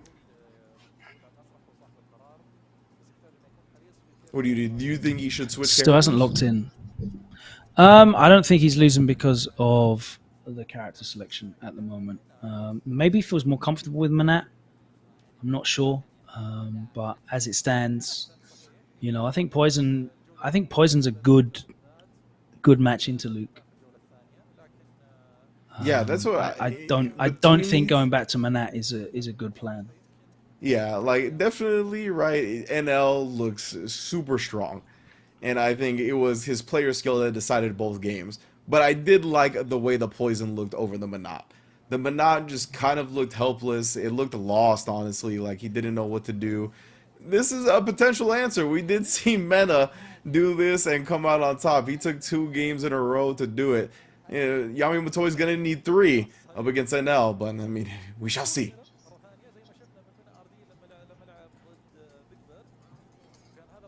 All right, here we go. Locked, loaded, plain Janes everywhere. If in doubt, I mean, we saw it work for Mena, right? So yeah, well, try it out.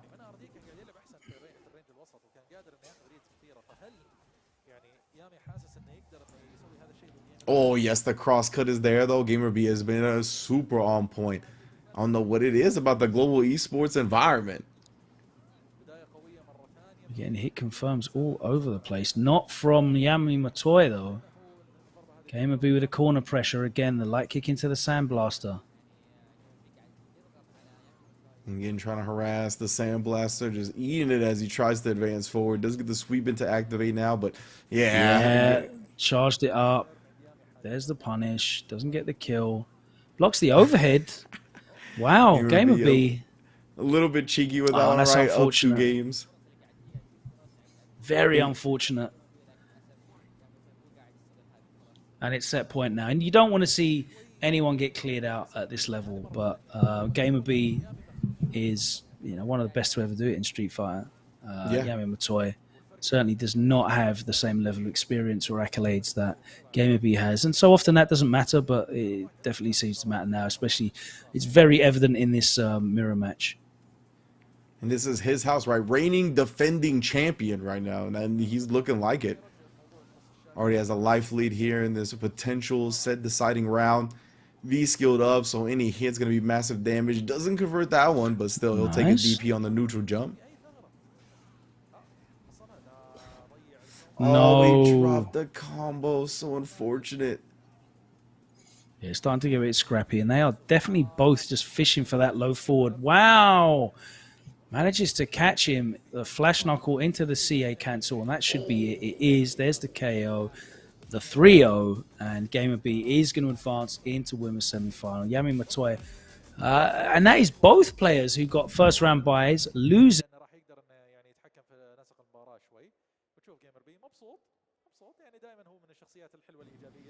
It may have first appeared in the draw. GamerB looking very, very happy with himself. Great to see Bruce back competing at this level again, feeling it, really feeling it. Most definitely. He has done, or he's done for the day, right? He has advanced into the winners semifinals. He's Yeah, going to he's done. await, yeah, await the winner of our next match, which is going to be NL and Monsieur Crimson. But just to, before we get to that, just to give Gamer Breeze some more props. Yeah, I really love the way he's played all day today. Again, up against, who was it, Xian in the first round. Epic comeback against another top caliber player, very good at adjusting. Both of those players never let anybody autopilot, right? That's like a hallmark of all these top tier players is that you can't autopilot on them. Like if you do that, your habits, your strategies are going to get shut down so quick. So just seeing them adjust to each other on the fly so quickly, and for Gamer B to bring that back, ride that momentum into the winners quarters and all the way into winners semis. I mean, this is definitely a form of Gamer B that I personally haven't seen in a while, and I think it's looking deadly. Yeah, man. Next up, I believe, is going to be Monsieur Crimson versus NL, and it's going to be the last right. match of the winner's side of the bracket. And that's going to be ridiculous. I'm looking forward to this match a whole lot. I don't remember if these two have crossed paths a lot. Maybe they did in SFL a little bit. But these two right now, with the way Crimson has been playing, with all the momentum in his corner, and with the way NL showed out in the winners' quarters, like it's two ridiculous, or excuse me, the first round of winners. They're two ridiculous players that I think might be peaking right now. Honestly, Crimson looks like he's peaking right now. We haven't seen enough of NL to really determine that yet. But if he keeps Yeah. that same play style, he's definitely on his way. Absolutely, man. I mean, we've mentioned how many times this is an enormous opportunity for these guys. There's an enormous prize pool there, but just the limited opportunities you have out there at the moment to face world-class international competition in terms of events is very evident. Even you look at the sign-ups of Evo, and I think, it's not going to be the same as usual. There's still thousands of people entering for Street Fighter 5, but if there's going to be the same density of pro players able to turn up and travel for that remains to be seen. It's still going to be the biggest and most important event of the season, but they're few and far between. There's not a lot of international attended events. Like Evo is probably a one-off this year in America. These invitationals that we are blessed to have are definitely one of the opportunities that we need to really embrace, and these players are definitely doing so. NL, he's been very strong, very dominant in his region. We saw him win the Capcom Pro Tour event last year. We saw him win the first World Warrior event this season, taking that Spirit Zero online event for World Warrior. We've seen him be very, very strong across all competition that we've seen him compete in. He looked incredible against Problem X. It was in grand finals, I believe, Red Bull Kumite. So, he's out there. Yes. He is. And even after that, he's still not being discussed. Like he made grand finals at Red Bull Kumite. Yeah. Some of the finest players in North America and Europe were in attendance. Some great talent from Asia was there as well. And he made grand finals. He's still not given that kind of level of status that is afforded so many other players in the world. We saw how he completely dominated the field at Intel World Open in that Asia finals. Wild. The way that he put some of those top Japanese players to the sword on the first day of that was never before seen. And still, that respect is not really being put on his name. So, for me, he was always the best Cammy. That gold Cammy was a gold standard. And now we're seeing his Luke play equally as clean. The spacing is immaculate. And, we're going to see right now how he does against one of the very best in the world. He wasn't able to do it against Problem X in Red Bull Kumite Grand Finals. Let's see how he does against another Red Bull Kumite champ, the Red Bull Kumite London champion, Mr. Crimson. I'm not sure what we're going to see. It could very well be a mirror match. They both have Lukes. NL uses Luke a bit more than I would say Crimson does. Crimson's still very much utilizing the majority of his roster of characters. But they could do that. We could see Sim. I don't know if Sim is a great pick in that situation. We could even see Laura. Laura is available. We've got G. We've got Rashid available. So there's lots of stuff. It's going to be, again, another battle on the character select screen. I have no idea how it's going to look, honestly, because we have not a lot of previous form in the current, I can't say, well, they played last month and it went this way, because they didn't play last month. No. They didn't even play several months ago. They didn't play 6 months ago. And even back then, NL was using Cami then. It's exactly. it's new and exciting, and that's the cool thing about it. We're learning here. We're learning new stuff here. So for me, that's the cool part of it. Yeah, and that's why I'm expecting Dawson versus Luke, to be honest with you. I think that's what we're going to see to start it out with. To me, NL is a very disciplined player, right? I think he's very good at not really letting anybody get away with any shenanigans and stuff like that, and he's very clean. And I don't know if that is going to be that effective against Dawson. Like, honestly, I feel like Mr. Crimson, when it comes to his tech and the way he approaches the game, a lot of it is foolproof. Like, there's not a lot of things he does that is fake, right? Like, a lot of the way he approaches offense and the way he kind of pressures with Dawson doesn't really rely on you not knowing stuff. He knows that you know things, and it's just good enough to deal with it. So I'm honestly favoring Crimson. I highly favor him right now. I'm just kind of like biased towards him. I think he's very, very good. But NL has proven that, as you said, this could be another incident of me not putting enough respect on this man's name. I mean, it might happen today. Let's find out. Hopefully the players are near ready to step up. I'm going to rehydrate because we have been talking for a very long time, Mr. Ringe. Yes, indeed. I got my water right here too. So hydration is very important. I'm trying to sipping my simple modern cup like a Victoria's Secret model. Don't want to mess up my makeup. Very important on stream, of course. But yeah, thanks to the production guys working really hard backstage. I know that there's definitely been some technical hiccups. Here we go. There's a lot of moving parts across the world trying to make this happen for you. Me and Ringe are 8 hours apart in terms of time zones. And thank you very much to the OP Network for putting together this English rebroadcast of what's going on in Riyadh out there. We are continually working to improve the quality of the broadcast that you're receiving. And thank you so much for joining us. We can see, there's so many of you there in the chat, over 300 of you joining us. Let the people know. Give us a little, tweet. Let the people know. Retweet the tweets. Hit us up. We've been sharing information about the stream. So please, if you can do that, let people know we're on. It'll be great because there's some incredible matches and people deserve to see some of this Street Fighter 5. So check it out. Straight up, there is not a place that you're going to find higher level fighting games right now. You know what I mean? This is 14 of the best Street Fighter 5 players in an offline environment for $50,000. Like, these players are playing at the top tier level right now. And on a Monday in the morning, at least for, North America early on in the day, there is not going to be many places that you're going to find this caliber of fighting game.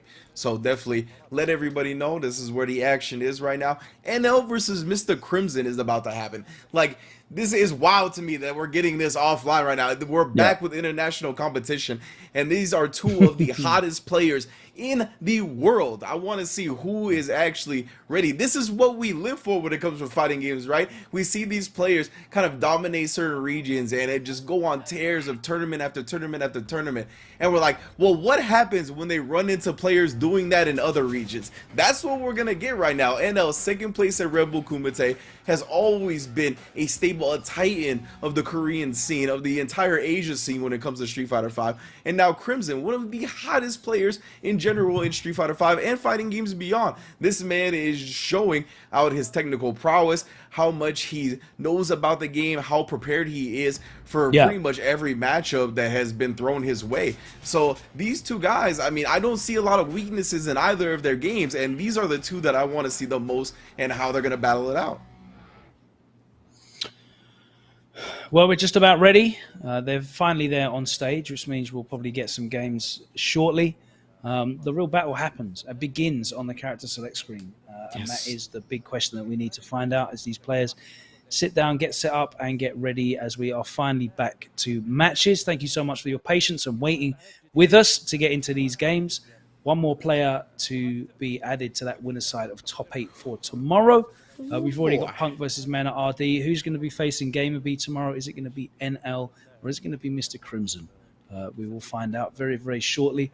The players are setting up, getting ready to go. Both of these players could potentially be picking Luke.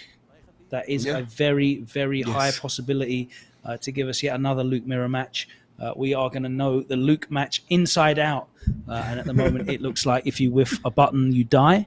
Or we might see something a little bit different. We could potentially see any number of characters from Mr. Crimson. I know he works very hard on his strategy.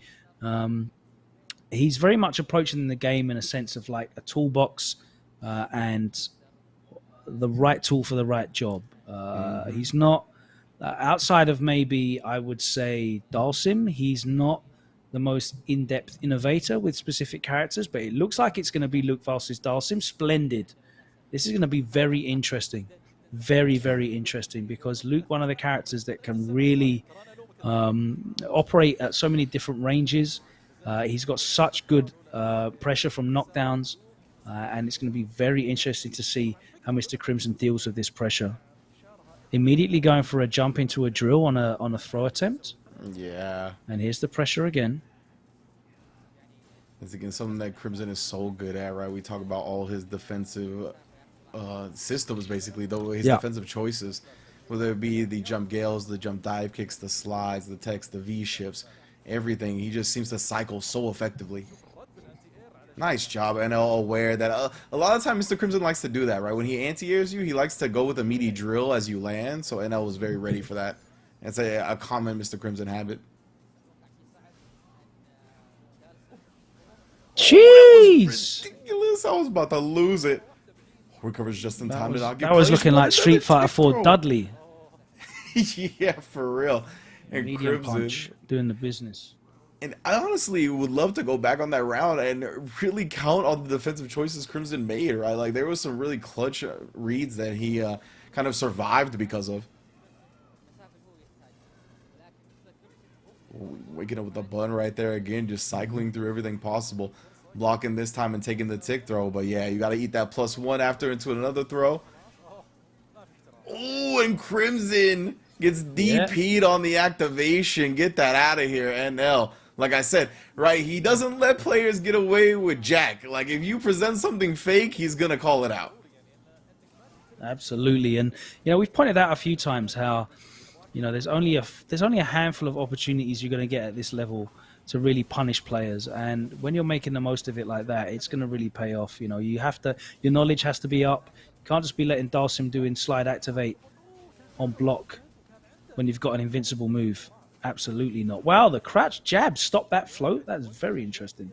Yeah, and brought him back to the corner as well. Oh, no. Ankle's broken. Still alive. Hands and arms inside the vehicle, Dalsim. Oh, damn. Wow. Yeah, the not jab. sure if... Not sure. I didn't see what that jab beat. Me neither. The jab after the block, the V... After a block V reversal. So he's -2. -2 pressed his jab. I'm not sure what happened, but... So the only thing I could think of maybe is that, like, Crimson probably would normally go for, like, the light kick slide after, and maybe he didn't want to do it. I think maybe he did crouching medium kick activate because there's no gap there. Exactly, right? Because he got DP'd on the previous gap, he didn't want to do the fast option. He wanted to do the true option. That's Dudley, Street Fighter 4. Oh, well, he's out here. He's harnessing the powers right now. MMA, boxing, whatever. Sick.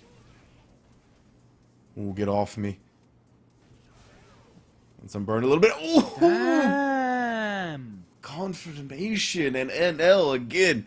Yeah, he's looking like I didn't put enough respect on his name.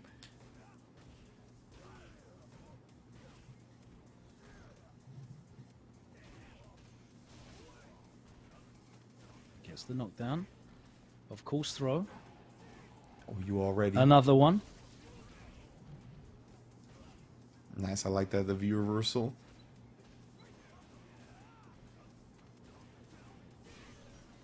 Oh, it is enough to stun. Let him see the stars. Let him hold this 2-0 right now. NL looking dominant in this set. And yeah, it's kind of what you were alluding to at the very beginning, right? Is that Luke looks like such a problem for Dalsim, but no hesitation. Ridiculous right now. Oh, yes. Back medium kick gonna challenge. Nice. Presses a button out. There's the throw. Let's see. Oh, no. Again, you're right. Like, he will not let him get away with any lazy pressure that is not legit. He knows the holes. Yeah, it's just so impressive to see the way NL like has this knowledge on deck constantly. Like we talk about mental stack a lot, and to keep so much at the forefront of his mind, like the storage space is out of this world. Oh, the jump back. You ain't going nowhere. Crimson finding himself a little bit.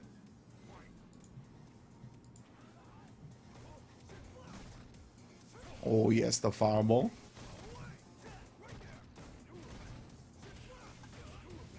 Okay, so we can caught him with the air hit, right? Because Crimson, I think, likes the drill. Ready for that air reset. It whiffed. He got the punish with the sweep. Now it's the corner. Now it's guess for the round. Jab into throw. This character is an absolute gorilla. Ridiculous. Yeah. As soon as he gets one knockdown, as you mentioned, the offense just loops into itself. It's so difficult to escape, even for somebody like Crimson, even for somebody like Dawson. The thing with Dalsim's defense is like it is hard reads. There's a lot of different hard reads that he can make, but it's all hard reads. He hasn't just got an invincible reversal that he can just do that beats everything, you know? Teleport loses to throw. Instant jump air teleport obviously loses to meaty. So even V-shift, you know, he can get blown up for V-shifting. He hasn't just got a reversal. He has to keep you guessing. But listen, NL is very good. Oh, nice. We was ready. The air-to-air conversion. Aerial combos. You called him a Marvel character earlier. He's looking like it on constantly, really. And I like Crimson right there, though. Yeah, kind of covering the air. We've seen him really use a couple of the Dalsim specials in magnificent ways. There's the Dudley S whiff punishes again. Yeah. I'm starting to see, I can see what range it's not going to work at now. But it's definitely a ridiculous whiff punish. As if this matchup wasn't difficult enough as it is. Nice anti-air, that should hurt. It does. There's the stun racking up. Damn. Oh, that's a shame. Just too far away. Cool couple of man. There's that fire damage coming off. He does manage to cross him up, though. No slide out either. So he's got to take that pressure. Yeah, maybe catches him standing. Plus frames, teleports away. Oh, the hit confirmed from NL, though. He's on point. Next touch will be CA if he can get it. Needs a little bit more of this grey life to come back. I crouch fierce, but the fear in me. Right now, Crimson. Oh, nice job. The stay medium push, closing it out. He really tried to stay active to keep that health down to make sure he was always one normal away from dead, right? Yeah, absolutely. Making sure that grey life didn't speed up recover. As soon as NL's back touched the wall and it was Crimson that was in charge of the spacing, I mean, that's when you saw it was almost like a lost cause. But it's still 2-1 to NL, but Crimson really needs to win this next round. He needs to level it up 2-2. It's very, very important. I know that sounds obvious at 2-1 down in a best of 3, in a best of 5 set, but the momentum is very important here. Exactly. It's important that he wins this game right now, right? Like, even if he wins this next round, or if he wins this game, but NL gets this next round, that's a lot of mental fortitude, a lot of mental stress expend. And NL going to confirm, that's a decent amount of damage, but off of a normal V-trigger activate, Dawson's going to live. Yeah. Oh, that was such a good, subtle movement right there from NL. I'm sorry if I screamed in your ears, Logan. That was just wild. It's all good. The minute walking, like even the stand crouch, like exactly. Like, whoa. And now this is what we talked about, right? Crimson, he's got to go through this whole other round trying to get this life lead again with that mental stress that Luke is just in the cut, and that is a scary sight. Puts himself in the corner and he gets punished for teleporting back out. It's a Bad choice, I think, there for Mr. Crimson, but he's still got the life lead. Here's the activation, though. Come on, I want a game 5 so bad. Yeah, but the yoga stasis over, but NL snuck in a V skill. Let me tell you now as well, Mr. Crimson, oh no, the teleport into the corner. Why do all the Sims do it? They can't help themselves. And he's thrown away the life lead. Oh my God, crouching medium punch. Oh, that was too sick. NL again shutting down any and all autopilot in the face of one of the best to ever do it. Bro, NL knows this matchup too well. He picked out every single gap, every single hole in that pressure that wasn't legit. He picked it out and punished it to the max. A great performance from NL. And look, man, put the respect on his name. He is one of the best. Damn, he's one of the very, very best. Oh man, wow! Every this character as well in his hands, playing to his strengths. He's able to use that kind of, you know, the Shoto basics that he first displayed when we saw him using Ryu earlier on in Street Fighter V. Transitioned over to Cammy. She's got the incredible rushdown. Luke has both. He's got the fundamentals. He's got the rushdown pressure. And he's got the tech, you know, the answers that he had, you know, that perfectly spaced crouch fierce into the shoulder tackle. Sensational. Incredible stuff. I haven't seen people really utilizing that as consistently as he was because he's so aware of the spacing. Yes, there were a few times where it didn't link at that range, just too far away. But just the fear of that is enough to put the Dalsim player off freely just spamming out medium buttons. Spanning out the slower heavy buttons as well, which are much easier to whiff punish. And it was just a very, very all-round impressive performance. NL really looking very match fit. A man that's coming off the back of a World Warrior win with Spirit Zero. He's coming off the back of, you know, a great performance at the last offline event that he went to, which was Red Bull Kumite Vegas. Even though he couldn't win there, you know, he looked very strong going into grand finals and made problem, you know, work for his life for an incredible comeback. NL, man, one of the best in the world. Absolutely one of the very best in the world, and he will continue to be so. I'm really glad that he's here showing out at this event. Boy, it's going to be a tough one, but he's going to be going up against... Who is it? Gamer B. It's going to be Gamer B, yes indeed. So that's our winner's side. So we've got Punk versus Mena and Gamer B versus NL. Of course, this is a double elimination tournament, so no one is actually out of the tournament yet, but we have got a number of losers matches that we are going to need to get through with 2 elimination matches right out the bat. And the first one is the Four Fills versus Angry Bird, which is heartbreaking for me because they're 2 players I want to see play so much more than just twice at an event like this. Yeah, 100%. I couldn't agree more. Like, both of these players are 2 of the players I look forward to watching the most, look forward to commentating the most. Before we move on from the NL match, I just wanted to highlight one more time that like when we talk about like writing dissertations on fighting game players and certain matches, like he made some decisions in that last game that you could write dissertations on. They just alone, that crouch jab after that blocked V reversal, like there was so much behind that. Like the context, having the fact that Mr. Crimson had just been exploited for that gap previously, so the fact that he didn't want to go with his fastest option because he knew that if NL would block, which he most likely would do, right, because it's -2, that he would be able to expose that gap again into the V-trigger activation. So he was like, oh, he'll block, it's -2, let me do a heavier button that will be a true block string into it. And the fact that NL was already ready for that and closed out the round with that jab after the blocked V reversal, like, this man knows fighting games and he knows how to beat the best at it. Like, that was just a beautiful thing to see. Yes, sir. There you can see the bracket and the journey that we've been on already today. If you just joined us, you've missed all of these incredible sets. Tomorrow we will be seeing top 8, and that is the winner semifinals: Mena RD versus Punk, Gamer B versus NL. Mr. Crimson, unfortunately, descending down to the losers bracket. Sad times for me. Even sadder times is the Four Phils is having to play an elimination match in the first round of losers against Angry Bird, one of the best players here. Oh, that's a tough one.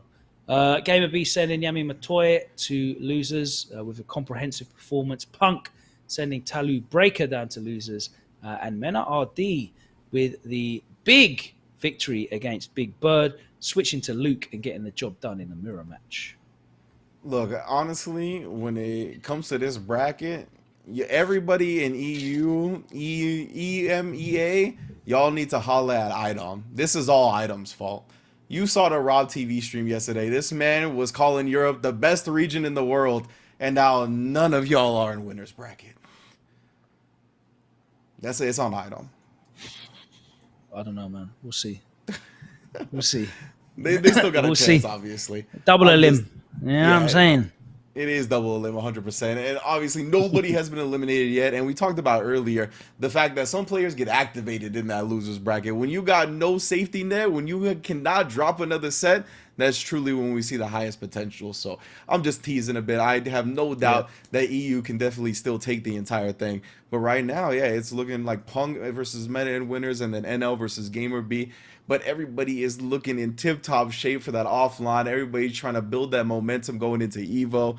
It's just a beautiful thing to see this in fighting games again.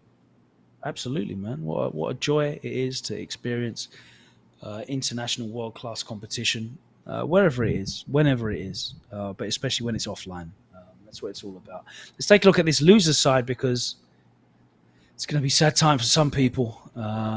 Let's take a look. There you can see we've got first round losers elimination matches. Big Boy of Saudi Arabia versus Amu from Pakistan, and the Four Phils versus Angry Bird. Then we have Mr. Crimson going up against Lightning FGC. Yami Matoy enjoying his bye. He will be facing the winner of Big Boy and Amu. We've got Talu Breaker against Cien, who was sent to losers by Gamer B earlier on. And Big Bird, oh my God, Big Bird may have to face Angry Bird in second round. Bruh. Losers.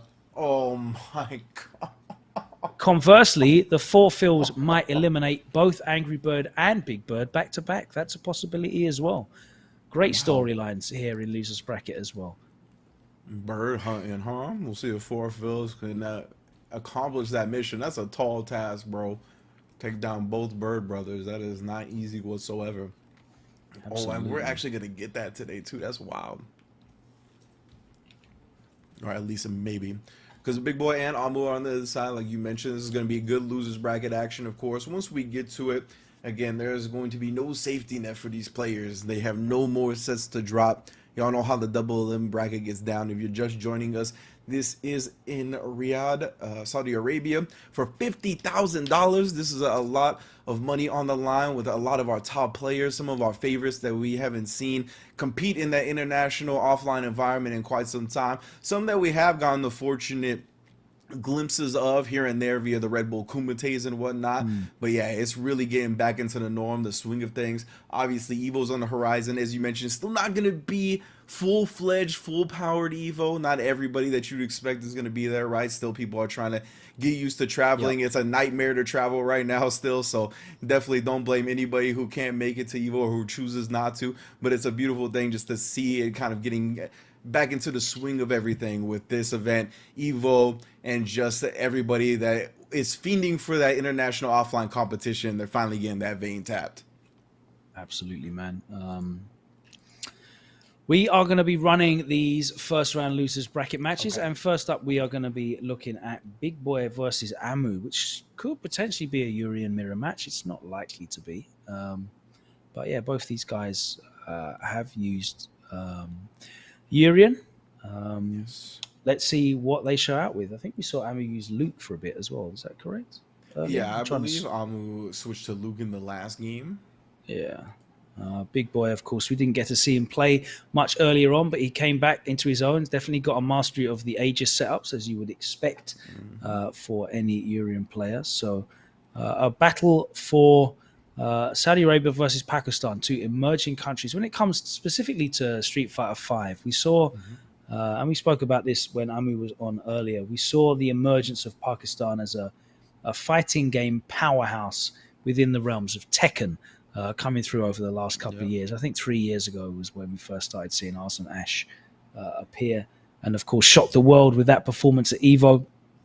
And then many of his compatriots, his fellow countrymen, doing the same and placing really highly wherever they went. It seemed like there was a period in which Pakistan was dominating Tekken results all around the world. While the Street Fighter 5 community hasn't quite been able to match that, but they've also not had the opportunities. Amu here, and I feel like Amu held a good account of himself against Punk. Yes, he lost 3-1, but I feel like in their match that he looked very competent in what he was doing, I have to say. It was very close to being 1-2, right? It was just a combo drop away from Amu being up 2-1 in the set. And remember, it went into the dropped game, the subsequent dropped game, which was now 2-1 for Punk. Amu won that first round on that 2-1 as well. So it was a dropped combo away from being 1-2 Amu and on set point up against Punk. So he looked very, very much like a threat. And yeah, as you mentioned, Pakistan and Saudi Arabia are both on the rise, of course. Shout outs to Latif, right, out of Saudi Arabia, definitely not only of Guilty Gear fame, but showed out with C Viper in Street Fighter 4. He's got some Street Fighter history as well to his name. Did he get second place at Evo? I feel like he got second, or was it third? I can't remember. He had a Fudo one, wasn't it? Yeah, I definitely saw the picture of him recently because he was so skinny back then, and he's gotten so swole now. yeah, exactly, with the hat. So it's cool. I'm glad to see this region really showing out. And yeah, as you mentioned, obviously with Pakistan, Arslan Ash doing his thing in Tekken. And it was interesting because we always talk about the regions and their brand of fighting games, right? And that's why it's so cool to see the international competition, is because a lot of the time you're seeing those unique brands from the region at the top level up against the other unique brands from the region. And I think that's why Pakistan dominated so much in Tekken early on, like when they first burst onto the scene, because nobody knew how to play against them, right? Like they brought their own brand of fighting games that they were harnessing and honing within their country, and because of that, they were the only ones exposed to it. Obviously, they were great players and they continue to place very well, but they take more L's than they did at the beginning because people have figured out how that brand of fighting game works. And that's the exciting thing to see, like international competition, when these different styles are clashing and colliding, different approaches, different different mentalities and ethoses towards how the game should be played. And we can overall, it's very much like mixed martial arts, where people have very different approaches to how mixed martial arts should be done, and different styles of fighting, different combat styles meeting, and you can kind of, rather than deciding whose style is the best, you start to pick and learn from other styles and assimilate it into your own fighting style, and everyone improves. And you look at the difference between UFC in the mid to late 90s and UFC now. It's very scientific now. It's an amalgam of so many different styles, and I feel like we're in that era now of fighting games where everyone's learning from each other, and it's like a hive mind. Everyone's being exposed, but there are still these closed off communities that we are not exposed to as much. Saudi Arabia definitely being one of them. I think South Korea is another. I think China is definitely one, based on how their social media and their broadcast platforms. I think even to some extent Japan can be, where a lot of the players were broadcasting on Mildom as a platform, and we didn't really get to see a lot of that outside of maybe some of the exhibition matches. So for me, I find that very, very interesting, just a difference in styles and like how players are almost talking to each other through the game, how they're going to get past these language barriers as they approach that. But I just looked it up as well. It was second at Evo 2011, Latif. 2011, 11 years ago. 11 years ago. It feels like 20 years ago. Crazy. 20. Although to be fair, 2019 feels like 10 years ago. So it really does at this point. It might as well be a new lifetime. All right, Amu said I'm going to pick a top tier, and I respect it. Yeah, that's what I'm talking about. Hard shot, fully armed. That's how you know. The V system lets you know this man is coming to break your skull. All right, then. Damn, in that silver get up. Oh, both players, actually. You're in with the blonde dog? Bruh. He knows the blonde hair proves or has served characters very well in this game. Indeed. Nice. He went all the way in with the medium flash knuckle for the full combo. That was great recognition. You can see Amu, just the micro walkbacks right there, which is pretty interesting up against Urian, who doesn't have a lot of low threats, right? You Yeah, I like Amu's very diligent style as he lets rip with the EXDP. But generally, he plays a very sort of patient, diligent style. Jumps forward and gets crouch fierced. Nice block, and he's ready again with the block. He knows Urian. He plays Urian himself, so you're not going to catch him with those level 1 mix-ups. Nice. He's ready for the whiffed headbutt as well. Of course he is. No bait there that time. Wasn't able to make him bite on that throw shimmy attempt. Yeah, and this is a great job from Amu. He ended up spinning that last bit of V-trigger and nullify, but now we're back in with the EX knees. Caught him flinching after that. Oh, standing up. What are you standing up for? And Big Boy manages to close out a round that he really did look like he had no reason. Yeah. I would not have guessed that Big Boy would be the one winning that round whatsoever. Amu now picking up where he left off, though, trying to... oh, no, that's the one thing that you can't afford.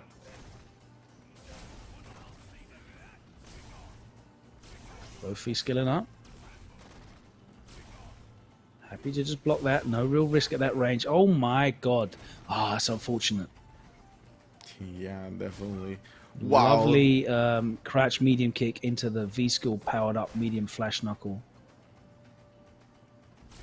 Couple of near escapes here from Big Boy, and another one. Yeah, Urian doesn't have that same Shoto extended hurt box on his metallic sphere. I know that because I used Ken and was trying to DP it with the new buffs, and it didn't work. Yeah, there's a privilege that Urian actually has for his projectile. And Albo now is like, all right, yeah, fine, it's got a bajillion frames of recovery, but not to the pressing buttons after block V skill. That seems to be the block V shift break. Pressing buttons at -2 seems to be the tech with Luke. Yeah, it's looking like it, right? And somehow Big Boy is the one finding himself with the W again. Right there, Amu, both rounds really I don't understand how this is happening, because it's like Amu seems to be winning the rounds, and then at the end of the round, I see Luke on the floor, and Urian wins. It's very confused. Yeah, like when I think back on the round, I'm like, oh, he did get like an Aegis combo, I guess, but it doesn't even seem like he really amounts or amasses the amount of hits he needs. Right now, Big Boy V skilled up. A lot of chip that he's done already. Has to block the jump in. That time again, he does make the most of the V skill powered up flash knuckle, and gets the combo. Nice, the whiff. Chariot. Oh no, he puts himself in the corner. I'm not sure what happened there. Yeah. Gets caught standing by that overhead. Must have just been holding forward. Both players exchanging V skills from full screen. Happened a couple of times now. Look at this Amu, just content. Play that Sandblaster game, but honestly, this has kind of been his strat, and it hasn't been working out long term. This is a much better. He's doing really well in terms of just like waiting for the opportunity to land the low forward into the V skill, medium flash knuckle for the wall bounce, and get the follow up into the Oki, and then take your turns after that and see what you can get. But other than that, he's very, very happy to just sand full screen, get that V skill up, and just sandblast away. Yeah. Dash up power bomb. Oh, very nice. Okay. Again, he misses the EX flash knuckle follow up. Yeah. I had much luck with that. No hit confirm. Yeah, Amu looking maybe a little bit uncomfortable in terms of some hit confirms with Luke. Like he seems very strong at the base game plan, right? Like utilizing Sandblaster, getting some of these single hit confirms off low forward. But when he's found himself in awkward scenarios where he needs to react quickly with like a single hit confirm, he's just not been there. Oh no, just gets hit by raw overhead. Plus frames. No, 2+. So it's only +2. How did that whiff? Must have been too far away. Yeah, the EX just steals him a little bit extra life. There's the DP, and this is going to be so difficult for him to come back.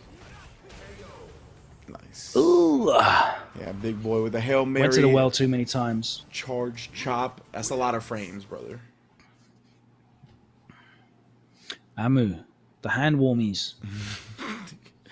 Bro, I'm trying to heat it up. What were those things that they were giving out at Capcom Cup that one time? They were like gel-wrapped, battery-powered hand heaters. Oh, Like were a they actually sponsorship like thing. battery-powered hand heaters? Yeah, I think they might have been like USB charged, but they were definitely like powered hand heaters. Yeah, I've seen them. They seem honestly very valuable for our esports competitors.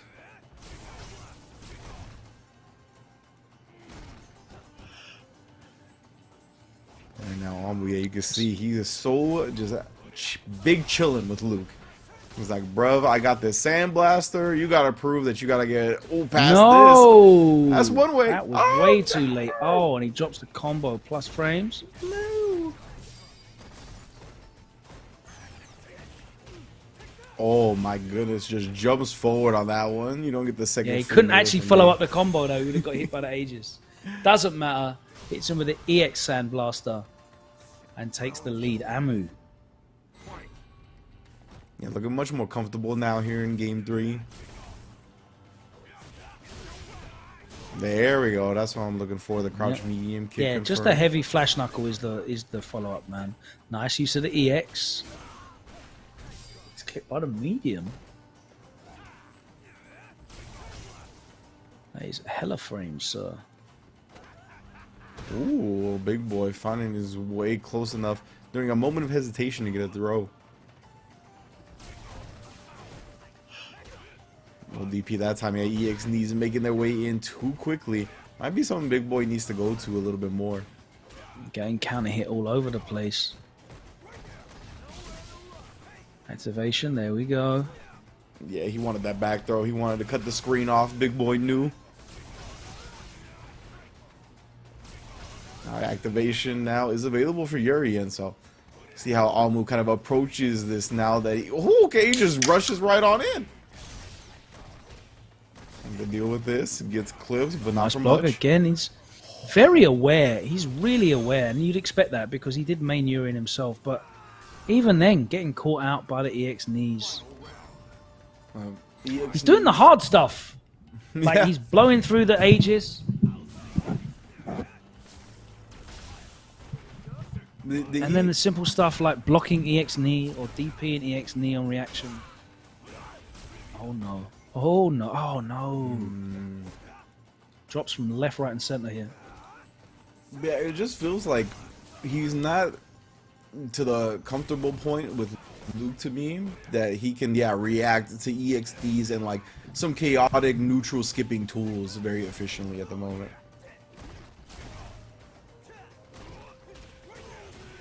Oh yeah, the sweep easily punished. Good tech Making throw, up for honestly. There's going to be a lot of momentum. Overcharged flash knuckle that didn't combo.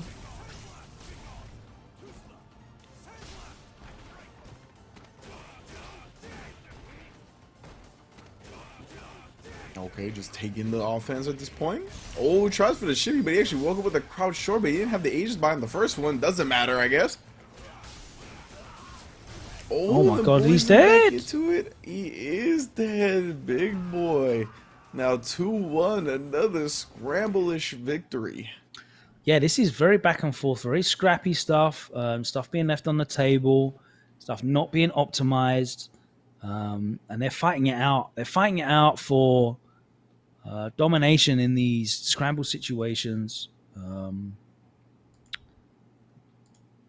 Yeah, I'm not entirely sure like who's gonna win this, to be honest with you, because it is very up in the air, and like I have to say, like Amu seems to be dominating the games and then not winning the round. So we'll see what happens. He's gone back to character select. I don't know if this is to actually make a character select change. Obviously, he's got his own urine, or if it's just to take a little bit of time and really think about what he's doing in this matchup, because he's going to have a wealth of information when it comes to Urian as a Urian main himself previously. So he's going to know exactly what's happening. He just needs to take a moment and make sure he is really providing the right answers and utilizing the correct strategy to deal with it. So. Yeah, I think he finds himself in a bit of an awkward position because I feel like the comfortable levels with Luke are not all the way there, but also it seems like he really doesn't want to play the mirror match, right? Like the mirror match for some people is like remains uncomfortable forever. Absolutely. So yeah, so because of that, like it seems like he's in a tough spot, but he's gonna try to stick it out with the Luke. Caught him trying to reach after that jump in right there. That was a nice little hesitation on that crouch medium punch. This is what gets people to move in the first place. But those EX knees, man, they've been paying dividends for Big Boy. Yeah, not quite at Aegis levels yet, so no activation on deck off those punches. Looking for that big jump over the metallic sphere, just out of range. Activation, and he actually teched. Big jump back gets him out of that first Aegis activation, and that's such a big deal. That first activation, oh my god. I don't think I've ever actually seen that. the hit scan return on the projectiles.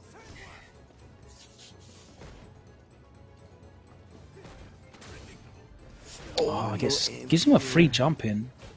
Yeah, that was a prime Is he actually crouch fears. Oh, yeah, there we go. Uses the last bit.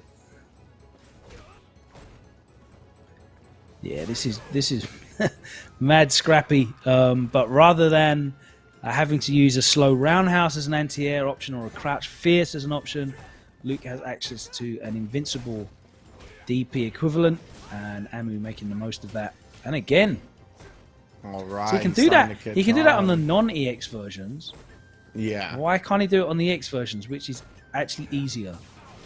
Yeah, you can see the big yellow. Oh, there you go. He chested him again.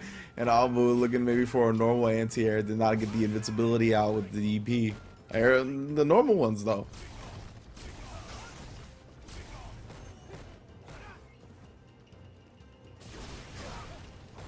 Oh, the bust out with EX tackle this time. Trying not to get bullied into this corner, but Amu gonna stay persistent. Trying to bulldog him. Does put himself in the corner, though. Could be a little bit scary.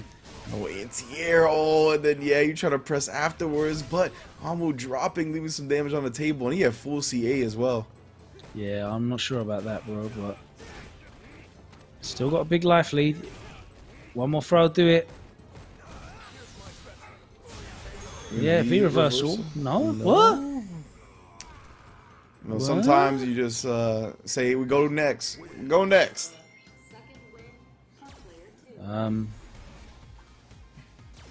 All right. You know, it's going to be a tough comeback, having to surrender the Aegis, but usually you do it in the circumstance.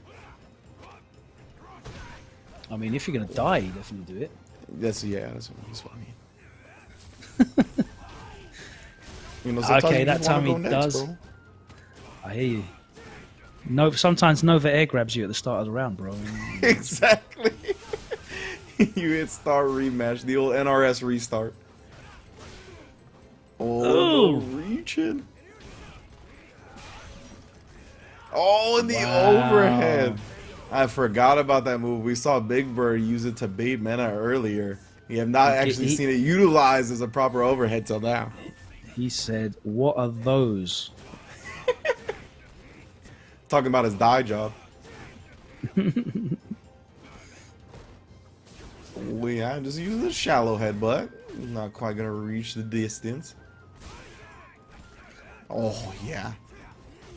What I have noticed is Big Boy has just given up trying to do the V skill now as well, which is interesting because it just removes the option of being able to anti-air with like normal headbutt. Yeah. If he tries to jump a metallic sphere. Oh my god! I mean, that's one way to deal with it. Yeah. And Amu closes it out. A lot of the time, Urian players, they're always going to go for that mix-up right after you balance off the mirror. So it's a very smart time to do the EXDP. Yep. Don't blame him whatsoever. He had an enormous life lead, like a huge life lead that round. Also so he definitely wouldn't have died off of any kind of punish that he would have suffered from doing that. but still, yeah, it was a hard read. I guess when they work, you're a genius. We said that about Mena, didn't we, earlier on? When it works, you're a genius. And that is how it goes, man. When it works, you're a genius. When it doesn't, you're a dummy. When you win, you're a god. When you get second place, you're a scrub. That's just how it goes with fighting games. There's no degree of subtlety or shades of grey in the FGC. But yeah, Ami's getting the dubs. That's the most important thing, right? He's getting the dubs. You got to advance. You want to stay in the tournament. That's all that matters. However he gets the wins, it doesn't matter. It's just about getting those wins. And look, he played very clean against Punk. He had a couple of drops. But I think generally his approach against Punk, very clean, very solid player. He's clearly very good. But that killer instinct, man, it's something that we've seen from a lot of these newer players here today. These players that maybe are not as well known, don't have as much competitive experience on the highest level. We saw it from Lightning a lot as well. It's just they just didn't have that killer instinct of closing rounds out. And I think, Amu, however you get it done, bro, is however you get it done. I think Amu would have been surprised as anyone that Big Boy didn't V-reversal that CA, because he definitely did that just so that he couldn't Aegis. Like, that is one of those moments, the Angry Bird moments where just did the super just so you have to V-reversal. Now you can't do a V-trigger comeback. And like you said, maybe he just wanted next. So, yeah, I mean, it was like a 75% life lead. So like he did that. He was going to have to do that comeback without an Aegis. Yeah. Sometimes you just want to go next. I understand. But yeah, man, that was another good set. And I think we're getting our last set of the day set up right now, which is a barn burner. It is a banger of a set. I can't believe one of these players' lives is ending. It's going to be the Angry Bird versus the Four Phils. Absolutely. We saw Four Phils have a very close set against Mr. Crimson. Four Phils brought out the Akira, which was a very pleasant surprise. Angry Bird kicked off the day. He has been waiting around for a long time. He was our first game of the day, and he's going to be our last game of the day. Man, Angry Bird had a very, very near loss to NL in our first match. He is going to be going up against the Four Phils. And I'm pretty sure that these guys have never played each other in like an organized competitive tournament, as far as I'm aware. I would imagine you're correct. I can't really remember a time where they have crossed paths. Again, I open to be corrected, and if anyone in the stream chat does know when they've played each other, then please let me know. But for me, this is probably a brand new matchup. So, more new stuff for us to enjoy. Falk, anytime Falk's on the screen, I'm very happy, but it's not guaranteed that it's going to be Falk. We got surprised already with Akira. I know he's got Ed as well, and Ed seems to be doing a bit out there at the moment. A couple of Ed players surprising the world. Shout out to Ending Walker, won the first World Warrior for the UK. There's a lot of options. So you have to say, though, Angry Bird's got to be the favourite, even though the Four Phils has a number of accolades to his name already. He got third place, I think, last time round. Second place last time round, I believe it was, at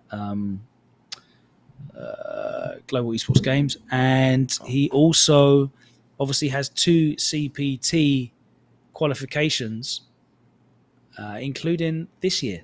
He has already won the UK Capcom Pro Tour Online qualifier. So he is already qualified for Capcom Cup. One of the few that can say that. But even with all of that, Angry Bird has still done more. And he will have far more experience. But is he going to have Falk experience? Is he going to know exactly what to do against Falk? Which character is he going to go for? Is it going to be Ken? Is it going to be Rashid? Is it going to be Zeku? Who knows who this man... He might even pull out that Ibuki that still exists. He might even pull out the Seth that has been sitting on the shelf gathering dust for a while. Who knows? But it is an elimination match. So we'll find out exactly what happens here. Our last match of the day. Thank you so much for joining us. We do know that there have been a number of technical issues, and we do apologize for that. The team, I can assure you, the production team in the headset have been working diligently and will continue to do so after we go off air to ensure that the footage for tomorrow and Sunday's broadcast of Top 8 is as good as we can manage for you. Obviously, we are working across a number of different time zones, a huge geographical difference. But obviously, you guys just want to enjoy high-level Street Fighter and watch it in good quality, and we are definitely working very hard to bring that to you, and we will continue to do so. Of course, myself and Rinj working very hard to bring you great analysis and energy as well, having great fun calling these games, mate, as always with you. Always a pleasure, never a chore. You already know, man. I feel the exact same way. Anytime I get to chop it up with Logan is definitely a time that I appreciate. I always end up learning something, that is for sure. And just to back up your statement about Four Fills and Angry Bird, at least according to FGCombo.com, they have zero history facing off. So maybe they've played online, maybe they've played in back rooms for casuals and money matches. But at least in an official tournament capacity, this is a first ever meeting. Exciting. How do you have any matchup experience with Falk? Where are you going to find it? Exactly, right? That's one of the biggest things that Four Fills has going for him. That's why we talked about how going up against Mr. Crimson was such a rough draw in that first round. It's because Mr. Crimson was going to have the most experience out of anybody in this tournament up against him. So now he's going to really bring his brand of fighting game to new territory and against people that aren't used to playing against Falk or this play style. And I want to see somewhat the caliber of Angry Bird, how they kind of respond to it, because we've seen it foil even the best from the UK, and the best from the UK are Evo champions and Rebel Kumite champions. Yep.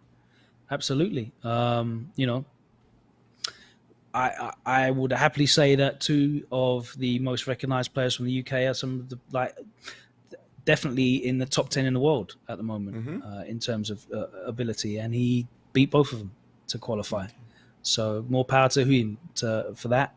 He's a very talented young player. He's very, very active, specifically online, but also, you know, he's been active offline at like events like Winner Stays On, events like EGX. I'm sure he'll be at Versus Fighting in Birmingham later this year in August. You know, so he's out there. He's really, really working hard, and of course, he streams loads. You know, he makes a lot of content, really supports the Falk community. He's very passionate about Falk as a character, and he's reaped the benefits of her the attention that she received in the patch this season. But he was getting results already, so he's not one of those guys that was just like, you know, doing. He only turned up once she kind of got buffed this season. He was winning stuff before, so he will continue to win stuff. Will he win today here against Angry Bird as they fight for a place in the tournament bracket? The loser will be eliminated. This is an elimination match, unfortunately, but it is still 3 out of 5. So let's check this out. I'm hoping that we see some Falk. I don't want to see the Four Fills not play Falk at all. That would be very disappointing for me. I would be so sad as well. Like, that is the character that he's risen to prominence on. That's the character I want to see him show off with at the highest level. I'm definitely looking forward to the Falk, and that's what I'm hoping for the most. And yeah, I mean, Four Fills, like you said, he is very passionate about his character and reaping the benefits of the changes of the character over the course of the game, right? And that's something that harkens back to what you said earlier about having that character that you're passionate about. And I know when you're trying to win and you're trying to be a professional, you got to give yourself the best chance at the character select screen. As you said, that is where the game starts, at the character select. So you got to give yourself the best opportunity for that. But in this era of patches that we're in, I think Majin Obama made a whole video about it, where like picking a mid-tier character is pretty strong nowadays, right? Like, even if you don't want to play that as your main tournament character, when you put that investment into it and get competent with that character, a lot of the time those characters end up rising up in the ranks in the era of fighting games that we're in. So it's only gonna pay off later on. Yeah, I mean, we're not playing these games for 1 year. These games are existing 5, 6, 7, 8 years. You know, a mid-tier character is always 1, maybe 2 seasons away from real competitive relevance. And even then, as a mid-tier character, they're going to have winning matchups because they're mid-tier. You know, they're not going to have entirely losing matchups. It might be a character that you can pull out. It might not even be a mid-tier character that you're going to pull out. We saw Gamer V pull out Lucia and get the job done against Xian with Seth. And I can promise you that no one is discussing Lucia as a mid-tier character. But here we go. So we've got Rashid, and this is a character, as I said, it's very much this year like Angry Bird has just soul swapped with Big Bird, because he's using Big Bird's characters. Nice punish on that EX spike. Not sure why he threw that out, but he did. Looking for the stun. There's the activation. Have to respect it. Air to air. Side switch and holds the throw. That stun is now gone, and this corner situation is not looking good for Falk. She's finding it tough right now. Oh my God, bless the dome. Bird. Get her on the top of the cap, and that CA is there to finish the job. Oh, so unfortunate for the four fills. Bruv, that jump fierce was so like, it looked like Hulk's thunderclap. It was mad. It really did. And it felt like it was tough to really kind of gauge which side Rashid was going to land on. Yeah, that was really ambiguous. Right? I think Four Fills was waiting to try to block it and then maybe V reversal or V shift, EXDP, something, but it had to be after he blocked that. But the thing is, and that the fact that jump in on top of her head, she cannot anti-air it because of the forward movement of the EX up shot. So, right, so he was basically forced from that jump arc to just wait, and it was so hard to really determine which side it was going to be on. Nice double light into the activation. Okay, let's see some nice mix-ups here from the Four Fills. That's what we all came here to see. But instead we're getting Angry Bird pressure. That's not what we came here to see, and he is getting jumped all over the place. Very difficult for Four Fills to deal with this. Again, off the wall, all over the place. Oh, yeah. Swinging. How are you swinging a stick twice and it doesn't connect, but his leg hits you? You know? It's a broomstick. Do you see how long that thing is? It should have some range, you would think. Unfortunately, it's only looking long for mans. Oh, yes, again, harassment. There's the throw tech, Angry Bird with the lead and the positioning here in this round. Nice, Four Fills, catches out the damage, spends a bar, jab interruption though, and he manages to make the most of the spinning mixer. Oh yeah, throw loops.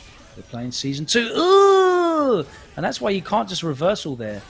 You really have to air to air. She's actually got a really good air throw, but you have to be looking for it. And it's so hard to deal with all the stuff that Rashid can do in that corner situation. But yeah, you can't use the EX reversal there. It's all over the place. It's very hit or miss. In that instance, it was missed. Definitely would like to see more use of maybe air-to-air normals or that air throw, as I said. But boy, this Rashid is doing bits. This Rashid is certainly not looking like a side character right now. No, not whatsoever. You let out a real Kendrick Lamar on that one. That was definitely looking ugly for Four Fills right now. He's down 2-0. See if he can find some footing. Yeah, Angry Bird looking to speedrun this. He's been waiting long enough. Facts, it's true. He does not want to be... He's not getting paid by the hour here. He just wants to get the job done. But the Four Fills hopefully is going to make a game of it. Yeah, we talked a lot about how great Four Fills is, right? Taking down some Titans in the United Kingdom, but right now, Angry Bird is just making all the right decisions. And finally at a deficit in this round. See if he can bring it back. Oh, no, this is the start. Yeah, look, and again... Nasty. Like, it's just corner Efri into corner Efri. Again. Yeah, she can't do anything about that Bro, arc. She what can't do the anything hell? about that setup. At least right now, Four Fills doesn't have an answer, right? Because of that EXDP not being able to contest that. He doesn't know what to do.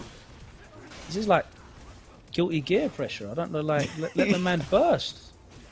The hell? Means something. Give him a defensive mechanic. Patch something in.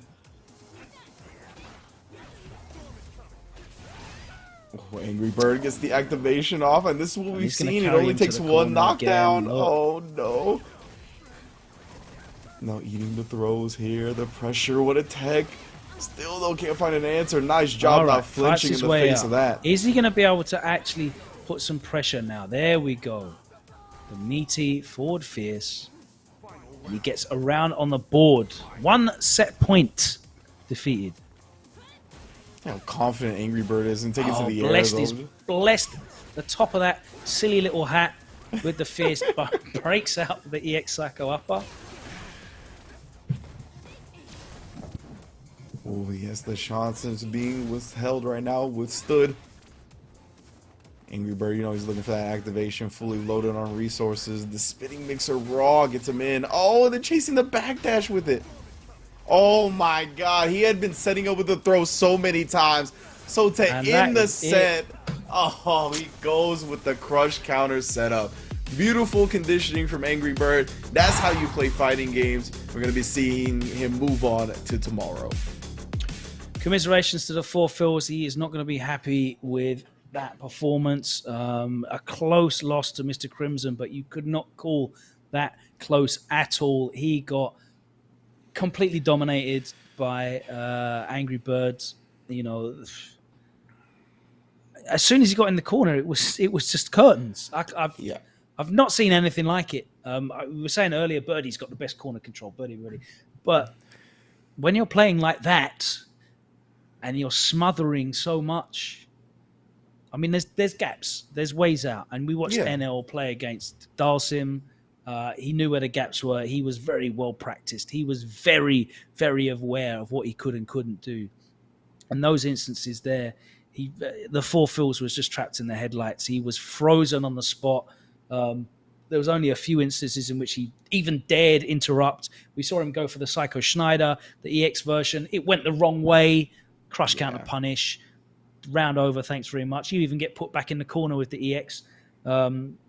Eagle Spike anyway, so it doesn't matter. And it was just torrid. The corner situation was torrid. Hopefully Phil Phils can go back and study that and have a look and see what he could do. You know, I definitely think that there was a lot of instances where maybe air throw was a good option. Maybe jump back, light attack, in whatever one of hers works there as well, just to kind of just stop whatever the hell was going on there, because it was not nice. It was not a nice situation at all.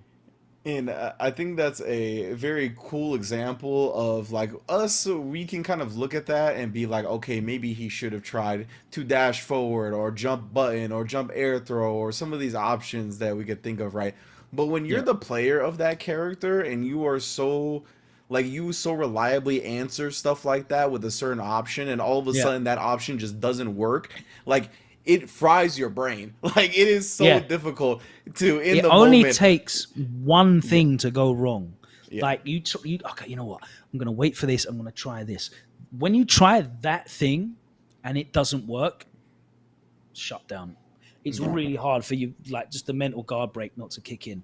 And I think you mentioned it, like, it feels like 15 hours ago, but you said, you know, in Street Fighter, it's a game where you have to commit to a decision. If that decision's wrong, let it go and move forward. Don't play with that decision weighing you down. And I feel like, you know, in that instance, getting put in the corner, he was just completely bamboozled, hoodwinked.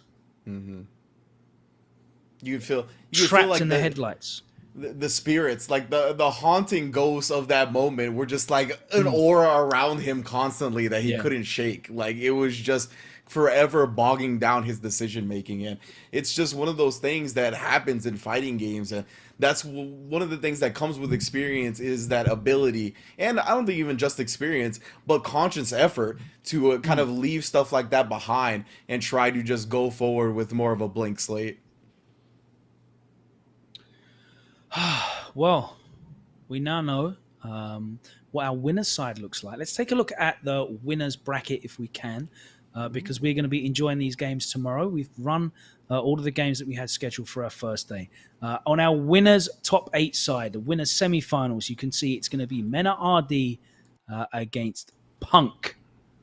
Oh, ridiculous North America right there. And on the other side, Asia fights with Gamer B and NL. NL has been looking ridiculous.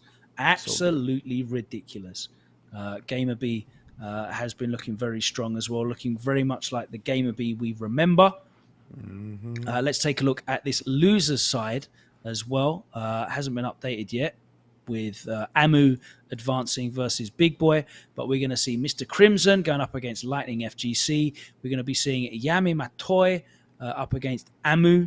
We're going to see Talu Breaker against Sien. That's going to be very exciting. Sien will definitely want to go on a big run tomorrow in the loser's side. And Big Bird versus Angry Bird. They are going to have to be absolutely gutted that they're going to have to eliminate one of each other. That is going to be an awkward night in the restaurant and the hotel, is it not?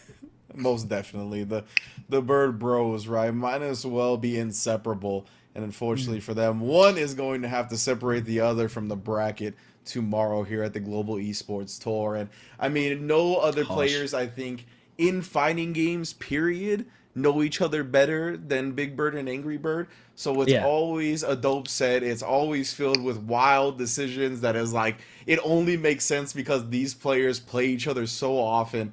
And yeah, it's going to be phenomenal. It's definitely the highlight of the losers bracket tomorrow. It was incredible action today. Thank you so much for joining us. We will be back tomorrow. So thank you so much. We will be running multiple games. All of them will be happening on stream. Everything will be happening in 3 out of 5 format as well. So that is a lot of matches, a lot of high-level international matches that you will not be able to see anywhere else. We have been robbed. We have been prohibited from experiencing high-level offline international competition, and we are so happy to be able to bring it to you here from the Global Esports Tour in Riyadh. We have 12 players left. We have lost 2. We will lose another 4 immediately tomorrow as we run through the first round. We're going to be going all the way down, I believe, to Final 4, and then the finals themselves will be happening on Sunday. It's 3 days celebrating Street Fighter 5 here, coming to you from the Gamers 8 Festival in Saudi Arabia at the Boulevard, the newly constructed Boulevard in Riyadh City. 12 players remain in the bracket. We will find out which of those players will be advancing tomorrow and which of those players will unfortunately be watching from the sidelines as they are eliminated, as we converge on a champion who will claim that enormous cash prize here. But that is it from us tonight. Thank you so much for joining us. And thank you again for bearing with us through the technical difficulties. We will continue to make sure that we do our best to improve on those and bring you a great broadcast tomorrow. Ringe, is there anything you'd like to say to the people before we close out for the day?